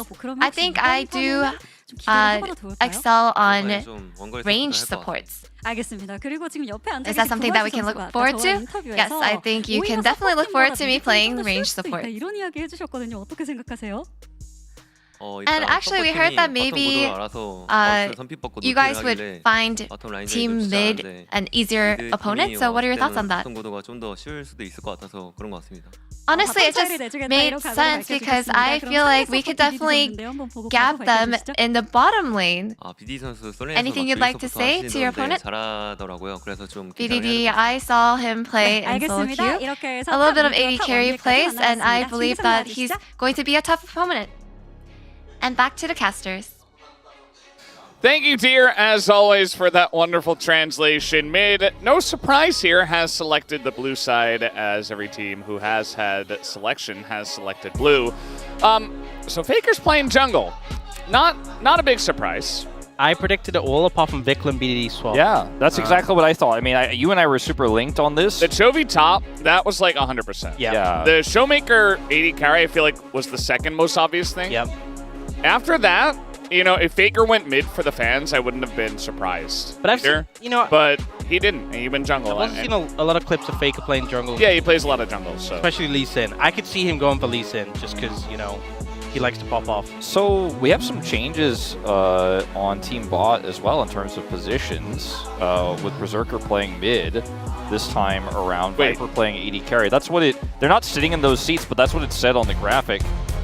Okay, the graphic was wrong. Okay, I was gonna say. Wow, Wolf, way to call them.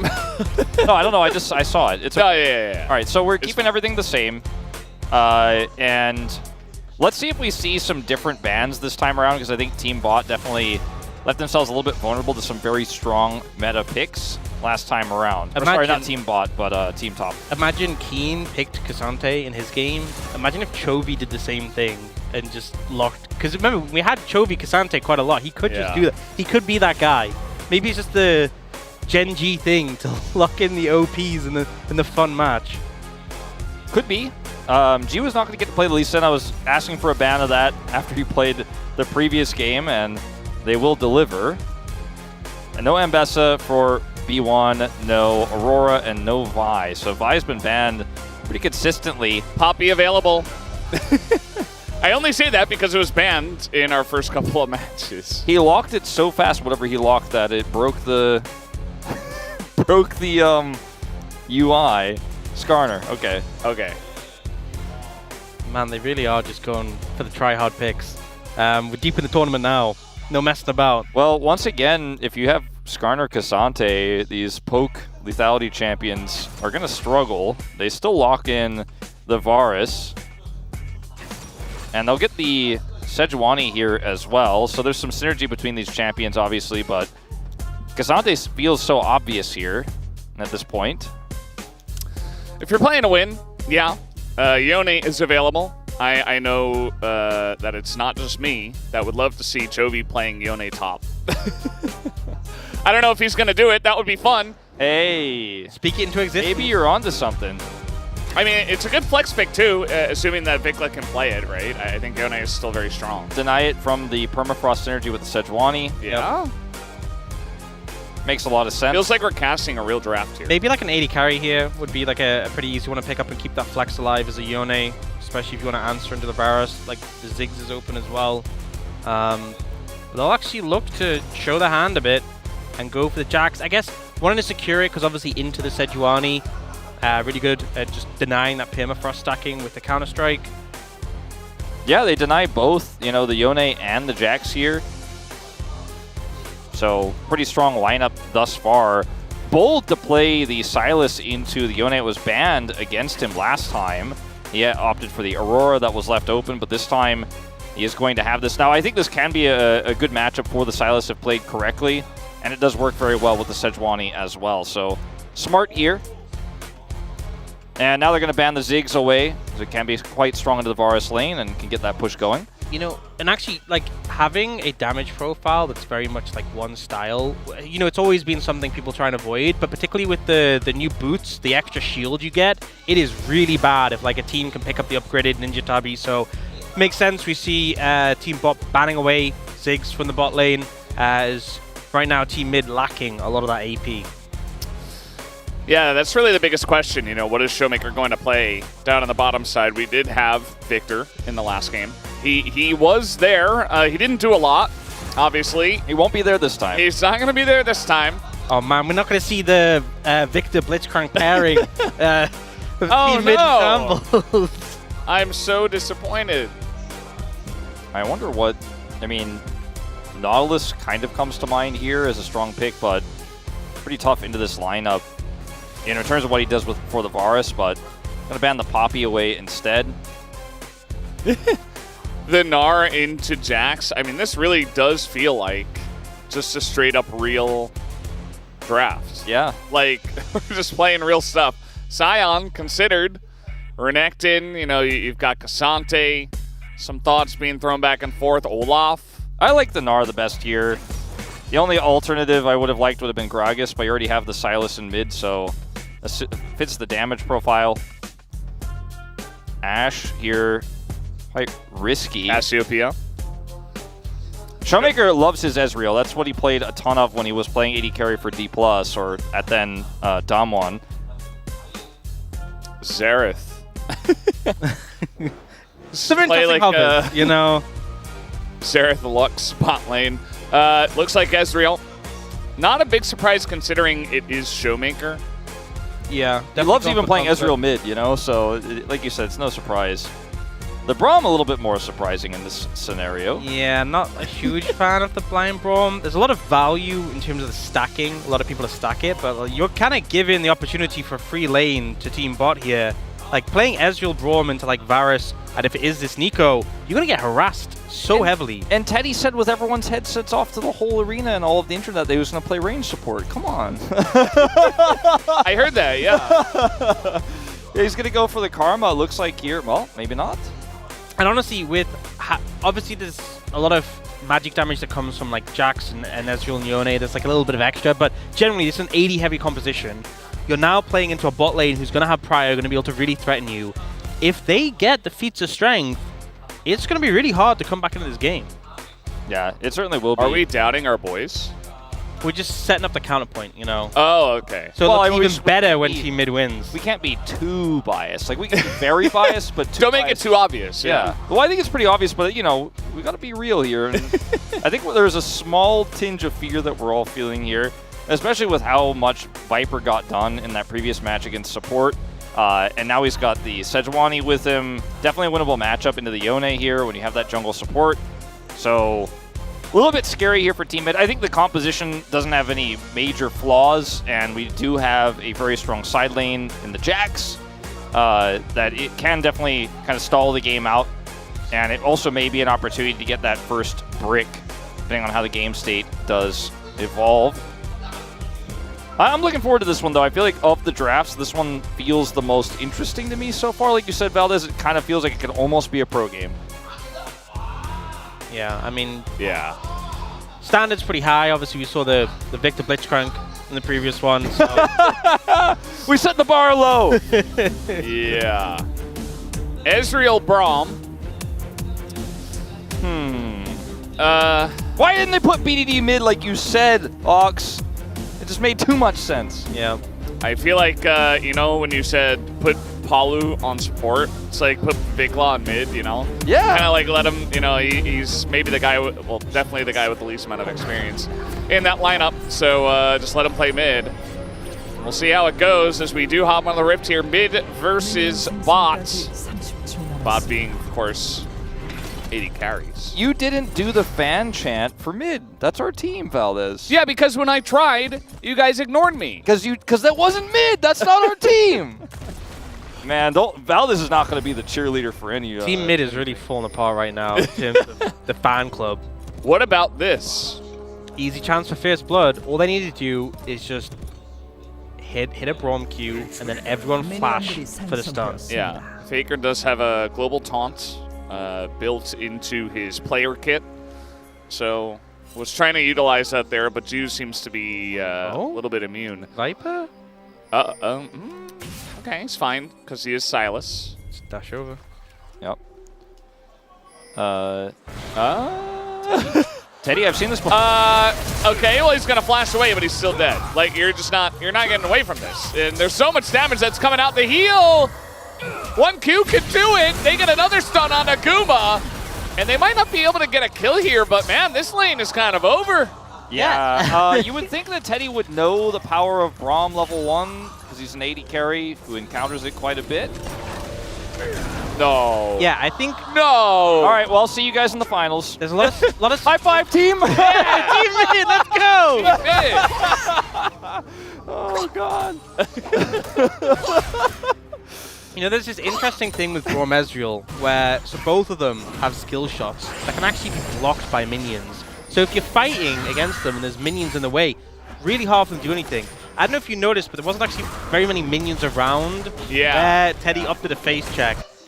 So maybe something to think about next time they opted. Yeah. And if you're Varus Hui, you wanted to get the poke going. You know, Viper saw them coming down, and it was just the timing that was wrong, right? Because if Teddy and Guma were in the bush ahead of time, and they got poke off and they got away, that would have been great. But instead, they went in late, and they got in melee range of Braum, and they nearly died, and they essentially, you know, killed their bottom lane chances here. You know what I was thinking is that it'd be really cool. They've had a lot of changes recently with League of Legends, but there was some sort of thing you could put in like a brush to give vision before you step into it. Like an item that gave... That sounds way too strong. Yeah, like a trinket, for example? Oh, a trinket. That'd be a good thing, yeah. Maybe one of those. That would have been useful there. I think if Teddy had one of those, he wouldn't have walked into the brush and face-checked them. Especially when he had information from his teammate that they were coming. I think that'd be pretty fair. You know, you put it on a pretty long cooldown, but it gives you some advance notice. Yeah, I like that idea. Well, we'll workshop it later with the balance team. Uh-oh, here comes Skarner. Uh-oh, Guma, no flash. Well, Guma has flash, but Teddy does not, so he should be going down. But Jiu is here, and maybe a chance to turn things around. Bit of damage comes in. That is Way from downtown. First blood goes over to Team Bot, and now Jiu just setting everything up, and there you got a stun on a Faker as well. He's in a lot of trouble. A second kill goes to Team Bot, and Showmaker, desperate for more, picks up 2. As Team Bot stick around for a bit too long and get Showmaker pretty fed. I'm not going to lie, Team Mid buddies, I was getting a little bit nervous there, but Showmaker comes through clutch on the Ezreal to clean that one up. Oh. Red buff here for both. We do have barrier for Showmaker, so he could go for this. I think he wants to. Absolutely. Couple more autos will do it. One more Q, one more auto is enough, and the barrier keeps him alive. Showmaker, 3-0. Yeah, I mean, the gold difference that you can now see on our overlay, it does tell the story. 800, the advantage here for Showmaker. Playing kind of his, I wouldn't call it a one trick, but definitely his preferred bot champion of choice. BDD on the Braum gank, trying to make it happen. He's not going to make it happen. Zoning Q there from BDD. Zoning Q. Yeah. Here comes Faker. Okay, that actually hit him into the wall somehow. They like dragged him back through the terrain somehow. Very strange, but Jiu, he does get away alive. Unfortunately though, you know, getting away alive is one thing.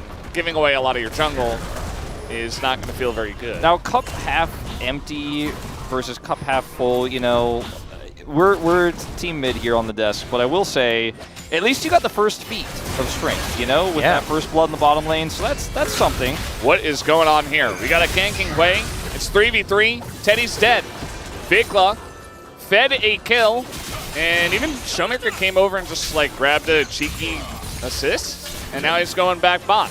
I'm not 100% sure what the thought process on that one really was. Okay, so the Alistair not doing so hot. The Hui, not maybe like a Soraka next game. if we get to the next game. Yumi, I think is maybe the choice. Guma's dead. No flash. He does have cleanse. Elected not to use it this time around. Probably a good idea. It's probably the right choice. 4-0. Showmaker very fed, very strong. We'll see a replay of this one where, you know, Guma still having flash here, a huge difference maker, honestly, because they can't follow up on him. And then BDD ends up not really respecting the damage from that Sejuani comboed with the wave from the long range. Yeah, and I think also critically here, the faster roam coming from the Yone really helps out in this situation too. Vickla's here to help show up and secure this kill with Showmaker, the second one that is to say, because he's winning the lane at the same time. And then back to this moment here with the barrier. 잠깐만. wait. 잡았죠? He's like, got him. He's saying I got him a long time ahead too, in a bit of trouble here. Vikla trying to set up more. Looks like he used his ult in that play, but they're not able to get the kill. Now they're looking for Viper, who was trying to roam on over. A lot of fighting for this one, as Viper will steal the ult and does barely get away. But it looks like this first dragon should go over to Team Mid. Yep, and obviously will help them sort of contest those feats of strength. If they can secure a few objectives and that first tower, that'll be their way to get it. Viper definitely feeling a lot more subdued. Vikla giving him a decent fight in the mid lane. And right now with a pretty significant CS lead. Viper just trying to get what he can. He's not respecting this, although the stun kind of keeps him around, but Viper still has to flash. Now BDD going for the Braum gank once again. Gonna get a cleanse this time out of Guma. Just adding insult to injury in this bottom side. Like you said, you know, they have that feat of strength, but I don't see a turret that they're ever going to really contest. And they're already down an epic monster. Showmaker's up a significant amount of gold, but doesn't translate into big damage just yet, since he's sitting on that tier, obviously. And he really just has like enough experience to have an ult advantage, which isn't going to get you that kill unless you have a little bit more of a setup there. So you can see that Guma can still hold his own there, despite BD trying to go over there and set up for that kill. But things are not looking very good for Team Bot otherwise here around the map, as even Berserker doesn't have an advantage here in this counter pick of the Gnar. Okay, trying to look for it there onto the Braum, but not going to do enough damage. Berserker may be in a bit of trouble here. The ult is coming out, and from the jungle, though, it is Chovy who does get ulted here.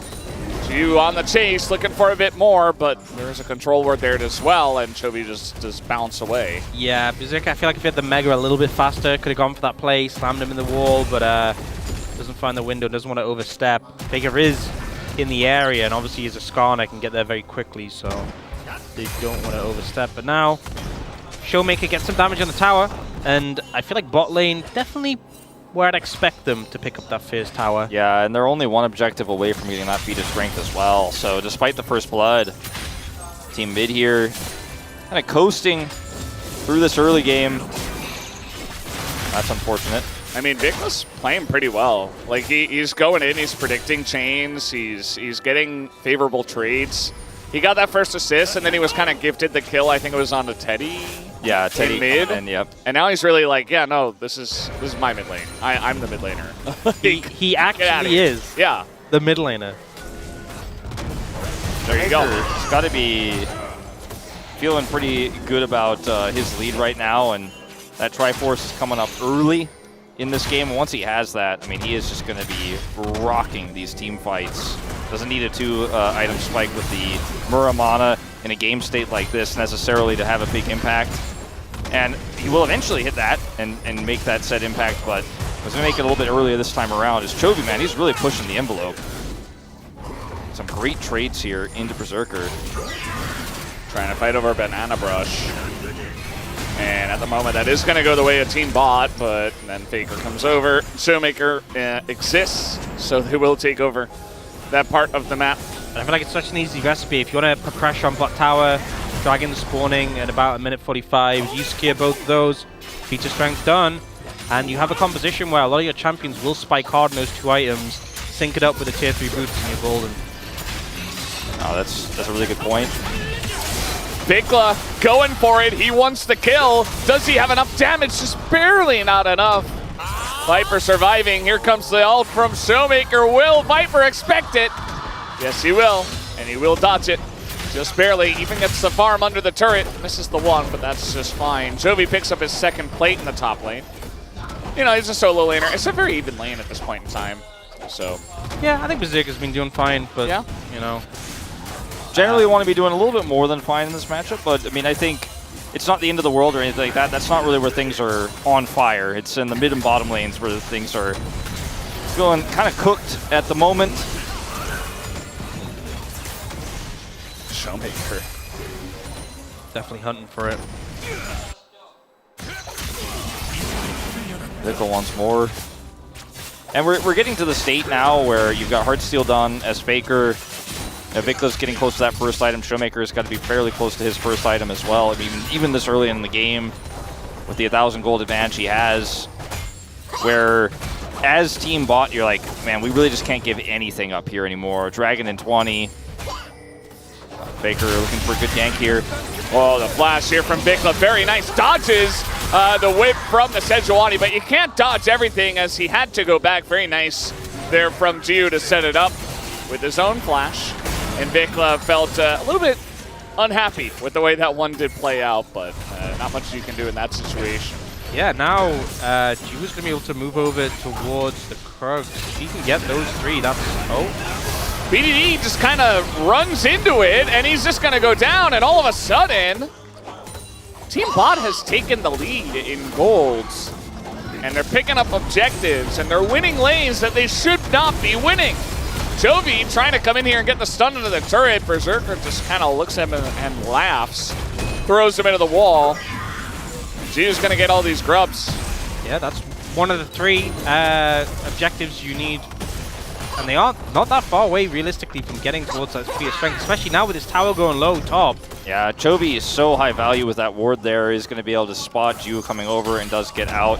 Showmaker just going to be happy to grab this plate here. Did get a 12-minute, basically on the dot, Triforce, and is going to try to rush this turret down. They're controlling bottom side, because if they get this turret and that dragon, they still are going to be able to complete 2/3 of the feats of strength here. Not quite able to do it on this wave, but next one coming through, and it's a big opportunity. Yeah, definitely a good call here from Team Mid, but they're going very deep for this way right now. Is it going to pay off?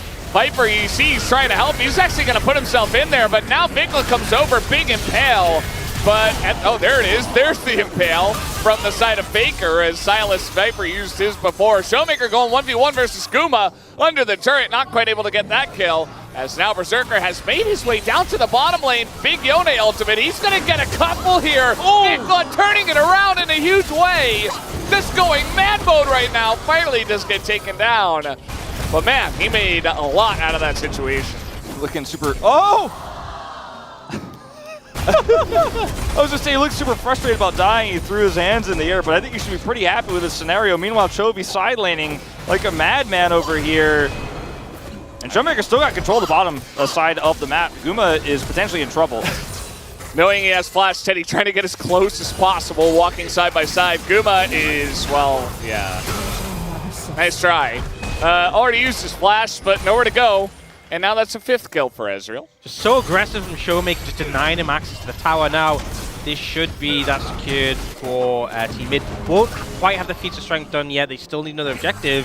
And actually, if Chovy's zoned up top, they could just lose it out. We'll see the replay though. Showmaker gets bot first. Yeah, with Showmaker grabbing bot, I think that they should have it.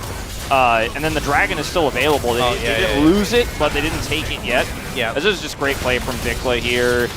And you can see Guma is just kind of trapped because Showmaker can actually cut him off here. Even though he's got Ghostblade, Showmaker really holding his own. And then there's just not enough damage to actually shut this down. Even with Berserker coming over here, Vikla makes a huge outplay with the turnaround on his ultimate, takes out Viper, cuts Jiu to bits, and then Berserker, he buys enough time against him here for Showmaker to come over and help clean up. You can see there's some frustration on the player cam from Vikla after dying there, but they still end up catching Guma. Trying to make a play now in mid. Jiu is quite tanky, so not really much that Faker can do. And yeah, felt like at the end, Vikla had to knock him queued up, so he was like, he had a little bit more time, he would be able to get it off, but still a huge play. And now tower secured, so one more objective. Oh, the follow-up here from Viper trying to set it up for Jiu, and he might just be able to do so. There you go, Vikla hands in the air again. Very emotive player. But again, not much he could do except back up. And them, you know, I mean, with this dragon available still, I wonder if Team Bot could turn it into a dragon for them. Yeah, they could equalize. Jim's the feats of strength. If they get that second objective, Berserker and Chovy just still fighting endlessly. And, you know, I mean, Showmaker here, vulnerable. Oh, trying to predict. Nice try, but like, it's Ezreal with flash, and it's Ezreal. Like, yeah, I mean, if you got the flash, I'd say it's worth, but I don't know, it's ambitious. He was also under the turret, like, well, I don't know if they could have killed him. The problem is they could have been trying to get Prio for Dragon. They looked for a pick onto Ezreal. Chovy baited, and nowhere to go. You know, this turret is down, so Chovy's going to go down as well. Guma, 1Q away, one auto. I think the problem in this situation is because Team Mid is 1 objective away and Team Bot are 2, is you kind of have to lean somewhere. So they lean top, they're going to get the Herald, but you're giving up Dragon, so you lose in terms of the feats of strength. And I just don't think there was a way to get both. Trying to make a play now is Viper in mid. He's under a lot of pressure. BDD tanking up so much of this is now Faker joining in on the fight. Viper trying to go back in, gets the Kingslayer, but it's not quite enough. As the way damage ticking away. Here comes Berserker trying to land something on a Showmaker who just dodges everything. The guy is a madman. And now, well, that's just the end of Berserker. Not much he can do in that situation. Guma also just kind of the consolation prizes here for mid. They already got the main prize. They get a little extra. Feeling pretty good about their chances now. Yeah, and Vikla got a massive shutdown from Berserker there. 681 gold. So this Yone is monster fed. And they're going to get this turret as well. And they did get the feats of strength off of that dragon. Like you said, you know, you can't stop both top and bottom. And, you know, you could see the gold when you look at the top of the screen. You're like, oh, it's a fairly close game, but it's somewhat deceptive because where the gold is here for Team Mid is just so massive. I mean, Showmaker is huge at this point in time. Viper, the really cool attempted outplay here, but ultimately isn't enough. You can see even the Zazex is almost enough to kill Showmaker, who has some really cool footwork here. Ultimately dies, but like you said, the shutdown is going to go over here to Vikla. So much money into his pocket here. He also gets the turret in mid right after. As a Showmaker's point of view for that fancy footwork.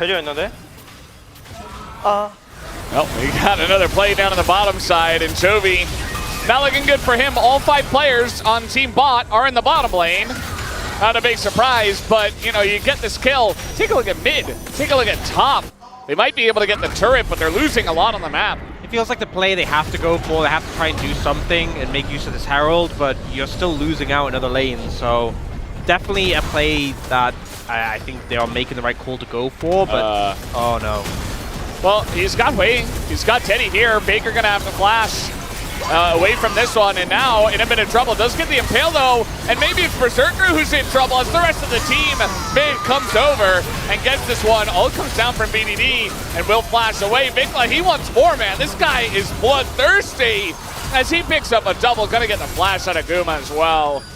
Maybe even gonna get Guma. Man, Yone is just ridiculous sometimes. He's so fed at this point. There's just, I mean, even fights that looks like initially it might be favored towards bot, as soon as Vikla gets there, if he's hitting his abilities, he just does so much damage. And he's so hard to punish. You know, he has the shield bow. Yeah. Yeah, out-damaging an Ezreal at this point. An Ezreal... How fed Showmaker's been. An Ezreal 3-0 early in the game. Jiu also in no man's land here. We will have Otacon spawning in 20 seconds. Some low health bars here on the side of Team Mid, so they'll probably have to reset before taking this. We'll go back to this play. You know, you feel fairly safe here as Berserker because, yeah, Faker's overextended, going over the wall here, doesn't have an escape, but you're also putting yourself in harm's way in this choke point. And Vikla is not under turret here doing this damage because he's Yone. He can fight for wherever he wants, basically. He chases down Teddy as well. And I get the attempt there to try to punish Faker because he already used his mobility. You just got to know follow-up is going to be there. So trade up for Team Mid. All right, and now Bot trying to get in on Otacon. I don't know about that. And now Teddy, I mean, he's playing this Varus from behind into Jax, into Skarner, into Ezreal. There's just nowhere for him to go. He doesn't have his flash. Jiu is going to be taken down, actually. Vikla able to pick up that kill as Showmaker sets it up, and that should be free. Otacon here for the side of mid. Looking good for them. Yeah, just going to get locked down here on the bottom side this time around. And, I mean, when you look at the... Which one is this one? What's the name of this one? Ruinous, right? Ruinous, yeah. When you look at the game state plus the buffs to Epic, which does give... it does retroactively stack with the dragons you've already picked up, and its Hextech Soul. I mean, the news just doesn't get better for Team Bot right now at all. They're trying to get a turret and at a heavy cost. Guma playing in this game is he's just the saddest AD carry in the world. He's actually able to survive for quite a while, though. He does do a bit of damage, but again, he's basically just a punching bag. Faker continuing to play as well. As Teddy here, he's going to be taken down. And yeah, Guma, nowhere for him to run on this Varus, and it's another win in the team fight for Team Mid. You know, for any other role, you might think, oh, maybe we'll give main role to like less experienced player to give them a chance, or maybe someone's like, I want to play my main role, I want that benefit. I feel like for Team Bot, Guma was the sacrifice. He has to play AD carry in 2025, and it's not fun. He's not having a good time. Yeah. AD carry in current year. Wouldn't wish it on anyone. Faker is just so tanky here that he can kind of break the rules. He gets to walk all the way up here and give his team enough time to come over and follow up with a slow to come through. And this is just easy pickup here in the bottom lane. And then here they're trying to make a cross map happen in the mid lane. They get the turret, but again at a heavy cost like I was mentioning. And because Teddy is playing, you know, artillery mage support here, it's really hard for Team Bot to actually turn fights because he can't actually set up any sort of real turn engage. He's just a really squishy support who can offer only damage. When you're this far behind, that damage feels relatively meaningless, especially when you didn't bully the lane like you planned on. Oh, that's the whole reason they drafted this. We got a 1v1 between Chovy and Viper. Neither are backing down. There's nowhere to go. We do see Guma is on the way. And Viper, if he lands chains, well, he's not going to. Chovy's still on the run here. He's going to hop to the wave. Another miss on the chains. Viper just not able to land him this time around. Felt like both of them kind of knew the situation. As meanwhile, mid trying to just siege the bottom turret. Faker over the wall potentially here. He's got a flank angle, checks wards. The wave is about to crash, and they definitely have an opportunity here for something. Showmaker forced to flash himself, just trying to make a cute play. Does do a lot of damage, but at the end of the day, he does burn his own flash, so probably not the best play. Showmaker's still going to have fun, even in this game that feels relatively serious. Yeah, definitely trying to find angles where he can on this Ezreal. And it just feels like pressure so heavily in favor of Team Mid now. With even a Hextech Soul as well. Hextech Soul with the Ruinous Arakan, it's looking rough. Team Bot need to find a miracle. They need to find a big fight on that next dragon and deny it, or the game is kind of just a bit cooked. Yeah, tier 3 boots also on the cards here fairly soon. Oh no. He's fine. He's all right. Teddy, on the other hand, yeah. Oh, he's actually gonna flash. Gets the flash out of Faker, I guess. Little Q gonna land here on Aguma. A bit more. I mean, Team Mid's available choices from ahead to take fights. They can take it wherever they want. And with Hex Gates, you're just all over them. You wanna get into a fight, you just you pick and choose. Yeah. And you just go in. I would argue too, the flash is much more valuable for. Oh, hold up. Okay, with Viper here, I think you do take him down. I think you should be able to. Although the Zhonya's is able to get away from that ult. That's a kill though, going the way of Yone. Vikla still able to pick up something. I mean, they threw everything at him, and he still trades 1-for-1 in a 2v1. I mean, he has a whole breaker, just picked up the tier 3 boots, I think. So, I mean, he is strong, but still, it's just showing how much of a problem it is. Like, they're trying to deal with his side lane pressure, and they just don't have good, consistent answers. Certainly not. It's one way to push Teddy out of a bush. Yeah, Teddy is not tanky. He's like, team, help me ward. Walks up, nearly dies. Yeah, he lost his flash on that exchange with Faker, and like I was kind of alluding to, I think it favors Faker because he has a ton of mobility already. Hui does not, and he's already squishy as it is. So it's really hard for Teddy to make an impact in this game. This champion was picked to bully lane. They lost it at level 1, and oh boy. Hide on bush. Yep, hiding on bush. They learned that from the best, and there he is. Chu's gonna go down. And Viper, you know, he's trying to do something there up top, but that's Vikla he has to deal with. The Whale's getting some zoning ability, actually, as Viper will go in. He's looking for more. He's going to that backline, but man, the stuns, the CC chain onto him, just not fair. as Guma, he uses his chains, and he will actually be able to get away from Toby, even with the Blast Cone. As Berserker as well. Not very long for this world. Should be the kill in the Baron here for Team Mid. And there you go. Just feels like at this point, gold lead heavily in favor of Team Mid. The fact they have so much lockdown for these targets, so much consistent damage, it's so hard to outplay. Even if you do dodge a skill shot, it doesn't really change the outcome that much. And now, Team Bot trying to approach the Baron, but I don't think you're allowed to do that. I don't think you are, and Vikla and Showmaker have enough damage to duo this, and Vikla can just kind of come over here and put some pressure on, then just go back to his soul.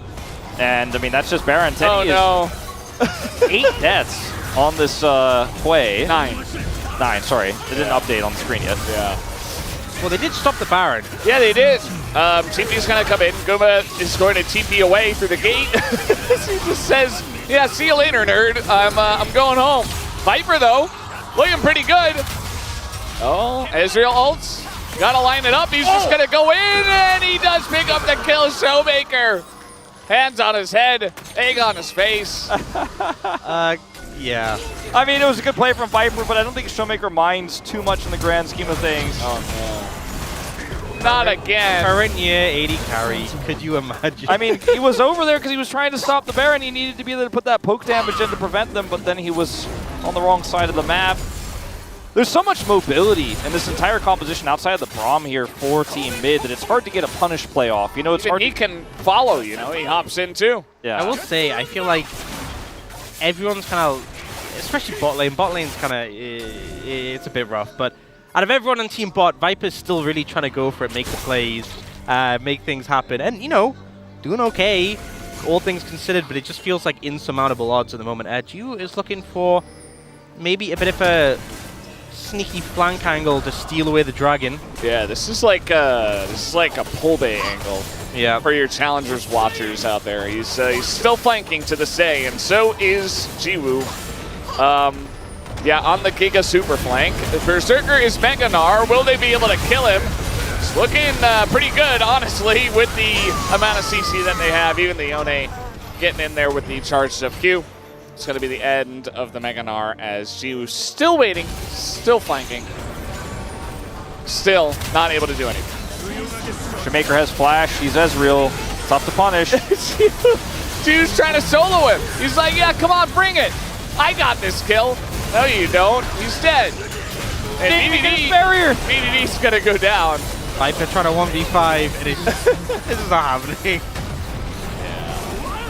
Well, man, is the best game of the day going to end up being the bot versus support match that we had earlier today? I think so. And I don't even think this is necessarily about the changes to the Rift. Like, I don't think this is about, oh man, they got feats of strength. That was where it really went bad. I think it's kind of about Ezreal getting 3 kills early, Vikla getting fed early. I don't know if this would have looked that different on patch 14. Yeah, I think you'd struggle to find a patch where like a range support plus poke Varus, phase checking Ezreal Braum level 1, losing all sums and all chance of laning.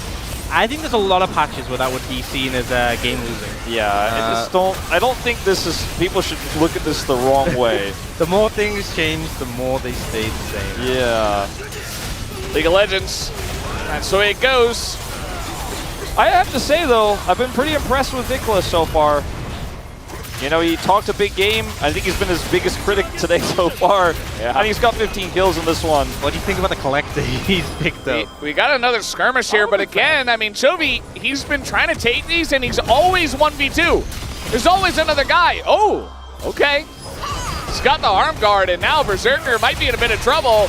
Viper desperate to try to burst him down, but a miss on the chains, and Chovy gonna turn it around and immediately just die. But man, he did look pretty good. They're doing Baron, they don't care.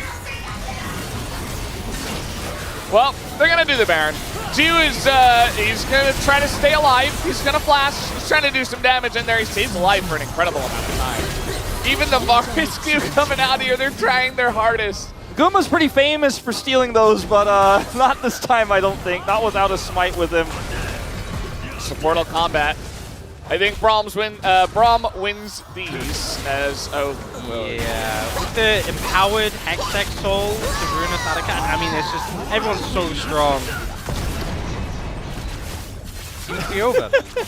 Yeah, we're Team Mid, you know, we just expected this. Yeah, I mean, could you imagine being Team Bot right now? Can you imagine predicting any team but Team Mid? What the fuck? Yeah. Well, imagine being Degon, where you were like, hey, they made me take... They wanted jungle lost. He's like, well, they made me take Team Bot lane. Bot lane also lost. Yeah. Imagine two wrong teams. Here he is. No. Oh, no. The bot sticker is gone. It's in the dumps. And this game is over. It's been over for a while. Team Mid just kind of dunking on them. They're playing with their food. They want even more. 1,000 gold given over. Vikla doesn't care. 19 kills for him. And Team Mid on top for now. They have one more opponent. And actually, that is Team Top. And we went into this going like, oh, we got 4 superstars and Vikla. Vikla's the guy who was laughing in the end. Yeah, and he was popping off. And I will say, I think that obviously the level 1 went really in favor of Mid, but the game felt relatively close despite that in the early game. And I just want to say, shout out to Team Mid for not crushing them from the start, giving them a little bit of hope. It's good sportsmanship. But we knew from the start it was such a super one-sided affair. I mean, Team Mid are just so much better. Yeah. That, you know, they could have easily taken it down earlier. I see what you're saying, Ox. Team Mid will make it into the finals, is what that says. They will be up to up against Team Top. So the solo laners, pretty good at playing the game. It's weird how that works. I mean, I think it makes sense because I feel like Mid and Top have such a variety of picks in those roles, and also... Or maybe just playing solo lane is harder, and it makes you better at the game. What do you think, Wolf? I am not going to comment on that.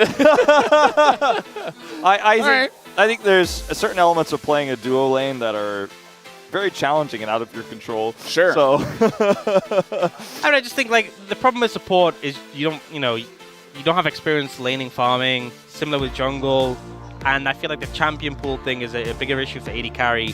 Whereas here, Showmaker, 54,000 damage in his Ezreal, not a huge surprise. Vikla also popping off. Chovy kind of just doing his own thing. Yeah, the only, I mean, I don't want to say Chovy lost lane, but that was the only lane that had a gold deficit for Team Mid, and he still out-damaged Berserker and the entirety of Team Bot. It's just a one-sided game.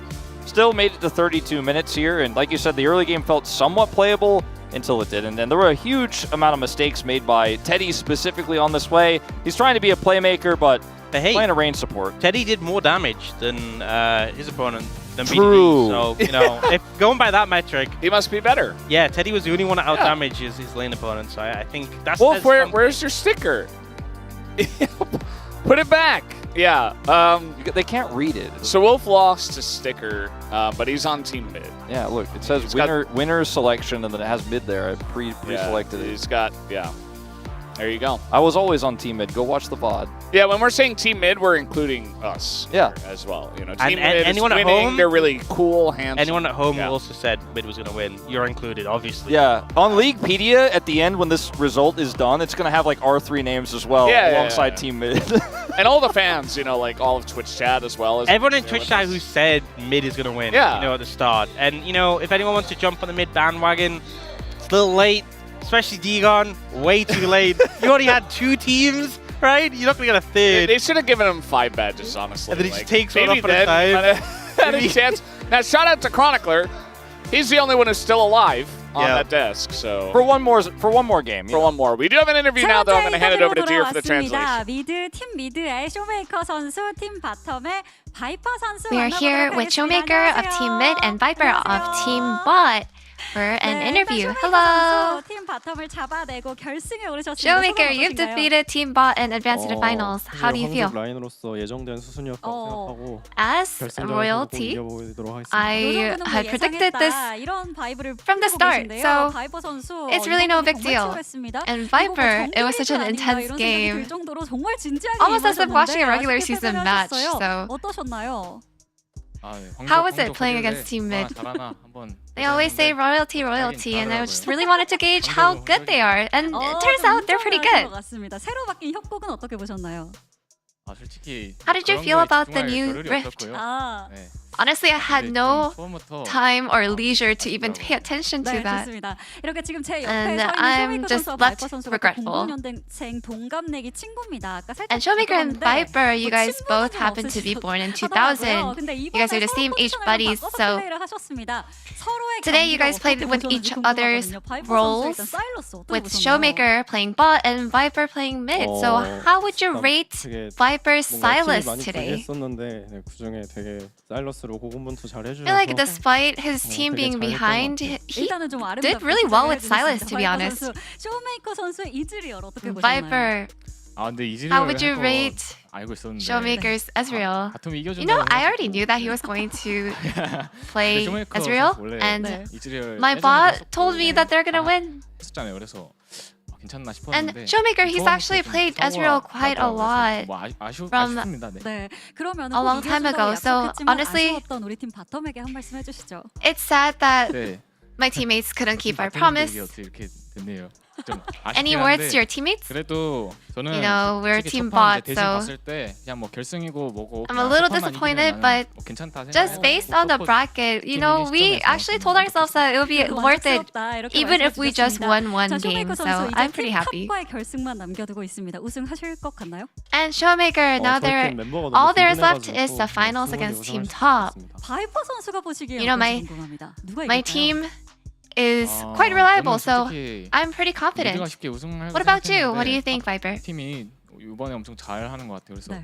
Honestly, I thought Team Jungle would win again, but Team Top has been doing really well. I saw how good they were, so I would predict that they would win. What would you like to say to that, Showmaker? Yeah, Team Top is pretty good, but it won't work against Team Mid. And that's the end of the interview with Showmaker and Viper. 오늘의 마지막 매치 결승전으로 돌아오겠습니다. And we'll be right back for the final match. Don't go anywhere.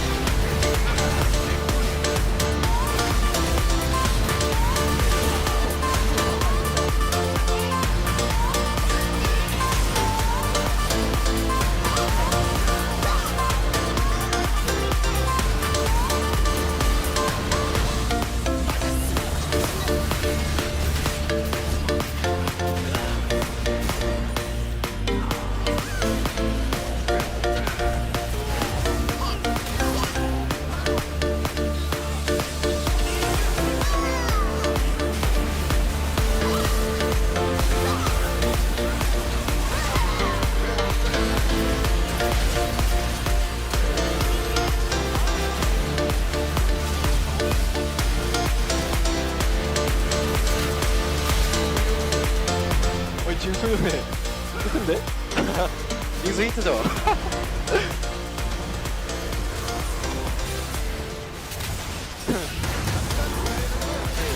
아이 안 되지 이 자식 어딜 끌고 걸려 해 기억들을 빨 여기 너무 늦었나? 아이고 여기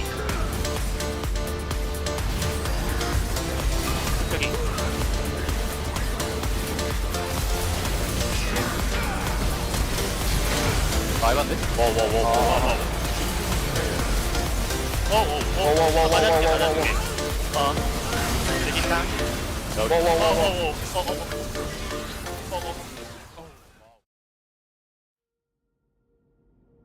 Noxus is where the strong gather. It seeks the fearless and defiant, calling them here to answer one simple question.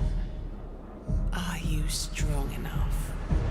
You say you're not afraid to die.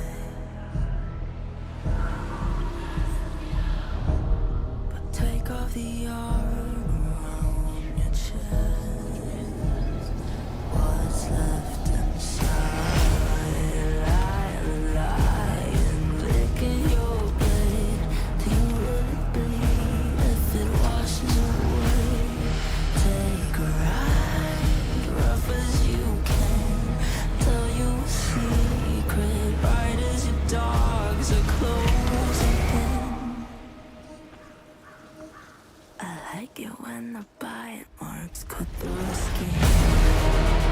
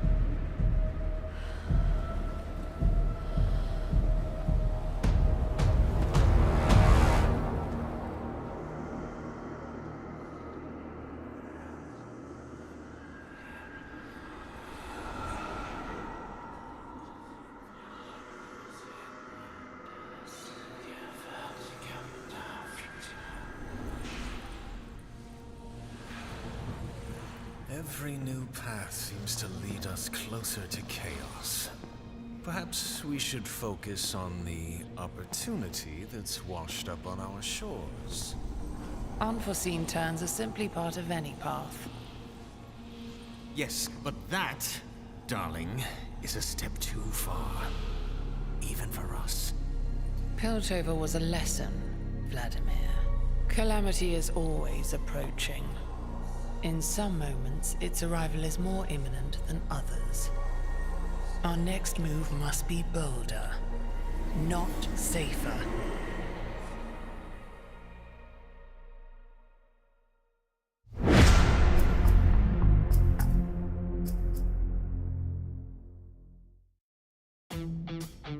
The three principles of Noxus are strength, guile, and vision. And joining me are the representatives of all three of those principles, Chronicler, Wadid, and Max. I'm letting you guys figure it out. Hi, everyone. I'm Digon. Welcome back to the 2025 season opening. No. Okay, Yeah, I we really need to need lock to it. know who's so won. we have. Sounds like it would be great for a vote for chat. So we have strength. That's true. Okay. Strength is Atlas. For sure. Really? Yeah. Definitely not me. I'm pretty sure you squat the most out of the three of us. I think that's I've seen your gym I photos. squat less than I bench. Okay, Max bench is the most. Try to take the compliment. What are you, me? Right. So then, which two do we have left? Guile and vision. Who's more guiley? I reckon he's more visiony. because he's a support player. That's so old. Okay, but I don't think I'm very. You're not very guiley. Maybe No. I get to be guile and you can be strength. I don't know. You Yeah. got broad shoulders. Wow. I don't like. I don't like how guy. this has turned out. Let's move on. All right, let's take a look at the bracket after that last match here in the semifinals of our 2025 Season 1 opening event. And it's Team Mid versus Team Top after we had the two try-hard teams go at it. And it was close early on, but then Team Mid pulled away. Yeah, that was kind of classic match that we could expect from like LCK players, but also we could see Chovy small details like left and right. He dodges all the skill shots, and also Faker ganking all around the map, and also at the end, Showmaker. Oh, being and crazy on the Ezreal. Oh my God, the guy like. We've spoken about Showmaker's Ezreal so often. I think I'm like a broken record. Whenever Ezreal's hovered, I'm like, it's a flex, everyone. It's a flex. Don't worry, he can play it. He never does. But we all remember that fateful day when, you know, it was the middle of COVID. We had swaps. Malron came in, played some Rumble. We had a Kali mid from Canyon. We had Showmaker on that Ezreal in the bottom lane, and it was so good. I mean, it can happen this season as well because it will be fearless, and also a lot of champions are gonna get banned. And yeah, why not? Like Ezreal I'm not mid lane. ready, especially DK with players like between Barrel and Showmaker. There's gonna be some stuff that's great. And Yeah. there's gonna be some stuff that that will be a little bit. I don't know. Yeah, and we'll find that out during Soon. LCK Cup. Very, very soon. But now we got to figure out between the two teams left on here, who's going to win? Come Team on. Mid or Team You don't Top? want Team Mid to win. Have you seen how incredibly annoying those casters are? Already claiming like they've won? It's a good point, but they've also cheated. No! Oh, the sticker is back even. Yeah, they've been talking about their superiority for the entire day. I don't see. You guys want to join? No. I'm So allowing you to I hop. just want to let you know that it's Bad already way. a moot Yeah. point. I'm It's done. already a moot point because they're cheating. They have an AD carry, they have a bot lane player, Showmaker, we've already established this, and they have a top laner in Chovy. Like, it's not fair. They actually have players who main this role across this squad. It's completely unfair. Yes. Team Top? Okay. No, I mean, Yes, Team Top. I mean, they're going to lose, but sure. He's Team Chest hair, remember? It's right. Where'd it go? Guys, I was Oh, trying it's because the they're bucket. slandering us. I was trying to get a thing going. They're just sitting there at their casting desk. I mean, they're right. That's the problem. I mean, how I Never felt, stopped you before, Max. That's a very good point. I mean, for me, Team Mid was kind of. I mean, I said it's kind of dream team for me, but at the same time, I was kind of worried about Vigla. But look at his Yone, man. I don't think Team Top can handle Vigla's laning phase, for example. Like Viper was good mid laner, but Vigla kind of outscaled him. Well, we've seen 3 games with our LCK players on the Rift. What has been the biggest change so far for the 2025 season for you? Real quick, final thoughts here before we toss back to the I love the feats of strength. First blood still a bit busted, but the pull, the back and forth is really, really fun to watch. What did? Yeah, and also I also agree with Mao because it's first blood gives so much. So maybe you need to deal with some good invade strategy so you can get the first fist at the start of the game. And also you really need to work hard on the objectives, or you need to look for the turret. So maybe lane swap can happen, but I don't know. These teams are just really trying hard on their laning phase. So not that much of the laning rotation right now, but yeah, I'm expecting more of that. I like Attic Khan.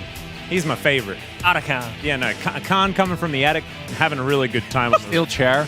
Yeah. All right. Well, we'll see what will be the biggest one here as we close it on out. Our final match for our opening event. Let's get to it as we send it on over to the mid lane focused casters right now. Thank you, guys.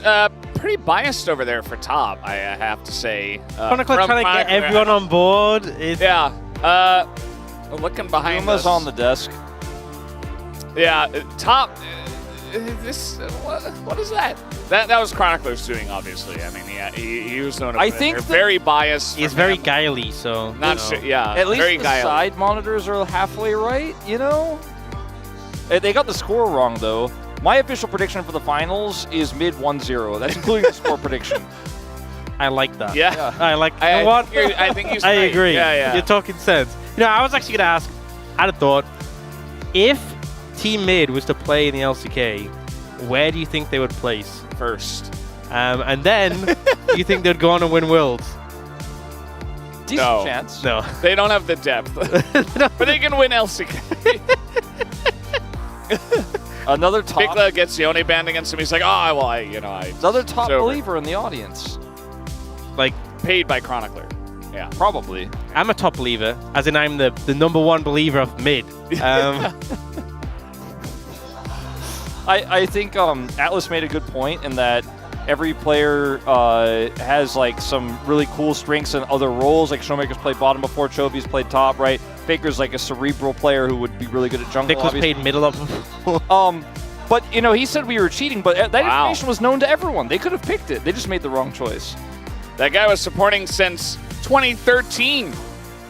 He's been around since the SKT T1 days, as he said. And guys, we do have the interview ready. I'm going to hand it over to Deer for the translation.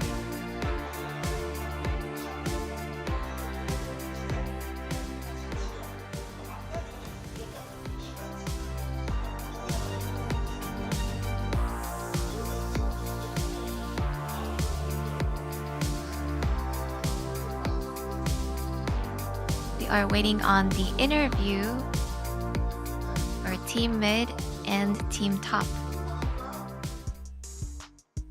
2025 시즌 1 오프닝 녹서스로의 초대 팀 미드와 팀 탑의 2025 season 1, welcome to Noxus. We are now waiting for the final match. We're going to hear from the captain of each team. 자, 결승에 오르셨습니다. 소감 좀 들어볼게요. Let's talk to Faker. How do you feel? You made it to the finals. 당연히 오를 줄 알았고요. I knew that we would make it to the finals. 줄 알았는데 탑에 It was inevitable. 좀 기대. And I thought that jungle would be the one to 더 be 좋은가요? waiting for us at the finals, but I'm quite surprised that top is waiting for us. 저는 미드가 좋습니다. 미드가 그냥 You know, I 짱이다, can't really 이렇게 express 표현을 it any 해주신 것 other 같은데 way, but 결승 앞두고 mid is great. 팀원들과 특별히 나눈 이야기 있을까요? Is there anything that you talked about with the teammates? 별말을 안 하더라고요. You know, 네, 저희 딱히 everyone was quiet, to be honest. 생각으로 왔습니다. 너무 당연해서 I think we just said, you know, I think as long as we do what we normally do, we would be able to win. 그래도 정글 팀을 이기고 올라왔으니까 또 좀 So since Team Top defeated Team Jungle to get to this far, our team's jungle, 초비 선수를 our team's jungler, and our team's top laner actually, 공약 있을까요? Chovy is also just as good. So I'm actually not worried at all. 공약은 딱히 없는데. 공약은 없고 No, there's 꼭 not 우승하겠다 팬분들을 not 위해서. any particular strategy, but 미드를 위해서 우승하겠다. we will win 좋습니다. for 알겠습니다. the 제가 mid 원래는 laners. 주장님만 만나보려고 했는데요. 초비 선수 이야기가 나왔으니까 잠깐 만나보도록 하겠습니다. 페이커 선수가 Let's 공약을 take a look here. 빼먹으셨어요. 혹시 I 초비 want to 선수가 take 대신해서 좀 걸어주실 수 있는 a 공약 moment to 있을까요? talk to Chovy. Is there anything you'd like to say? 이런 건 좀 저희 미드 팀의 미드 선수가 좀 잘할 것 같습니다. Honestly, this is something that Team Mid's mid laner would do well. 무슨 공약이요? What message do you have for the finals? 다른 선수한테 For the 물어볼까요? victory? 네, 저기 옆에 저기 쇼맨 No, I don't really have 있는 anything. 것 같은 표정. I feel 자, like 있는 것 같은 표정을 I have a 보여주시는 feeling Showmaker 무슨 might 공약 have something to 있을까요? say though. 예? 무슨 What would you like to say? 비디디 선수에게 토스하도록 하겠습니다. You know, let me toss it over to BDD. 해주셔야 됩니다. 리치 선수한테. You have to say something. 자, Please ask Rich. 알겠습니다. 그러면은 팀 탑으로 한번 Now 가보도록 하겠습니다. then, let's go over to Team Top then. 일단은 원래 제가 하려고 했던 대로 주장님 먼저 만나서 이야기를 좀 들어보도록 하겠습니다. 기인 I'll talk 선수 to the team 결승 captain 오르셨습니다. first. 소감 Kiin. 어떠신가요? How do you feel? 올해는 결승에 올라서 너무 좋은 것 같습니다.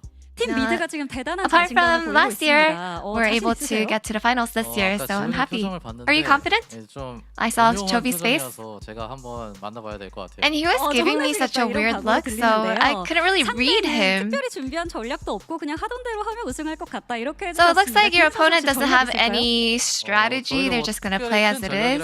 Do you guys have any strategy? 상황에 맞춰서 열심히 할 것 No, 같습니다. not in particular. I think we're just gonna play it by ear. Are you going to pick Cassante? 나올 수도 있고 안 나올 수도 있습니다. You know, it really 알겠습니다. depends. 그러면은 I might end up playing him Depending on the picture, you know. 따로 없을 Anything you'd like to say for the victory? 그러면 리치 선수에게 제가 Nothing in 성공하니까 한번 particular. 여쭤보도록 I will just try my 하겠습니다. best. Let's 리치 go 선수 over 혹시 to Rich 우승 금액 then. 있을까요?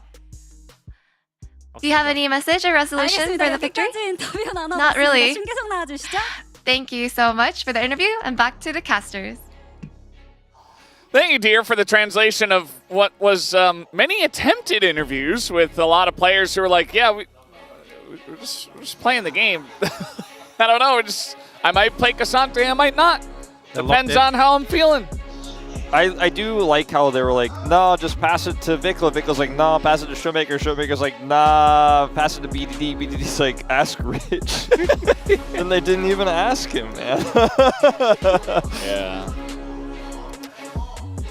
Struggle to get an answer, really, I feel. But Maybe an that's answer what we should do. of what role is the best between top and mid. We know the answer already. Well, I would just say maybe ask Atlas. Maybe ask Chronicler. Team Chest Hair.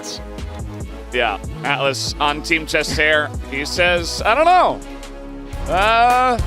Not sure about that. I don't really feel like he's on the team top train. I don't think he's showing enough passion for that. The Rich target ban. The respect. So Ezreal is going to be banned this game. Yone should be banned as well. They already took Faker's Skarner. Skarner's fine. Oh. Actually, does Yone need to be banned? Because you can deny it. Is it going to be a first pick? Maybe, maybe not. Depends what comes out first. You Ban know? Yone. I mean, I don't know if you know, but this guy Zeus pretty good at Yone as well. I think there'll be some mind games with Yone in this Take draft. him first pick. I don't Why know. not? I don't know if you necessarily have to ban Well, it. Depends what's open. What if like Aurora's open? Is Yone for Aurora Yeah. with? Yeah. You think? Yeah. I don't know. Vikla, the way he played, and it's Chovy and top. Zeus also has a deep understanding of Yone. They banned BDD's Braum? No shot. Of all the things you could have banned from what they won with. That was banned Braum. That was just them. That was just them giving Teddy some credit. They're like, you know, yeah, let's get. It wasn't Teddy. It was the Braum. Yeah. Rich is like, I want to face check level 1. Oh, you gotta ban the Braum. Don't want to fall prey to the same fate. This is the moment where you either ban the Aurora, which I would recommend, or you ban the Yone. You could ban Sejuani and see if there's a little bit of a trade that could go on here. I think banning the Aurora is the right choice, though. I just thought there's no way Zeus bans Yone because either he wants it or he's like, I want to go mano a mano, you know? Okay, well... We're really just keeping everything open here. Guys, remember, this is a for fun tournament, by the way. Guys, maximum fun. Play Yone! I mean, why aren't they picking Aurora, though? Because they want Cassante. No. Or not. They go Corky. All right, Zeus, is your incoming? No. That was a joke. I think you just take... Not in a good position. I just think you take the Yone or the Aurora or both. I mean, you play Aurora top. This is a statement from Chovy locking this one in for his team, saying, we can beat you without Aurora or Yone. I think Team Mid thought they had it a bit too easy. They want to put it on hard mode. Like, what are we doing here? I'm a little Team bit Mid, worried. come on. Giving them a chance. They're giving them the chance. I guess they were right. They actually don't have a strategy prepared. They're like, we don't know what we're doing. Yeah. By the way, it's not the physical 30 anymore. You don't need to pick Corky, Valkyrie, Max, AP. I think maybe we see a Silas lock here.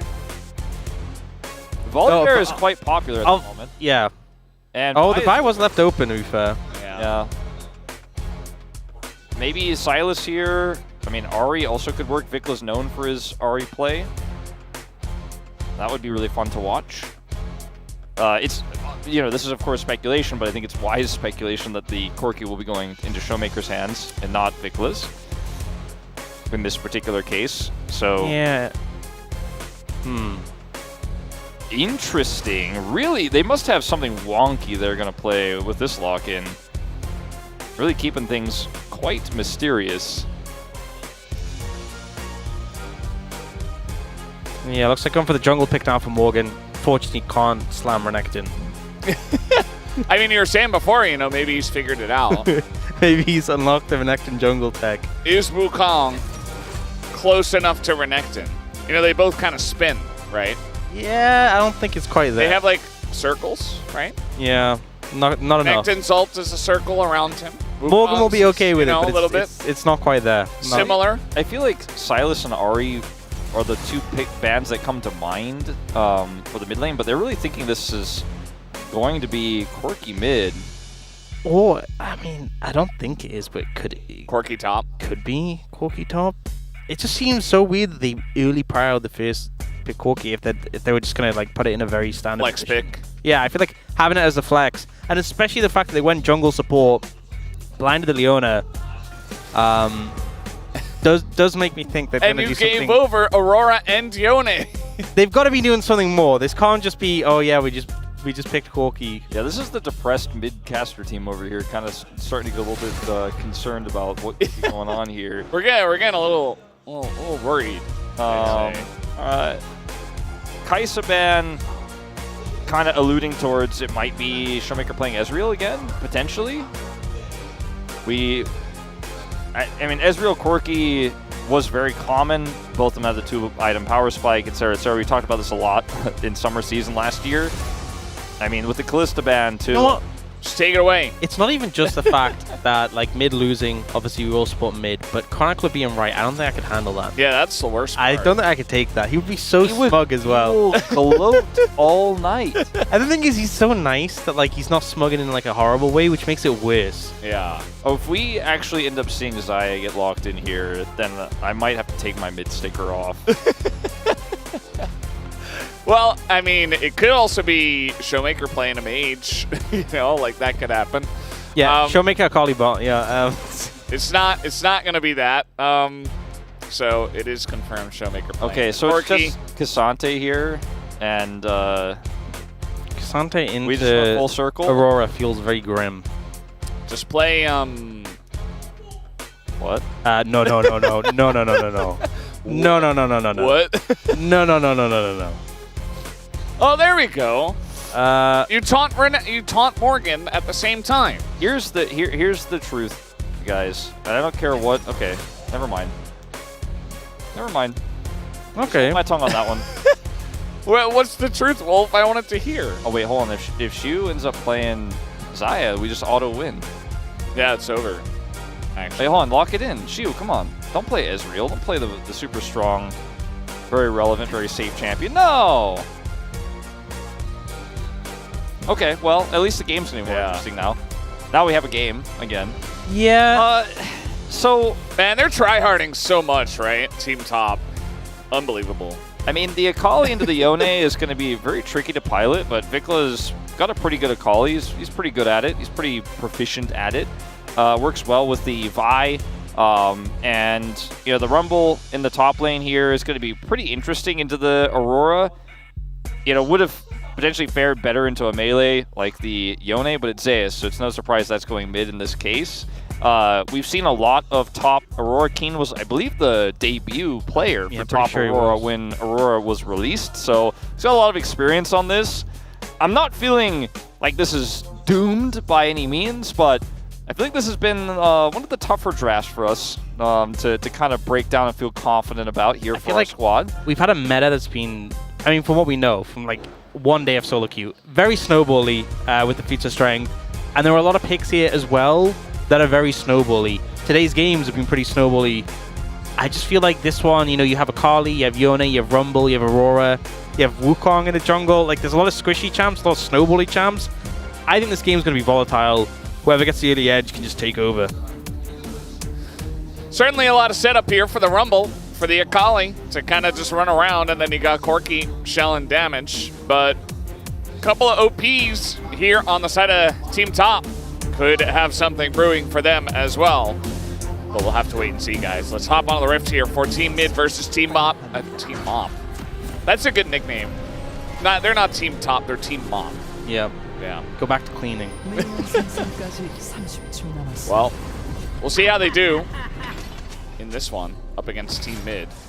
The tournament favorites. You know, I have a few concerns about the draft here for Team Mid. Like, the Wukong, which is quite strong into Akali because he can just spin through the Shroud and not care. The zoning that an Aurora is going to offer against this composition that's pretty low range. And the fact that we're looking at a matchup where the Ezreal can kind of freely get through the lane, unless there's a big error made. It's strong to have the Leona into the Rakan. That part was a bit puzzling that Rich locked that one in, but yeah, I just don't feel confident that if we don't see that snowball from Team Mid here, that the team fights later on will be quite challenging. Oh, good start, good start. We've peaked. Man, Vicla's so good. Get that CS at least, okay. Yeah, we're fine. Yeah, I caster curse the one. Did anyone take any of the new? Yeah, we had one there. Rich took the imposter ward. For Vicla. I think he took what's it called? Wait, which one? It wasn't the imposter ward. The one where you get like. I think it's the one where you get the vision. Ah, okay. That one. Rich. There you go. You get the Q. You get level 2. You get a little bit more. Sun comes down. You're sounding like a top enthusiast right now, Valdez. I'm just trying to caster curse them. Let's be real, they have no chance. Yeah. This I'm trying to make it interesting, you know? This matchup was quite challenging to play out in the early levels. Faker. I feel like most matchups into Aurora are pretty challenging to play in these levels. And also, they opted for this Corki. I don't know if you know, but Showmaker pretty proficient at Ezreal. They could have not picked Corki and picked something else and then picked Ezreal later. Yeah, also a kind of well-known fact that even when Corki was extremely meta, all throughout last year, Showmaker avoided playing it most of the time. I thought he was going to play Syndra. Yeah, I was hyped for that. Yeah. That's a throwback. It would have been maybe a little bit not a great idea just based on where the draft was. Maybe it was one of these things where it's like, Rich in a lot of trouble here. First blood looking good for Team Mid. The flash comes in. BDD secures it. Xiu trying to get the kill on the Leona. He will be able to pick it up, but what about this? Barrier comes in. Here's the W, though, from Xiu. A couple of and Xiu gonna take it down. 1v2. Wins it, and the Ezreal is ahead again, this time for Team Top. good initial play coming out from BDD, but the stacking Spell Flux and the Conqueror from Siwu just ends up bringing it out ahead. 2-0, seeing another early Ezreal snowball. Yeah, this time on the other side of Showmaker. Showmaker casting at least one auto there at the end, but I don't think that would have necessarily been the deal breaker for Shu, as I think he just realized he was doomed. We go back to this. The real critical play is BDD interrupting Rich with the stun here, preventing him from going back, so that kind of guarantees that Rich is dead. BDD has to flash for the secure here, and you know, Showmaker decides, okay, I'm gonna actually go for the all-in, shred some of that armor with the Gatling gun here, but Shu has the flash and just has that extra Conqueror damage stacking up. So everything hits. Yeah, that's kind of how Team Mid's feeling right now over here on the caster desk. It's about my internal emotions personified by Showmaker. I still have faith, you know? Yeah, I think it's fine. I still believe. I mean, we got first blood, so that feat was acquired. True, actually. Yeah. Big win. It doesn't matter that Ezreal has Sheen tier. That's not as relevant. You know? If he misses everything, maybe it's not. Wait, Rich did it again! He keeps jumping, and he's got another one. Tries to go in on a Showmaker. Siu, the insta-cleanse. This guy has got hands of gold. We got Faker over the top. Very nicely done on the Q flash. And that is going to land them a kill. Looking for Rich now, as the knockup will be pretty good. They're looking for the dive, actually. Tanking this one is BDD, and Faker going to pick up another kill. Huge gank at the bottom side. Yeah, I wasn't worried. Yep, not worried at all. Yeah, get out of here, Wolf. Team Mid is now just me and Ox. No, I wasn't worried. I just... Oh, level 6 hit by You got to keep the faith, okay? I had the faith. Well, you, Mr. Caster Curse over here. Yeah, no, I was saying I'm caster cursing top. This is what you do, Yeah, though. so was I by, you know. Oh, okay. When in doubt, that makes when lane looks rough, bot lane. Oh, nice flash. I don't think Vikla... Okay, he's going to go in for this one. He's got the Q! Oh my! Vikla just dunking on Zeus' Yone! Snapped his ankles. No other way to state it, you know. My. And the thing is, I feel like some of these matchups we have in this tournament, it's like, well, off-roll up. This is Zeus on Yone, and you just... No other way to spin it. Yeah. Yapped him. I guess Zeus just doesn't know about that new turret damage, huh? I mean, yeah. Over here, bit of a somewhat risky situation if all those champs didn't have mobility to get out of the pit. Yeah, they do deny them, though, getting one of the objective things for the feats of strength. Oh, the objective thingamajig, yeah. That's what it's called. That's a name. scientific term. Yeah, Xiu in a bit of trouble. Doesn't have flash, doesn't have E. He's dead. Rich as well. Just being hounded as this Leona paying off in dividends. Man, BDD, he's been finding all the kills. BDD's my guy. He's doing it. He's getting it done. 5 out of 6 KP. This is how you win bot lane 2v2s. You bring a jungler. And it's working pretty consistently. Oh, we got to see this look at this. point of view. Just watch. Zeus flashed in. 나이스. Yeah. 저 집탐 잡을게요. That was clean. I'm getting hyped for Vikla. You know, beyond just this tournament, like the LCK as a whole. Yeah. He's selling me. Might be the biggest story of the whole thing. How good Vikla was, how good he looked. I'm sure the fans are going to be talking about it. It'll be a big point when we talk about the trajectory of Team Mid going from tournament favorites to tournament champions. Yeah. To LCK champions to world champions. They stick together as a team. They're like, nah, we're just abandoning our teams. Like, No one has the budget for this. Dude, Contract, schmontract. I didn't realize that second kill went over to Showmaker either initially. So he's got some extra gold now, actually taking a gold lead over Xiu, who had such a nice advantage early on. Yep. Lesson learned, by the way. Rakan, you know, this is new information. Rakan can struggle in Leona, apparently. It's something we've learned. If only we'd known this in the draft, or if Rich had known this. Maybe he doesn't know it because he's not a support player. Oh, true. To be fair, I think the matchup is playable. Just don't do what he did. Oh, look at Vikla. He's just going in. He's like, yeah, okay. He does have to use his ult for it, but, you know, it looks cool. He was, like, going towards them as they were ganking. Yeah, I mean, he's just looking impressive. And objective is taken for Team Mid, so it's an epic monster on the board.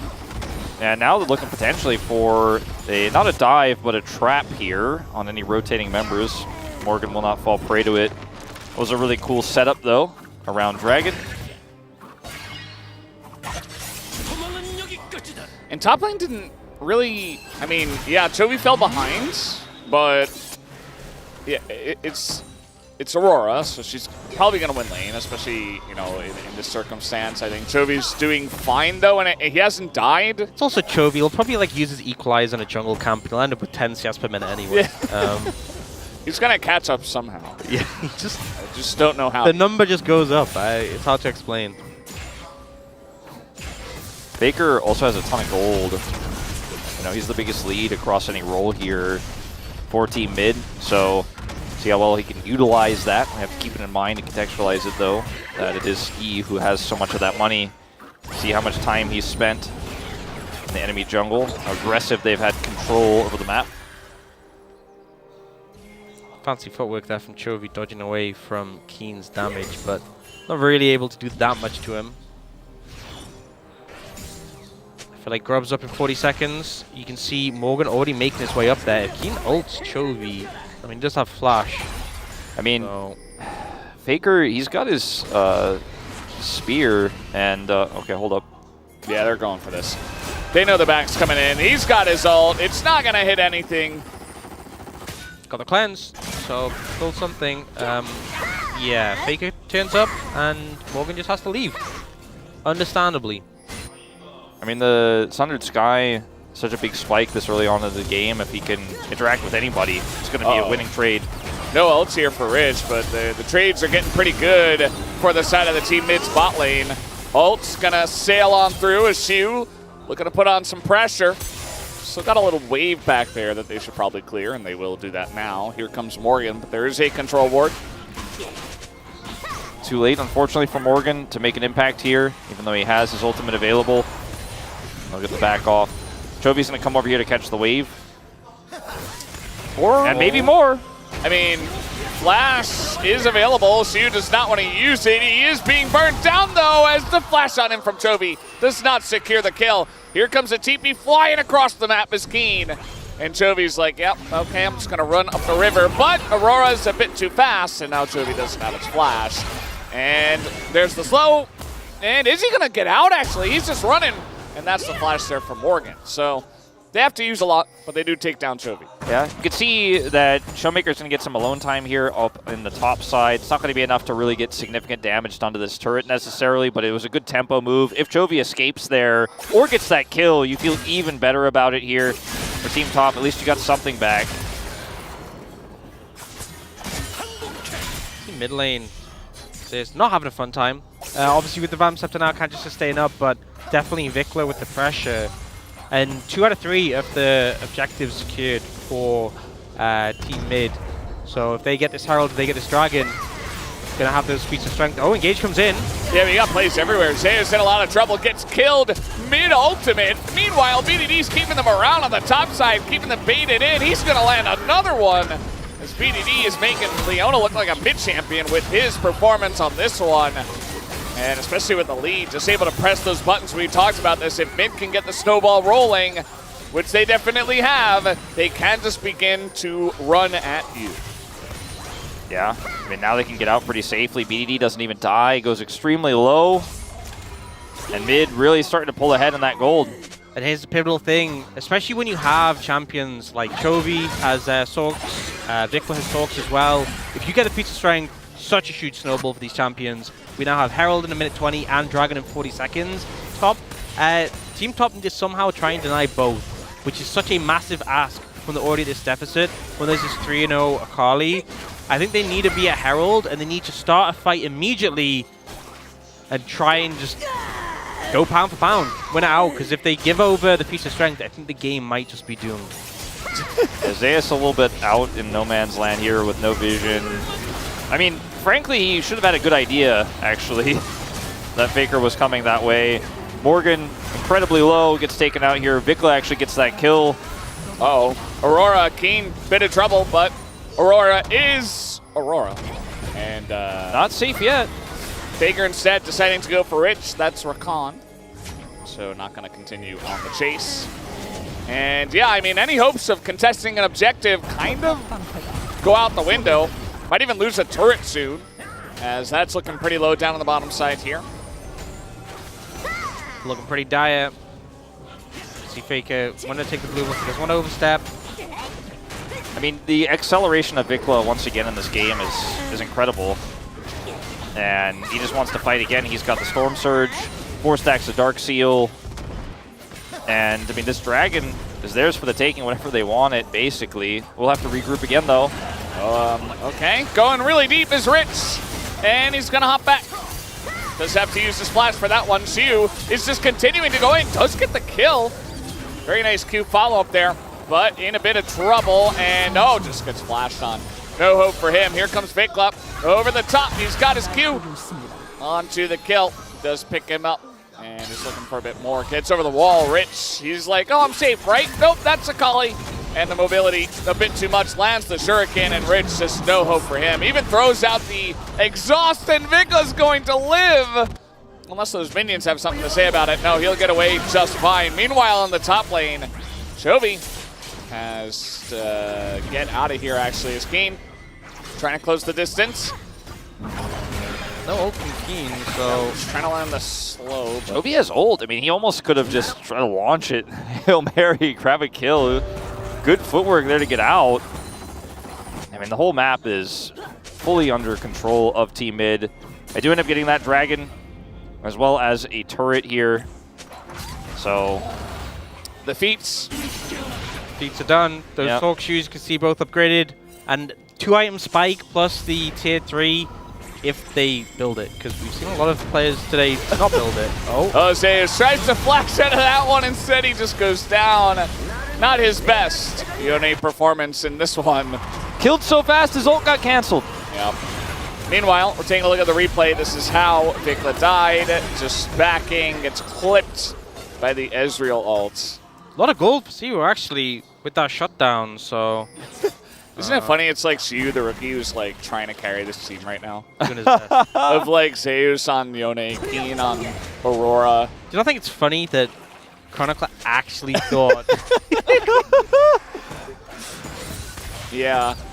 That was pretty funny. It was pretty weird when he was like gloating about how he actually picked the right team and stuff the whole time too. And when we were eating lunch together, he was like, "You guys should feel ashamed you picked mid." Yeah. That does sound like him. That's a true story. 100%. Showmaker. Uh-oh. A little bit of a jump scare. There's a lot of people in that brush. He's still somehow alive. Finally does get taken out. Morgan in a bit of trouble potentially. Faker thinking about it. And, yeah, he will go down. Vikla, he is so fed at this point in time. He's just like, okay, let me choose my target. Does miss an Akali Q somehow. And, yeah, at the end of the day, there's just too many ults, too many buttons. Faker has 5 kills in this game. Just keeps getting the last hits on so many of these champions. He's locked in. And that's going to be another turret. 2 more, in fact, with Chovy up here on top side, demolishing this one. All of the outers are gone. And there's just no hope, it's starting to feel like, after such a good start here for Team Top. You know, with a good draft, too.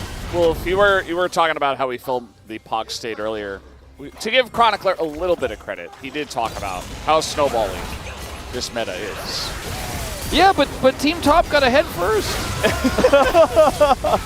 They did. I mean, a little bit. You know, I mean, it was, you got a couple of kills. Ezreal. He got a couple of kills, and then that first blood was it. pretty significant for Team Mid because it threatened the feats of strength constantly, but they got the dragon and the first turret and the first blood, so they kind of got 3 for 3.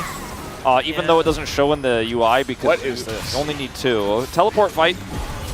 Yeah, we're getting in here. It's a 3v3. Equalizer pretty huge on the 2 of them, just burning them to a crisp. And at the end of the day, it's actually Akali who picks up both the kills. Vikla just going insane mode right now, set up by his teammates. BDD's Leona as well, just beautiful stuff. And who could have seen it coming? Team Mid pretty good. Morgan just running away. This is any the most knowers? one-sided game, and it's the finals. Yeah, any knowers? Well, the draft was risky. I think we can all acknowledge that, but it needed a snowball, and it did. I like how I feel like this is a good draft for a game that's not 100% serious. Yeah. You know? A game where you're very confident, and if you can get a couple of kills, you can just absolutely roll. Fake is just solo killing. Oh, no, wrong way. Morgan still in a lot of trouble as we continue to zoom out. We're going to focus in on Showmaker. Oh my, what is going on? Vikla with the follow with the shuriken. Nowhere for Zeus to go. Just the fact that they gave over the Aurora and they gave Zeus Yone still just to dunk on them, it feels like a victory lap. Sending a message. Yeah. Yeah. Rich tossed his ult out as well in that last exchange, so doesn't have that available. Faker, I mean, he practically solo killed Shiu moments before, staying on 7 kills, really getting a ton of value out of this red buff. And he'll get another one onto Rich. He's so tanky. There's like no killing this guy. He's got a Sundered Sky. Obviously, there's nothing that Rich can do. He's trying to get away. And meanwhile, everybody's just, oh no, not the torpedo as well. And Chovy's like, yeah, by the way, I'm in this game. That's my top lane. I'm still here, yeah. He's got a big smile on his face. I mean, he's only a few CS away from actually having the highest in the game. You know, you were kind of right about that earlier. Where does it come from? He just manifests it. He's bribing production, man. We're putting extra numbers up there, I swear. They just uptick it. Okay, he did it. He's top CS in the game now. Just Chovy thing. That's just how he While operates. getting a triple kill. It's not even like he's not part of the game. No, yeah, he's doing everything. So is his whole team. I feel like everyone is making all the right calls, but his equalizers have been phenomenal this game. Pretty insane. Even Keen's got a big grin on his face now. I think he knows. Last game, he's like, man, Top's so boring. I want to play something fun. He gets Aurora, and he has to play into Chovy's Rumble. We're voracious. That wasn't enough action, Riot said. Yeah, 22 and 7, not good enough. Very passive game. Yeah. As we continue, Vikla's like, no, I'm the best mid laner.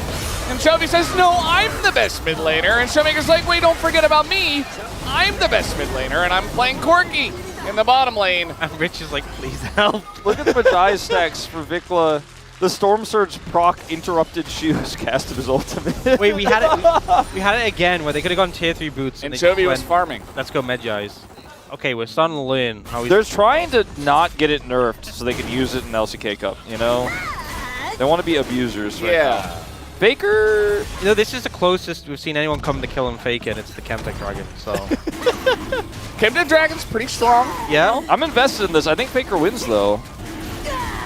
Working hard for it. I'm He's pretty sure he sidestepping. does. Look at the footwork. I'm pretty sure he does. Hold on, wait, can he beat it? You know, I don't remember this scene from Arcane where Vi fought against the Chemtech Dragon, but it's pretty hype. This is a pretty bat chest. I do think that at some point, maybe Otacon should be considered. How was it for races? Yeah, I don't know. I can't get over that yet. Like, I still don't get it. Yeah, we discussed this before the show, how there's no real indicator of how close it is to being voracious or anything like that in the Observer UI, but it is a bit puzzling, isn't it? Vikla got the boots. The tier 3s. Maybe they were just, it wasn't enough damage. Because they were just one-shotting the enemies. I mean, look at the damage dealt though, top left. I mean, I guess some of that was after it spawned, but even still. Damage taken. Faker's #1. They're like, let's put it another way. Look at how much damage has been done. Yeah. By the way, the Feats winner can upgrade to tier 3 boots. And they're pretty good. Faker knows it. He got tier 3 boots. There they are, by the way, tier 3 happen. I boots. was reading the text. Yeah. You didn't miss much. Now they have res, so they can just dive the fountain. And then do Yeah. it again. Yeah. I think they should for fun. I think it'd be fun. This game hasn't been very back and forth, so I think they're actually going to. they're setting up for it. That's for sure. That's what I'd do. Yeah. Well, this is looking like the end of this game, guys. I don't know. Team mid, pretty good by the end of it all. The turret's looking very strong, looking pretty cool. Noxian, he's going, 100%. He's going in, he's looking for it. Shu gets away, and meanwhile, Faker, he's unkillable, actually unkillable. The tank here on the team. Okay, there he goes. He does get taken down, and the rest of his team does as well, but they all get res. They took them all out. That gives them a grand total of 500 gold. And a few petals. Oh, yes. A few petals. Almost enough for a flower. Yeah. And by the way, the exchange is not 500 because mid got kills, and they got extra gold for those kills as well. Yeah, no, it's not a fair trade. Yeah, because kills give gold, unless they have the buff, then it gives value. So, unlucky. Yeah. Well, I think the petals, you know, that they're picking, they all come up She Loves Me Not in this case. Oh, no. For Team Top. And they may have stopped the reses, but I don't think they're going to stop the train that's coming. Zaya's almost in threshold before they execute there on the Storm Surge again. Yeah. I like that Rich is putting up the happy bee, you know, still presenting the vibes that things are okay. 061. It's like when your life is just going totally wrong, and then somebody asks how you're doing, you're like, I'm fine. That's good. It's fine. Yeah, things are okay. Yeah, well, that's that's the end of him, and that's the end of his bot lane partner as well. The damage has been done for 24.5 minutes, and I think the mid team might finally decide to end it. No, not yet. They're looking for Morgan. Morgan trying to catch the wave. Oh, the minions! Stupid minion! Oh! Those full range dots? Oh. Wait, Keen got a double. What? Huh? They probably dove the fountain. Oh. Yeah, you can see Faker's body on the mountain. Well, they had a good time of it, and so did we. Team Mid absolutely dunking on the competition today. Yep, I think there was like a good 47 seconds in the early game where we doubted. And then Yeah. Yeah. That's my goat. That he is. I mean, he won the physical 30 to set the bracket. It was all according to Faker's grand design. Yeah. The whole you know, day. I'm not sure they needed help with the bracket, but they got it. And yeah, made it very clear in this game that they were just leagues ahead. It is the best role. It's been confirmed. Yeah, and you know, at the end of the day, we said this, but LCK's mid lane has always been really strong. And these 4 players have been around for a long time, and Vikla, who turned out to be the dark horse, actually maybe the best player today. Yeah, I was going to say earlier, out of the 8 players on Team Mid, I was kind of thinking maybe Valdez could get MVP and pick up the $1 million prize, but now I'm kind of leaning Vikla, to be honest.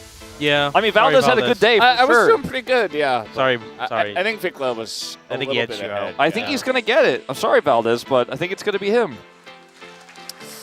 It's okay. I understand. I mean, he was the mid player on Team Mid. You're sitting in the middle of our 3 seats, but that doesn't make you, That does make me the mid caster. The mid caster. I am pretty mid, let's be honest. So, yeah, I mean, at the end of the day, they had a lot of fun. I hope you guys did too. We got to see some fun demonstrations on this Rift. Vikla, maybe the biggest story, not everybody was playing 100% serious. We can give Zeus maybe a little bit of credit, but man, he broke his ankles, got fed, and carried 2 games. So, yeah, I mean, Vikla's pretty good. Between Vikla's performance, Rich's performance, not in this particular game, but on the day, and Bro winning Kespa Cup, some really cool roster shakeups. T1 not getting Zeus making the super team with Hanwha, Ruler coming back to Korea. I mean, could you be any more hype for LCK Cup? I mean, what a great way to start the year, a great way to start 2025. It's going to be a really, really fun time. And it all starts next Wednesday. And you know what else is good? We start the year off with an accurate prediction. Well, some red rates for 3 of us. Yeah, some of us. That's what I'm talking to. I wouldn't include the other people because, the silly. They're not part of the us, right? To be fair, Wadid before today, he said he picked support to represent. I respect that. Ox here did not have that angle. Let's say. He didn't want to do that. I just didn't care. Yeah. They weren't gonna win, but Team Mid. Ox is a winner, so yeah. I'm locked in. Unlike who was that person on the desk who went for Team Top? Who was that again? Chronicler. Oh yeah, that was him, Chronicler. Yeah. I think his name is Chronic Keckler, actually. He's having a great time today, yeah.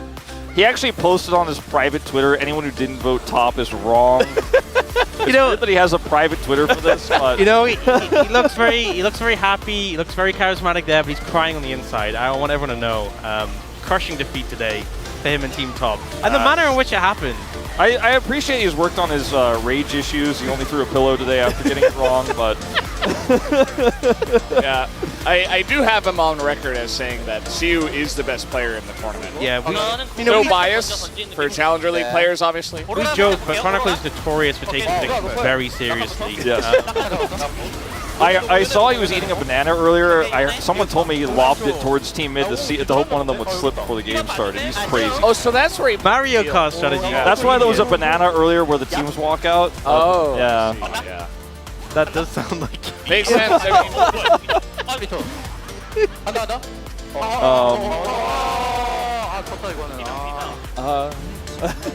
Oh, I guess they were very unhappy about the dive. Yeah. Really, we actually lost the dive. Oh no. We're all in fun, all in jest, of course. I thought it was a pretty fun day. How much did we really learn about the Noxus Rift? The main thing I learned a little bit is that we're gonna have Voracious every single. Yes, you need like the LCK. 50 plus kills to get Ruthless. We had 30 kills. Yeah. And I guess it's calculated before we had 30, but we had like 23. I don't think it's just the LCK. I feel like the 25? only region who will ever get the Ruthless one is the LPL. Yeah. Like we're not getting it. But but probably only like 1 out of 10 games. Yeah, like based on this. There was a game the other day in the Duasha Cup, but there were like 10 kills at level 1. It's like that is apparently the level of blood you need. Yeah. Our count is very demanding. We did have a Runus, or 2. We had 2. Yeah. But those were some games that were much crazier than that one. Yeah. Kills on both sides. Yeah. And maybe that's what you need.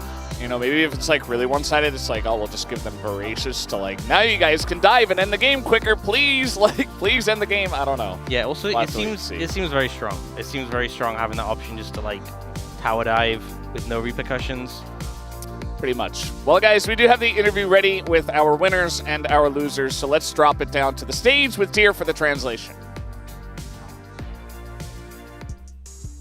리그 오브 레전드 Thank you very 2025년 much, 시즌 1 guys. 녹서스로의 2025 League of Legends Season 1. Welcome to Noxus Season Opening Event. 우승과 준우승을 거둔 The winner of the Lane Kingdom tournament is Team Mid.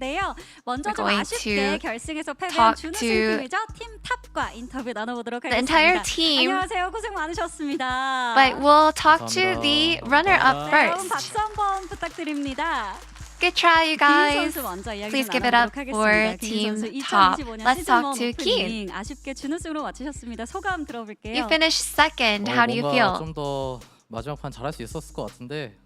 I feel like I could have done a lot better in the last match. 오늘 경기에서 So it left a lot to be desired. 정말 진심 가득한 픽들을 From Cassante to Aurora, you were in try-hard mode today. And we were told that it was fully your decision. So just how badly did you want to win? 뭐 저는 진지픽 하긴 한 것 같은데 뭐 다른 선수들도 막 Yeah, I think I was 예능 픽은 아닌 taking it 것 quite 같아요. seriously. 그렇게 부끄럽진 않습니다. And I feel like when I look at my other teammates, they didn't even go that cheesy or anything. They were pretty locked in my opinion. 좀 더 저는 개인적으로 So what are your thoughts on the 새로운 newly 여러 changed 가지 Rift? 좀 요소가 추가된 게 많아서 조금 더 재밌게 플레이했던 것 같아요. Personally, because of all the new elements, I think I'll enjoy it a lot more. 컵에서의 활약도 기대해 보도록 하겠습니다. 긴 선수 감사합니다. 이어서 모건 Thank you, 선수 Keen, for 만나보도록 하겠습니다. 모건 선수 오늘 Next 인터뷰 up, we 처음 have 하는 것 Morgan. 같아요. 안녕하세요. 반갑습니다. I think this is our first time doing an 네, 새로운 interview. 협곡에서 펼쳐진 Nice to 라이벌 meet you. 토너먼트 준우승으로 마무리하셨습니다. 오늘 어떠셨나요? In the lane by lane tournament, you finished as the runner-up. How was it? 좀 기세 타가지고 우승까지 하고 싶었는데 너무 You know, 허무하게 being able to win against Team 정글로 Jungle, I 활약을 think we 보여주셨잖아요. really wanted to 그 keep our 정글러들의 momentum 마음을 going. 좀 So 이해하시게 됐나요, 좀 더? I'm a little sad that we weren't able to finish 조금 더 as the champions. 약간 한 발자국 다가간 So now 시간을 좀 보였던 것 that 같아요. you are in the shoes of the junglers, do you understand junglers more now? Yeah, I think being able to 네, 저희 get new experience was 다음 pretty 주 이번 NCK pretty worth it. 준비하고 있으니까 그때 더 좋은 모습 And your 보여드릴 수 있도록 resolution 열심히 for the 하겠습니다. new 감사합니다. season. 네, 기대해보도록 Now we're working 하겠습니다. really 모건 hard to 선수였습니다. prepare for the LCK 이어서 Cup, so 미드라이너로 please look forward to 활약해주신 our 제우스 선수 performance. 만나보겠습니다. 안녕하세요. 아쉬운 And 때 next up, 준우승으로 끝이 났습니다. 제우스 선수. Let's talk to the mid laner, Zeus.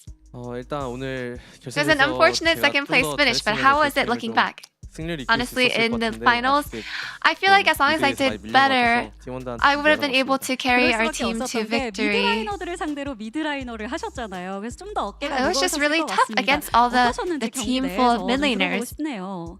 사실 How was it playing 라인전은 against them? 제 생각보다는 조금 더 할만했던 것 같고. Honestly, 근데 이제 한번 미드에서 제가 laning phase actually went a lot 신나가지고 better than I expected, and I think I got a little too excited. 재밌는 플레이를 펼쳐주신 것 And then 같습니다. it ended up snowballing, and it ended up becoming a rough game. And what is your resolution for the new season? 환경도 많이 바뀌고 또 게임도 해보니까 너무 There were a lot of 바뀌어서 different 아직 좀 적응하는 changes 과정 중이라서 좀 in game and outside of 여러 game 좀 많이 in 힘듦을 terms of 겪고 the 있는데 environment. 그래도 좀 잘 적응해서 And I think 좋은 모습 보여드릴 수 있도록 하겠습니다. 새 시즌에도 This period of time where I'm trying to adapt to everything is a little rough, but I'm trying my best. 자, 시우 선수 LCK의 And 새롭게 Shiu, 얼굴을 비춰주셨습니다. a new face in the LCK. Were you able to show your potential today? 이즈리얼판은 아쉽게 생각하고 있고. No, I don't think I did as well as I expected in the Ezreal 이겼다 game. 생각했는데 신나가지고 던진 게 아쉬운 것 같아요. 좀 아쉬움이 But I 남는 think 경기였다 for the 이런 finals, I 말씀 feel like 바텀 듀오로 활약을 해주셨습니다. we were definitely capable of winning, but I think I got a little too out of myself, so that is a little regretful. And you and Rich were a great bot duo today. How was doing as two top laners? Yeah, I noticed how good Rich was at supporting. 2킬 제가 운 좋게 먹었는데 And he was able to give me 2 kills. 진짜 저 때문에 진 거라. I think in the end, ultimately, I'm really sorry to my team because I feel like I lost the game.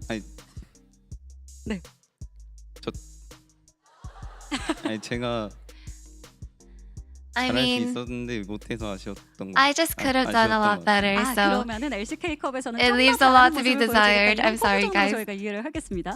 네 알겠습니다. 네, 좋습니다. 정말 새 Let's just take that as BTS계의 that you 탑라이너로 will 정말 기대하시는 do even 분들이 better in 많거든요. the next 팬분들께 match. 한 말씀 부탁드립니다.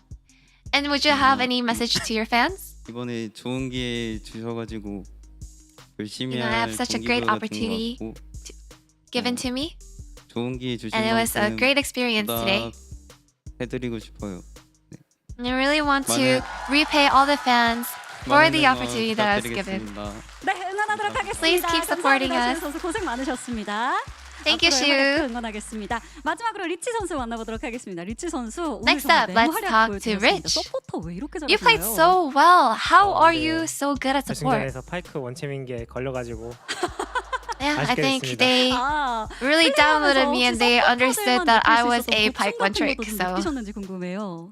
한 번 That's 죽으니까 링맵이 안 unfortunate. 찍히더라고요. 네. So, 너무 힘들었고. did you feel support's 그리고 pain 약간 today? W가 Yeah, 그냥 just 무조건 because 마이너스 스킬인 줄 알았는데 I 생각보다 get 잘안 behind, I 맞아가지고 feel like it's so hard to 힘들었던 get to 것 level 6. 좋습니다. And as a 반대로 Rakan, it's really hard to 한번 actually 봤던 hit the 라인은 ultimate 어떠셨나요? too. So yeah, I did feel 원딜 진짜 support's pain 잘하고요. today.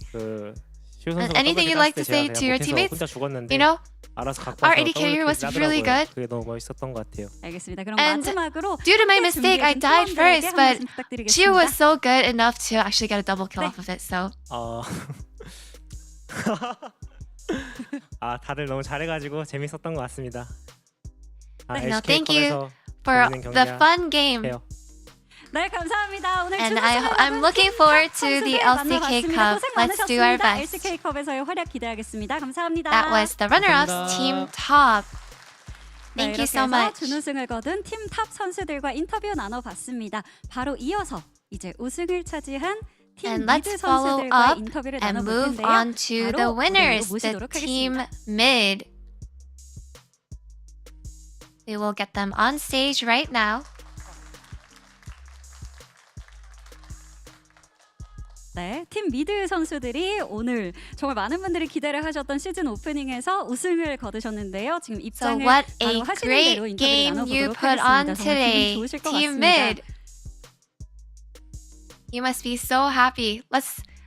모든 Let's have a 경기에서 talk. 좀 압도적인 차이를 보여주면서 황족 미드다운 활약을 보여주셨죠. 미드라이너 선수들을 무대 위로 모셔서 You 이야기 really 나눠보도록 하겠습니다. demonstrated mid royalty today, stomping on every opponent that they took. 자, 초비 선수, 페이커 선수, 빅나 선수, 쇼메이커 선수, I will have BDD Chobi, 선수 Faker, 인터뷰 Mikla, 중으로 Showmaker, 오시도록 and 하겠습니다. BDD 아. on the stage. 이 선수들을 한 자리에서 볼 수 있다는 게 지금도 놀라운데요. 자, 이야기 좀 나눠보도록 하겠습니다. It's 승리 crazy to 축하드립니다. have all these faces in one spot. Congratulations on the 네, win. 오늘 탑라이너로 활약해주신 초비 선수 먼저 이야기 나눠보도록 하겠습니다. 황족 초비. 미드 우승을 차지했습니다. 소감 어떠신가요? Team Mid took it home today. How do you 저번에도 feel? 황중 미드가 우승을 했어야 되는데 좀 늦게 한 감이 없지 않아 You 있어서 know, 뭐 아쉽긴 한데 It's a little bit 그래도 late because I felt like Team Mid should have 것 taken it 같은데 home 초비 last year 선수가 too. 보시는 우리 팀의 오늘 MVP 누구일지 So 궁금합니다. you were such a huge contributor to 다들 today's victory, but who would you 잘했지만 nominate as the Team Mid 서폿 라인에서 MVP? 묵묵히 활약해서 Everyone did 미드를 really 선수가 well, 좀 but I 제 think 마음속에 MVP를 I want 차지하기에 to 좀 충분했다고 give 생각합니다. an BDD MVP 선수를 from 초비 my 선수 heart 마음속에 to MVP를 BDD, 뽑아주셨는데 who did so well 저희가 in the 시상식 할 때 support 실제로 role. MVP를 뽑거든요. 마음속에 BDD 선수가 이제 시상식 실제로도 MVP를 차지할 수 있을까요, 조비 선수? So is the vote from your heart the 이런 actual vote for the MVP? 라인업을 꾸리신 주장님이 또 MVP를 두 개로 Honestly, I gotta say, the big brain behind Team Mid, our captain, I think he should also receive a vote as well. So I would like to vote. 팀원들에게 한 말씀 부탁드리겠습니다. What would you like to say to your teammates? You know, everyone did really well, and it just made the game that much easier, and I had so much 자, fun. 그리고 주장 페이커 선수 만나보도록 하겠습니다. 황종 미드 And 예상하셨던 대로 최종 우승 Move on 차지하셨는데요. to the 전 captain, 세계 미드라이너들에게 Baker. 한 말씀 The 해주시죠. Royal Mid takes 네, the 전 세계에 title. 계신 So, 미드라이너 what would you like to 여러분, say to all the mid 드디어 laners around the 이제 globe? 그 기나긴 고난의 길을 at last. 역경을 이겨내고 다시 To all my mid laners out there, 격을 드높였습니다. We have overcome all difficulties and hardships, and we're able to be the champion today. Thank you so much. 해설도 하셨잖아요. 목소리 톤도 좋으시고 너무 안정적으로 You actually joined the 잘하시더라고요. caster's desk for Game 1 in the LCK Korea side broadcast, and you did so well. What a great voice you have. How was it? 그 클템 해설님이 잘 도와주셔서 열심히 No, we had 했었던 것 Cloud 같습니다. Templar, and the casters actually led me really well. 저는 게임을 열심히 해야 될 것 같습니다. 알겠습니다. 그럼 마지막까지 No, 응원해주신 I think I 팬분들께 should 한 말씀 just 부탁드리겠습니다. keep focusing on playing the game. 네, Casting is not for me. 대왕 미드 응원해 And any 주신 message 팬분들께 to the 감사드리고요. supportive fans. 앞으로도 열심히 하겠습니다. Thank you so much for always supporting and cheering for the royalty. 이어서 빅나 선수 만나보도록 하겠습니다. 자, 빅나 선수 오늘 정말 솔로 Next up, we 킬도 have 많이 내고 Bekla. 킬을 쓸어 담으셨습니다. 우승 소감 어떠신가요? Bekla, you had so many kills. How did you feel? 기쁘진 않고요. You know, I'm not particularly happy or anything. I think it's just inevitable. It was obvious the results, so I would take it as a, you know, like a normal thing. 미드에서 미드라이너를 맡으셨기 때문에 좀 어깨가 무거우셨을 겁니다. You carried the weight of a mid laner in a team of mid laners. So, was there any pressure? Yeah, there was actually. I don't think I overcame the pressure or anything like that, but you know, my teammates, they were doing so well and they just let me have a good time in the game. So, you'll be a part of the new season in the new rifts. So, what are you looking forward to the most on the LCK stage? 이런 열기 같은 게 느껴지는데 이런 It's been a long time 열기가 제일 기대되는 것 같아요. coming back to LCK stage. I think I've always really missed that passion and all the fire that we get from the fans. 쇼메이커 선수 처음 참여한 시즌 오프닝인데 And next, 우승하셨습니다. let's talk to Showmaker. It was your first appearance in the season opening event. How do you feel? 되게 아쉬웠었는데 제가 직접 You know, Mid was the runner-up last year. 미드의 위상을 높이는 그 순간에 And I really wanted to bring back the honor for the mid lane. So I'm glad I was able to do that and be a part of it. And what did you find the most interesting in the new rift? 되게 핫한데 오늘 이제 I think there's a lot of attention on Attackon. 둘다 먹고 이제 실전에서 어떻게 There are two 사용하는지도 forms. 팬분들께 보여드려서 그 부분이 좀 And I think being able to showcase the two forms and then being able to sort of showcase the functionality of the blood rose and petals was actually pretty worth it. And any message to your fans? It's pretty late already, so thank you so much for always cheering us up. And I hope you look forward to the LCK Cup coming up very soon. BDD, congratulations! Following last year, you played support. I was playing support in the bot lane with Showmaker. You know, Showmaker is such a great player. I didn't really worry, but I feel like everything, we were just on the same page for somehow, and it was great. And so compared to other lanes, what is the biggest strength particular to mid laners? I don't think there's any extra explanation necessary. I think every mid laners are really good. And any last words to all the fans out there? Thank you so much for cheering for us and all the support. I really want to repay everything during the LCK season. 이야기를 나눠봤습니다. 정말 재미있는 경기였는데요. 이제 우승팀에 대한 That 시상 was 한번 해보도록 every player 하겠습니다. from the team 자, mid. 정식으로 And 외치도록 now 하겠습니다. for 정말 the 멋진 award. 경기를 만들어주셨습니다. 리그 오브 레전드 2025년 시즌 1 The 2025 season 1 우승팀은 Welcome to Noxus. 팀 미드입니다. 축하드립니다. Opening event was Team Mid. Congratulations. 네, 우승 판넬을 베이커 선수가 지금 주장으로서 흔들고 계시고요. 이제 바로 Baker is 이어서 오늘 holding 경기의 the MVP를 champion 발표할 sign. 시간인데요. And now 오늘 참여한 it's 모든 time to 선수들이 announce the 투표에 참여를 MVP. 해주셨다고 합니다. 함께 만든 오늘의 MVP. The MVP was voted by the 2025년 players 시즌 1 who made an appearance today. MVP는 바로 And now, the 2025 BDD season 1 선수입니다. opening 축하드립니다. MVP is BDD. Congratulations.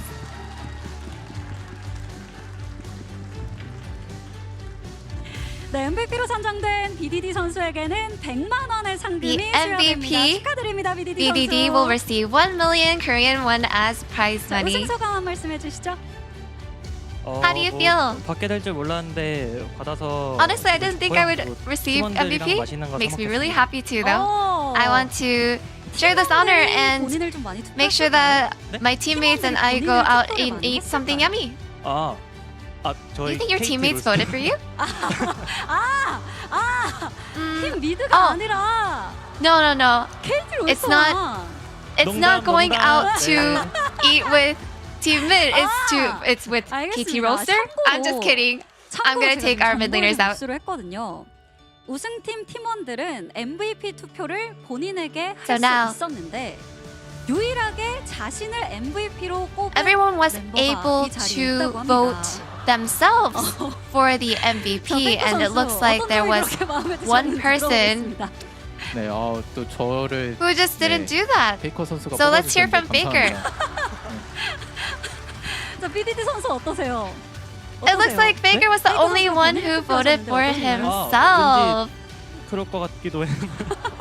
그래서 회식을 BDD, how do you feel about that? You know, I'm not surprised. 50만 원씩 나눠가지고 하겠습니다.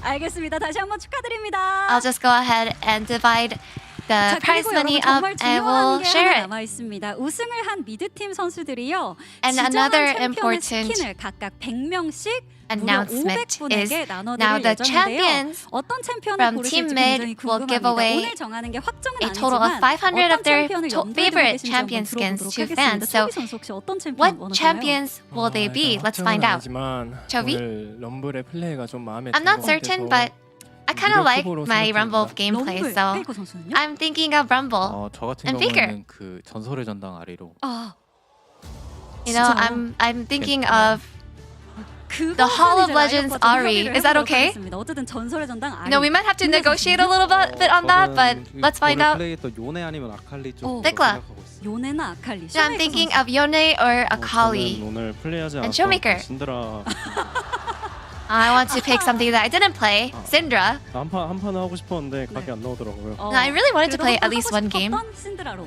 골라주셨습니다. of Syndra today, 선수? but I will 저도 probably pick Syndra. 지금 한 챔피언들 중에 And BDD. 놓고 제드로 하겠습니다. I don't really have. 제드를 또 골라주셨습니다. 과연 I'm not thinking of any of the champions that I played today, but I'm thinking of Zed. 자, 이렇게 해서 2025년 시즌 1 오프닝 모든 순서를 And that's a 마쳤습니다. wrap for 이제 바로 League of 다음 Legends 주부터 2025 Season 1. Welcome to Noxus Season Opening Event. 2월 And 15일 we'll see you 수요일 in 오후 the LC Cup 5시에 개막하는 LCK Cup next LCK컵 week. 더 큰 재미와 Sending you 감동으로 back 돌아올 to the 것을 space right now. 약속드리면서 저희는 여기서 인사드리도록 하겠습니다. 여러분 안녕히 계세요.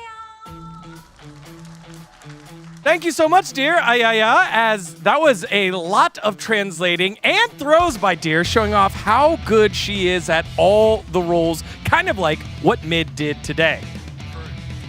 Transitions, you know, I got those. So, you don't have mic. sorry, Degon, to interrupt, but Yeah, I just take want to ask Chronicler a quick question. How does it feel to be first loser here on the space? Well, I mean, I still did it better than that entirely. I was going to say he was actually officially the lost loser. I think I'm proud of my. Well, actually, that's not true. I'm proud of Shiwu. I think he did great today. Of course you are. Wolf, do you want to weigh in on your success in picking today's winner? I did what any smart person who knows what the teams were and had all the information would do, to think rationally and make the right choice.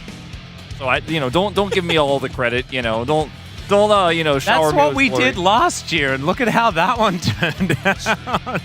Yeah, that one didn't pan out too well. But this one was great. What are our big takeaways from the Rift? Obviously, we had a lot of shenanigans with the drafts and the players that were playing. But what jumped out at you the most, Valdez? I think we're never getting Runis Sadakan. Like I said on the cast, like it's never happening. We had like 30 kills and it didn't spawn. I don't understand. The game feels like these were kind of for fun games, but I still feel like it feels very snowbally as we expected. I do wonder how it is going to translate to pro, where there's not going to be maybe as much action.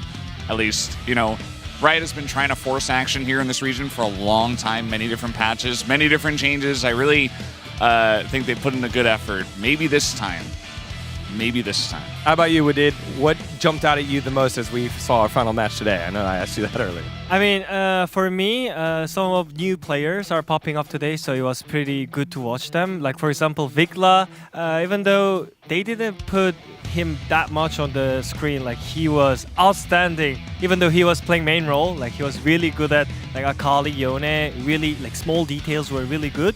So I'm expecting him to do more on the LCK as well. And also we have like Berserker and those kind of like rookies in the LCK. It was really fun. Yeah, I mean, Vikla played well. So did Pyoshik. So did Berserker. So did... I feel like I'm missing one. Who? No, not Shiwu. Rich did well as well. Wow, how about that? Blitzcrank. All right, let's take a look at the LCK Cup schedule. It is the first ever LCK Cup. That is how we're spending our first third of the 2025 season. And match number 1 is a banger. It is the reigning Caspa Cup champions. Okay, man. Brian. They're good now. DRX. They're good. Crotty is trying to jinx it, and No, I'm nervous. No, we were They talking. legitimately good. We Wolf recorded. and I us the final of the Caspa Cup, and we're like, damn, bro, like actually legitimately Actually good team. strong. That's right. We recorded the Pox and we talked a lot about Bro. They're Last good. not here. That's Ox. gonna make it Probably even too much. funnier when they lose to DRX. All right. Well, we'll see what happens in our very first match of the LCK Cup. On behalf of everyone here and everyone at the LCK, thank you so much for watching, and we'll see you guys for the opening match.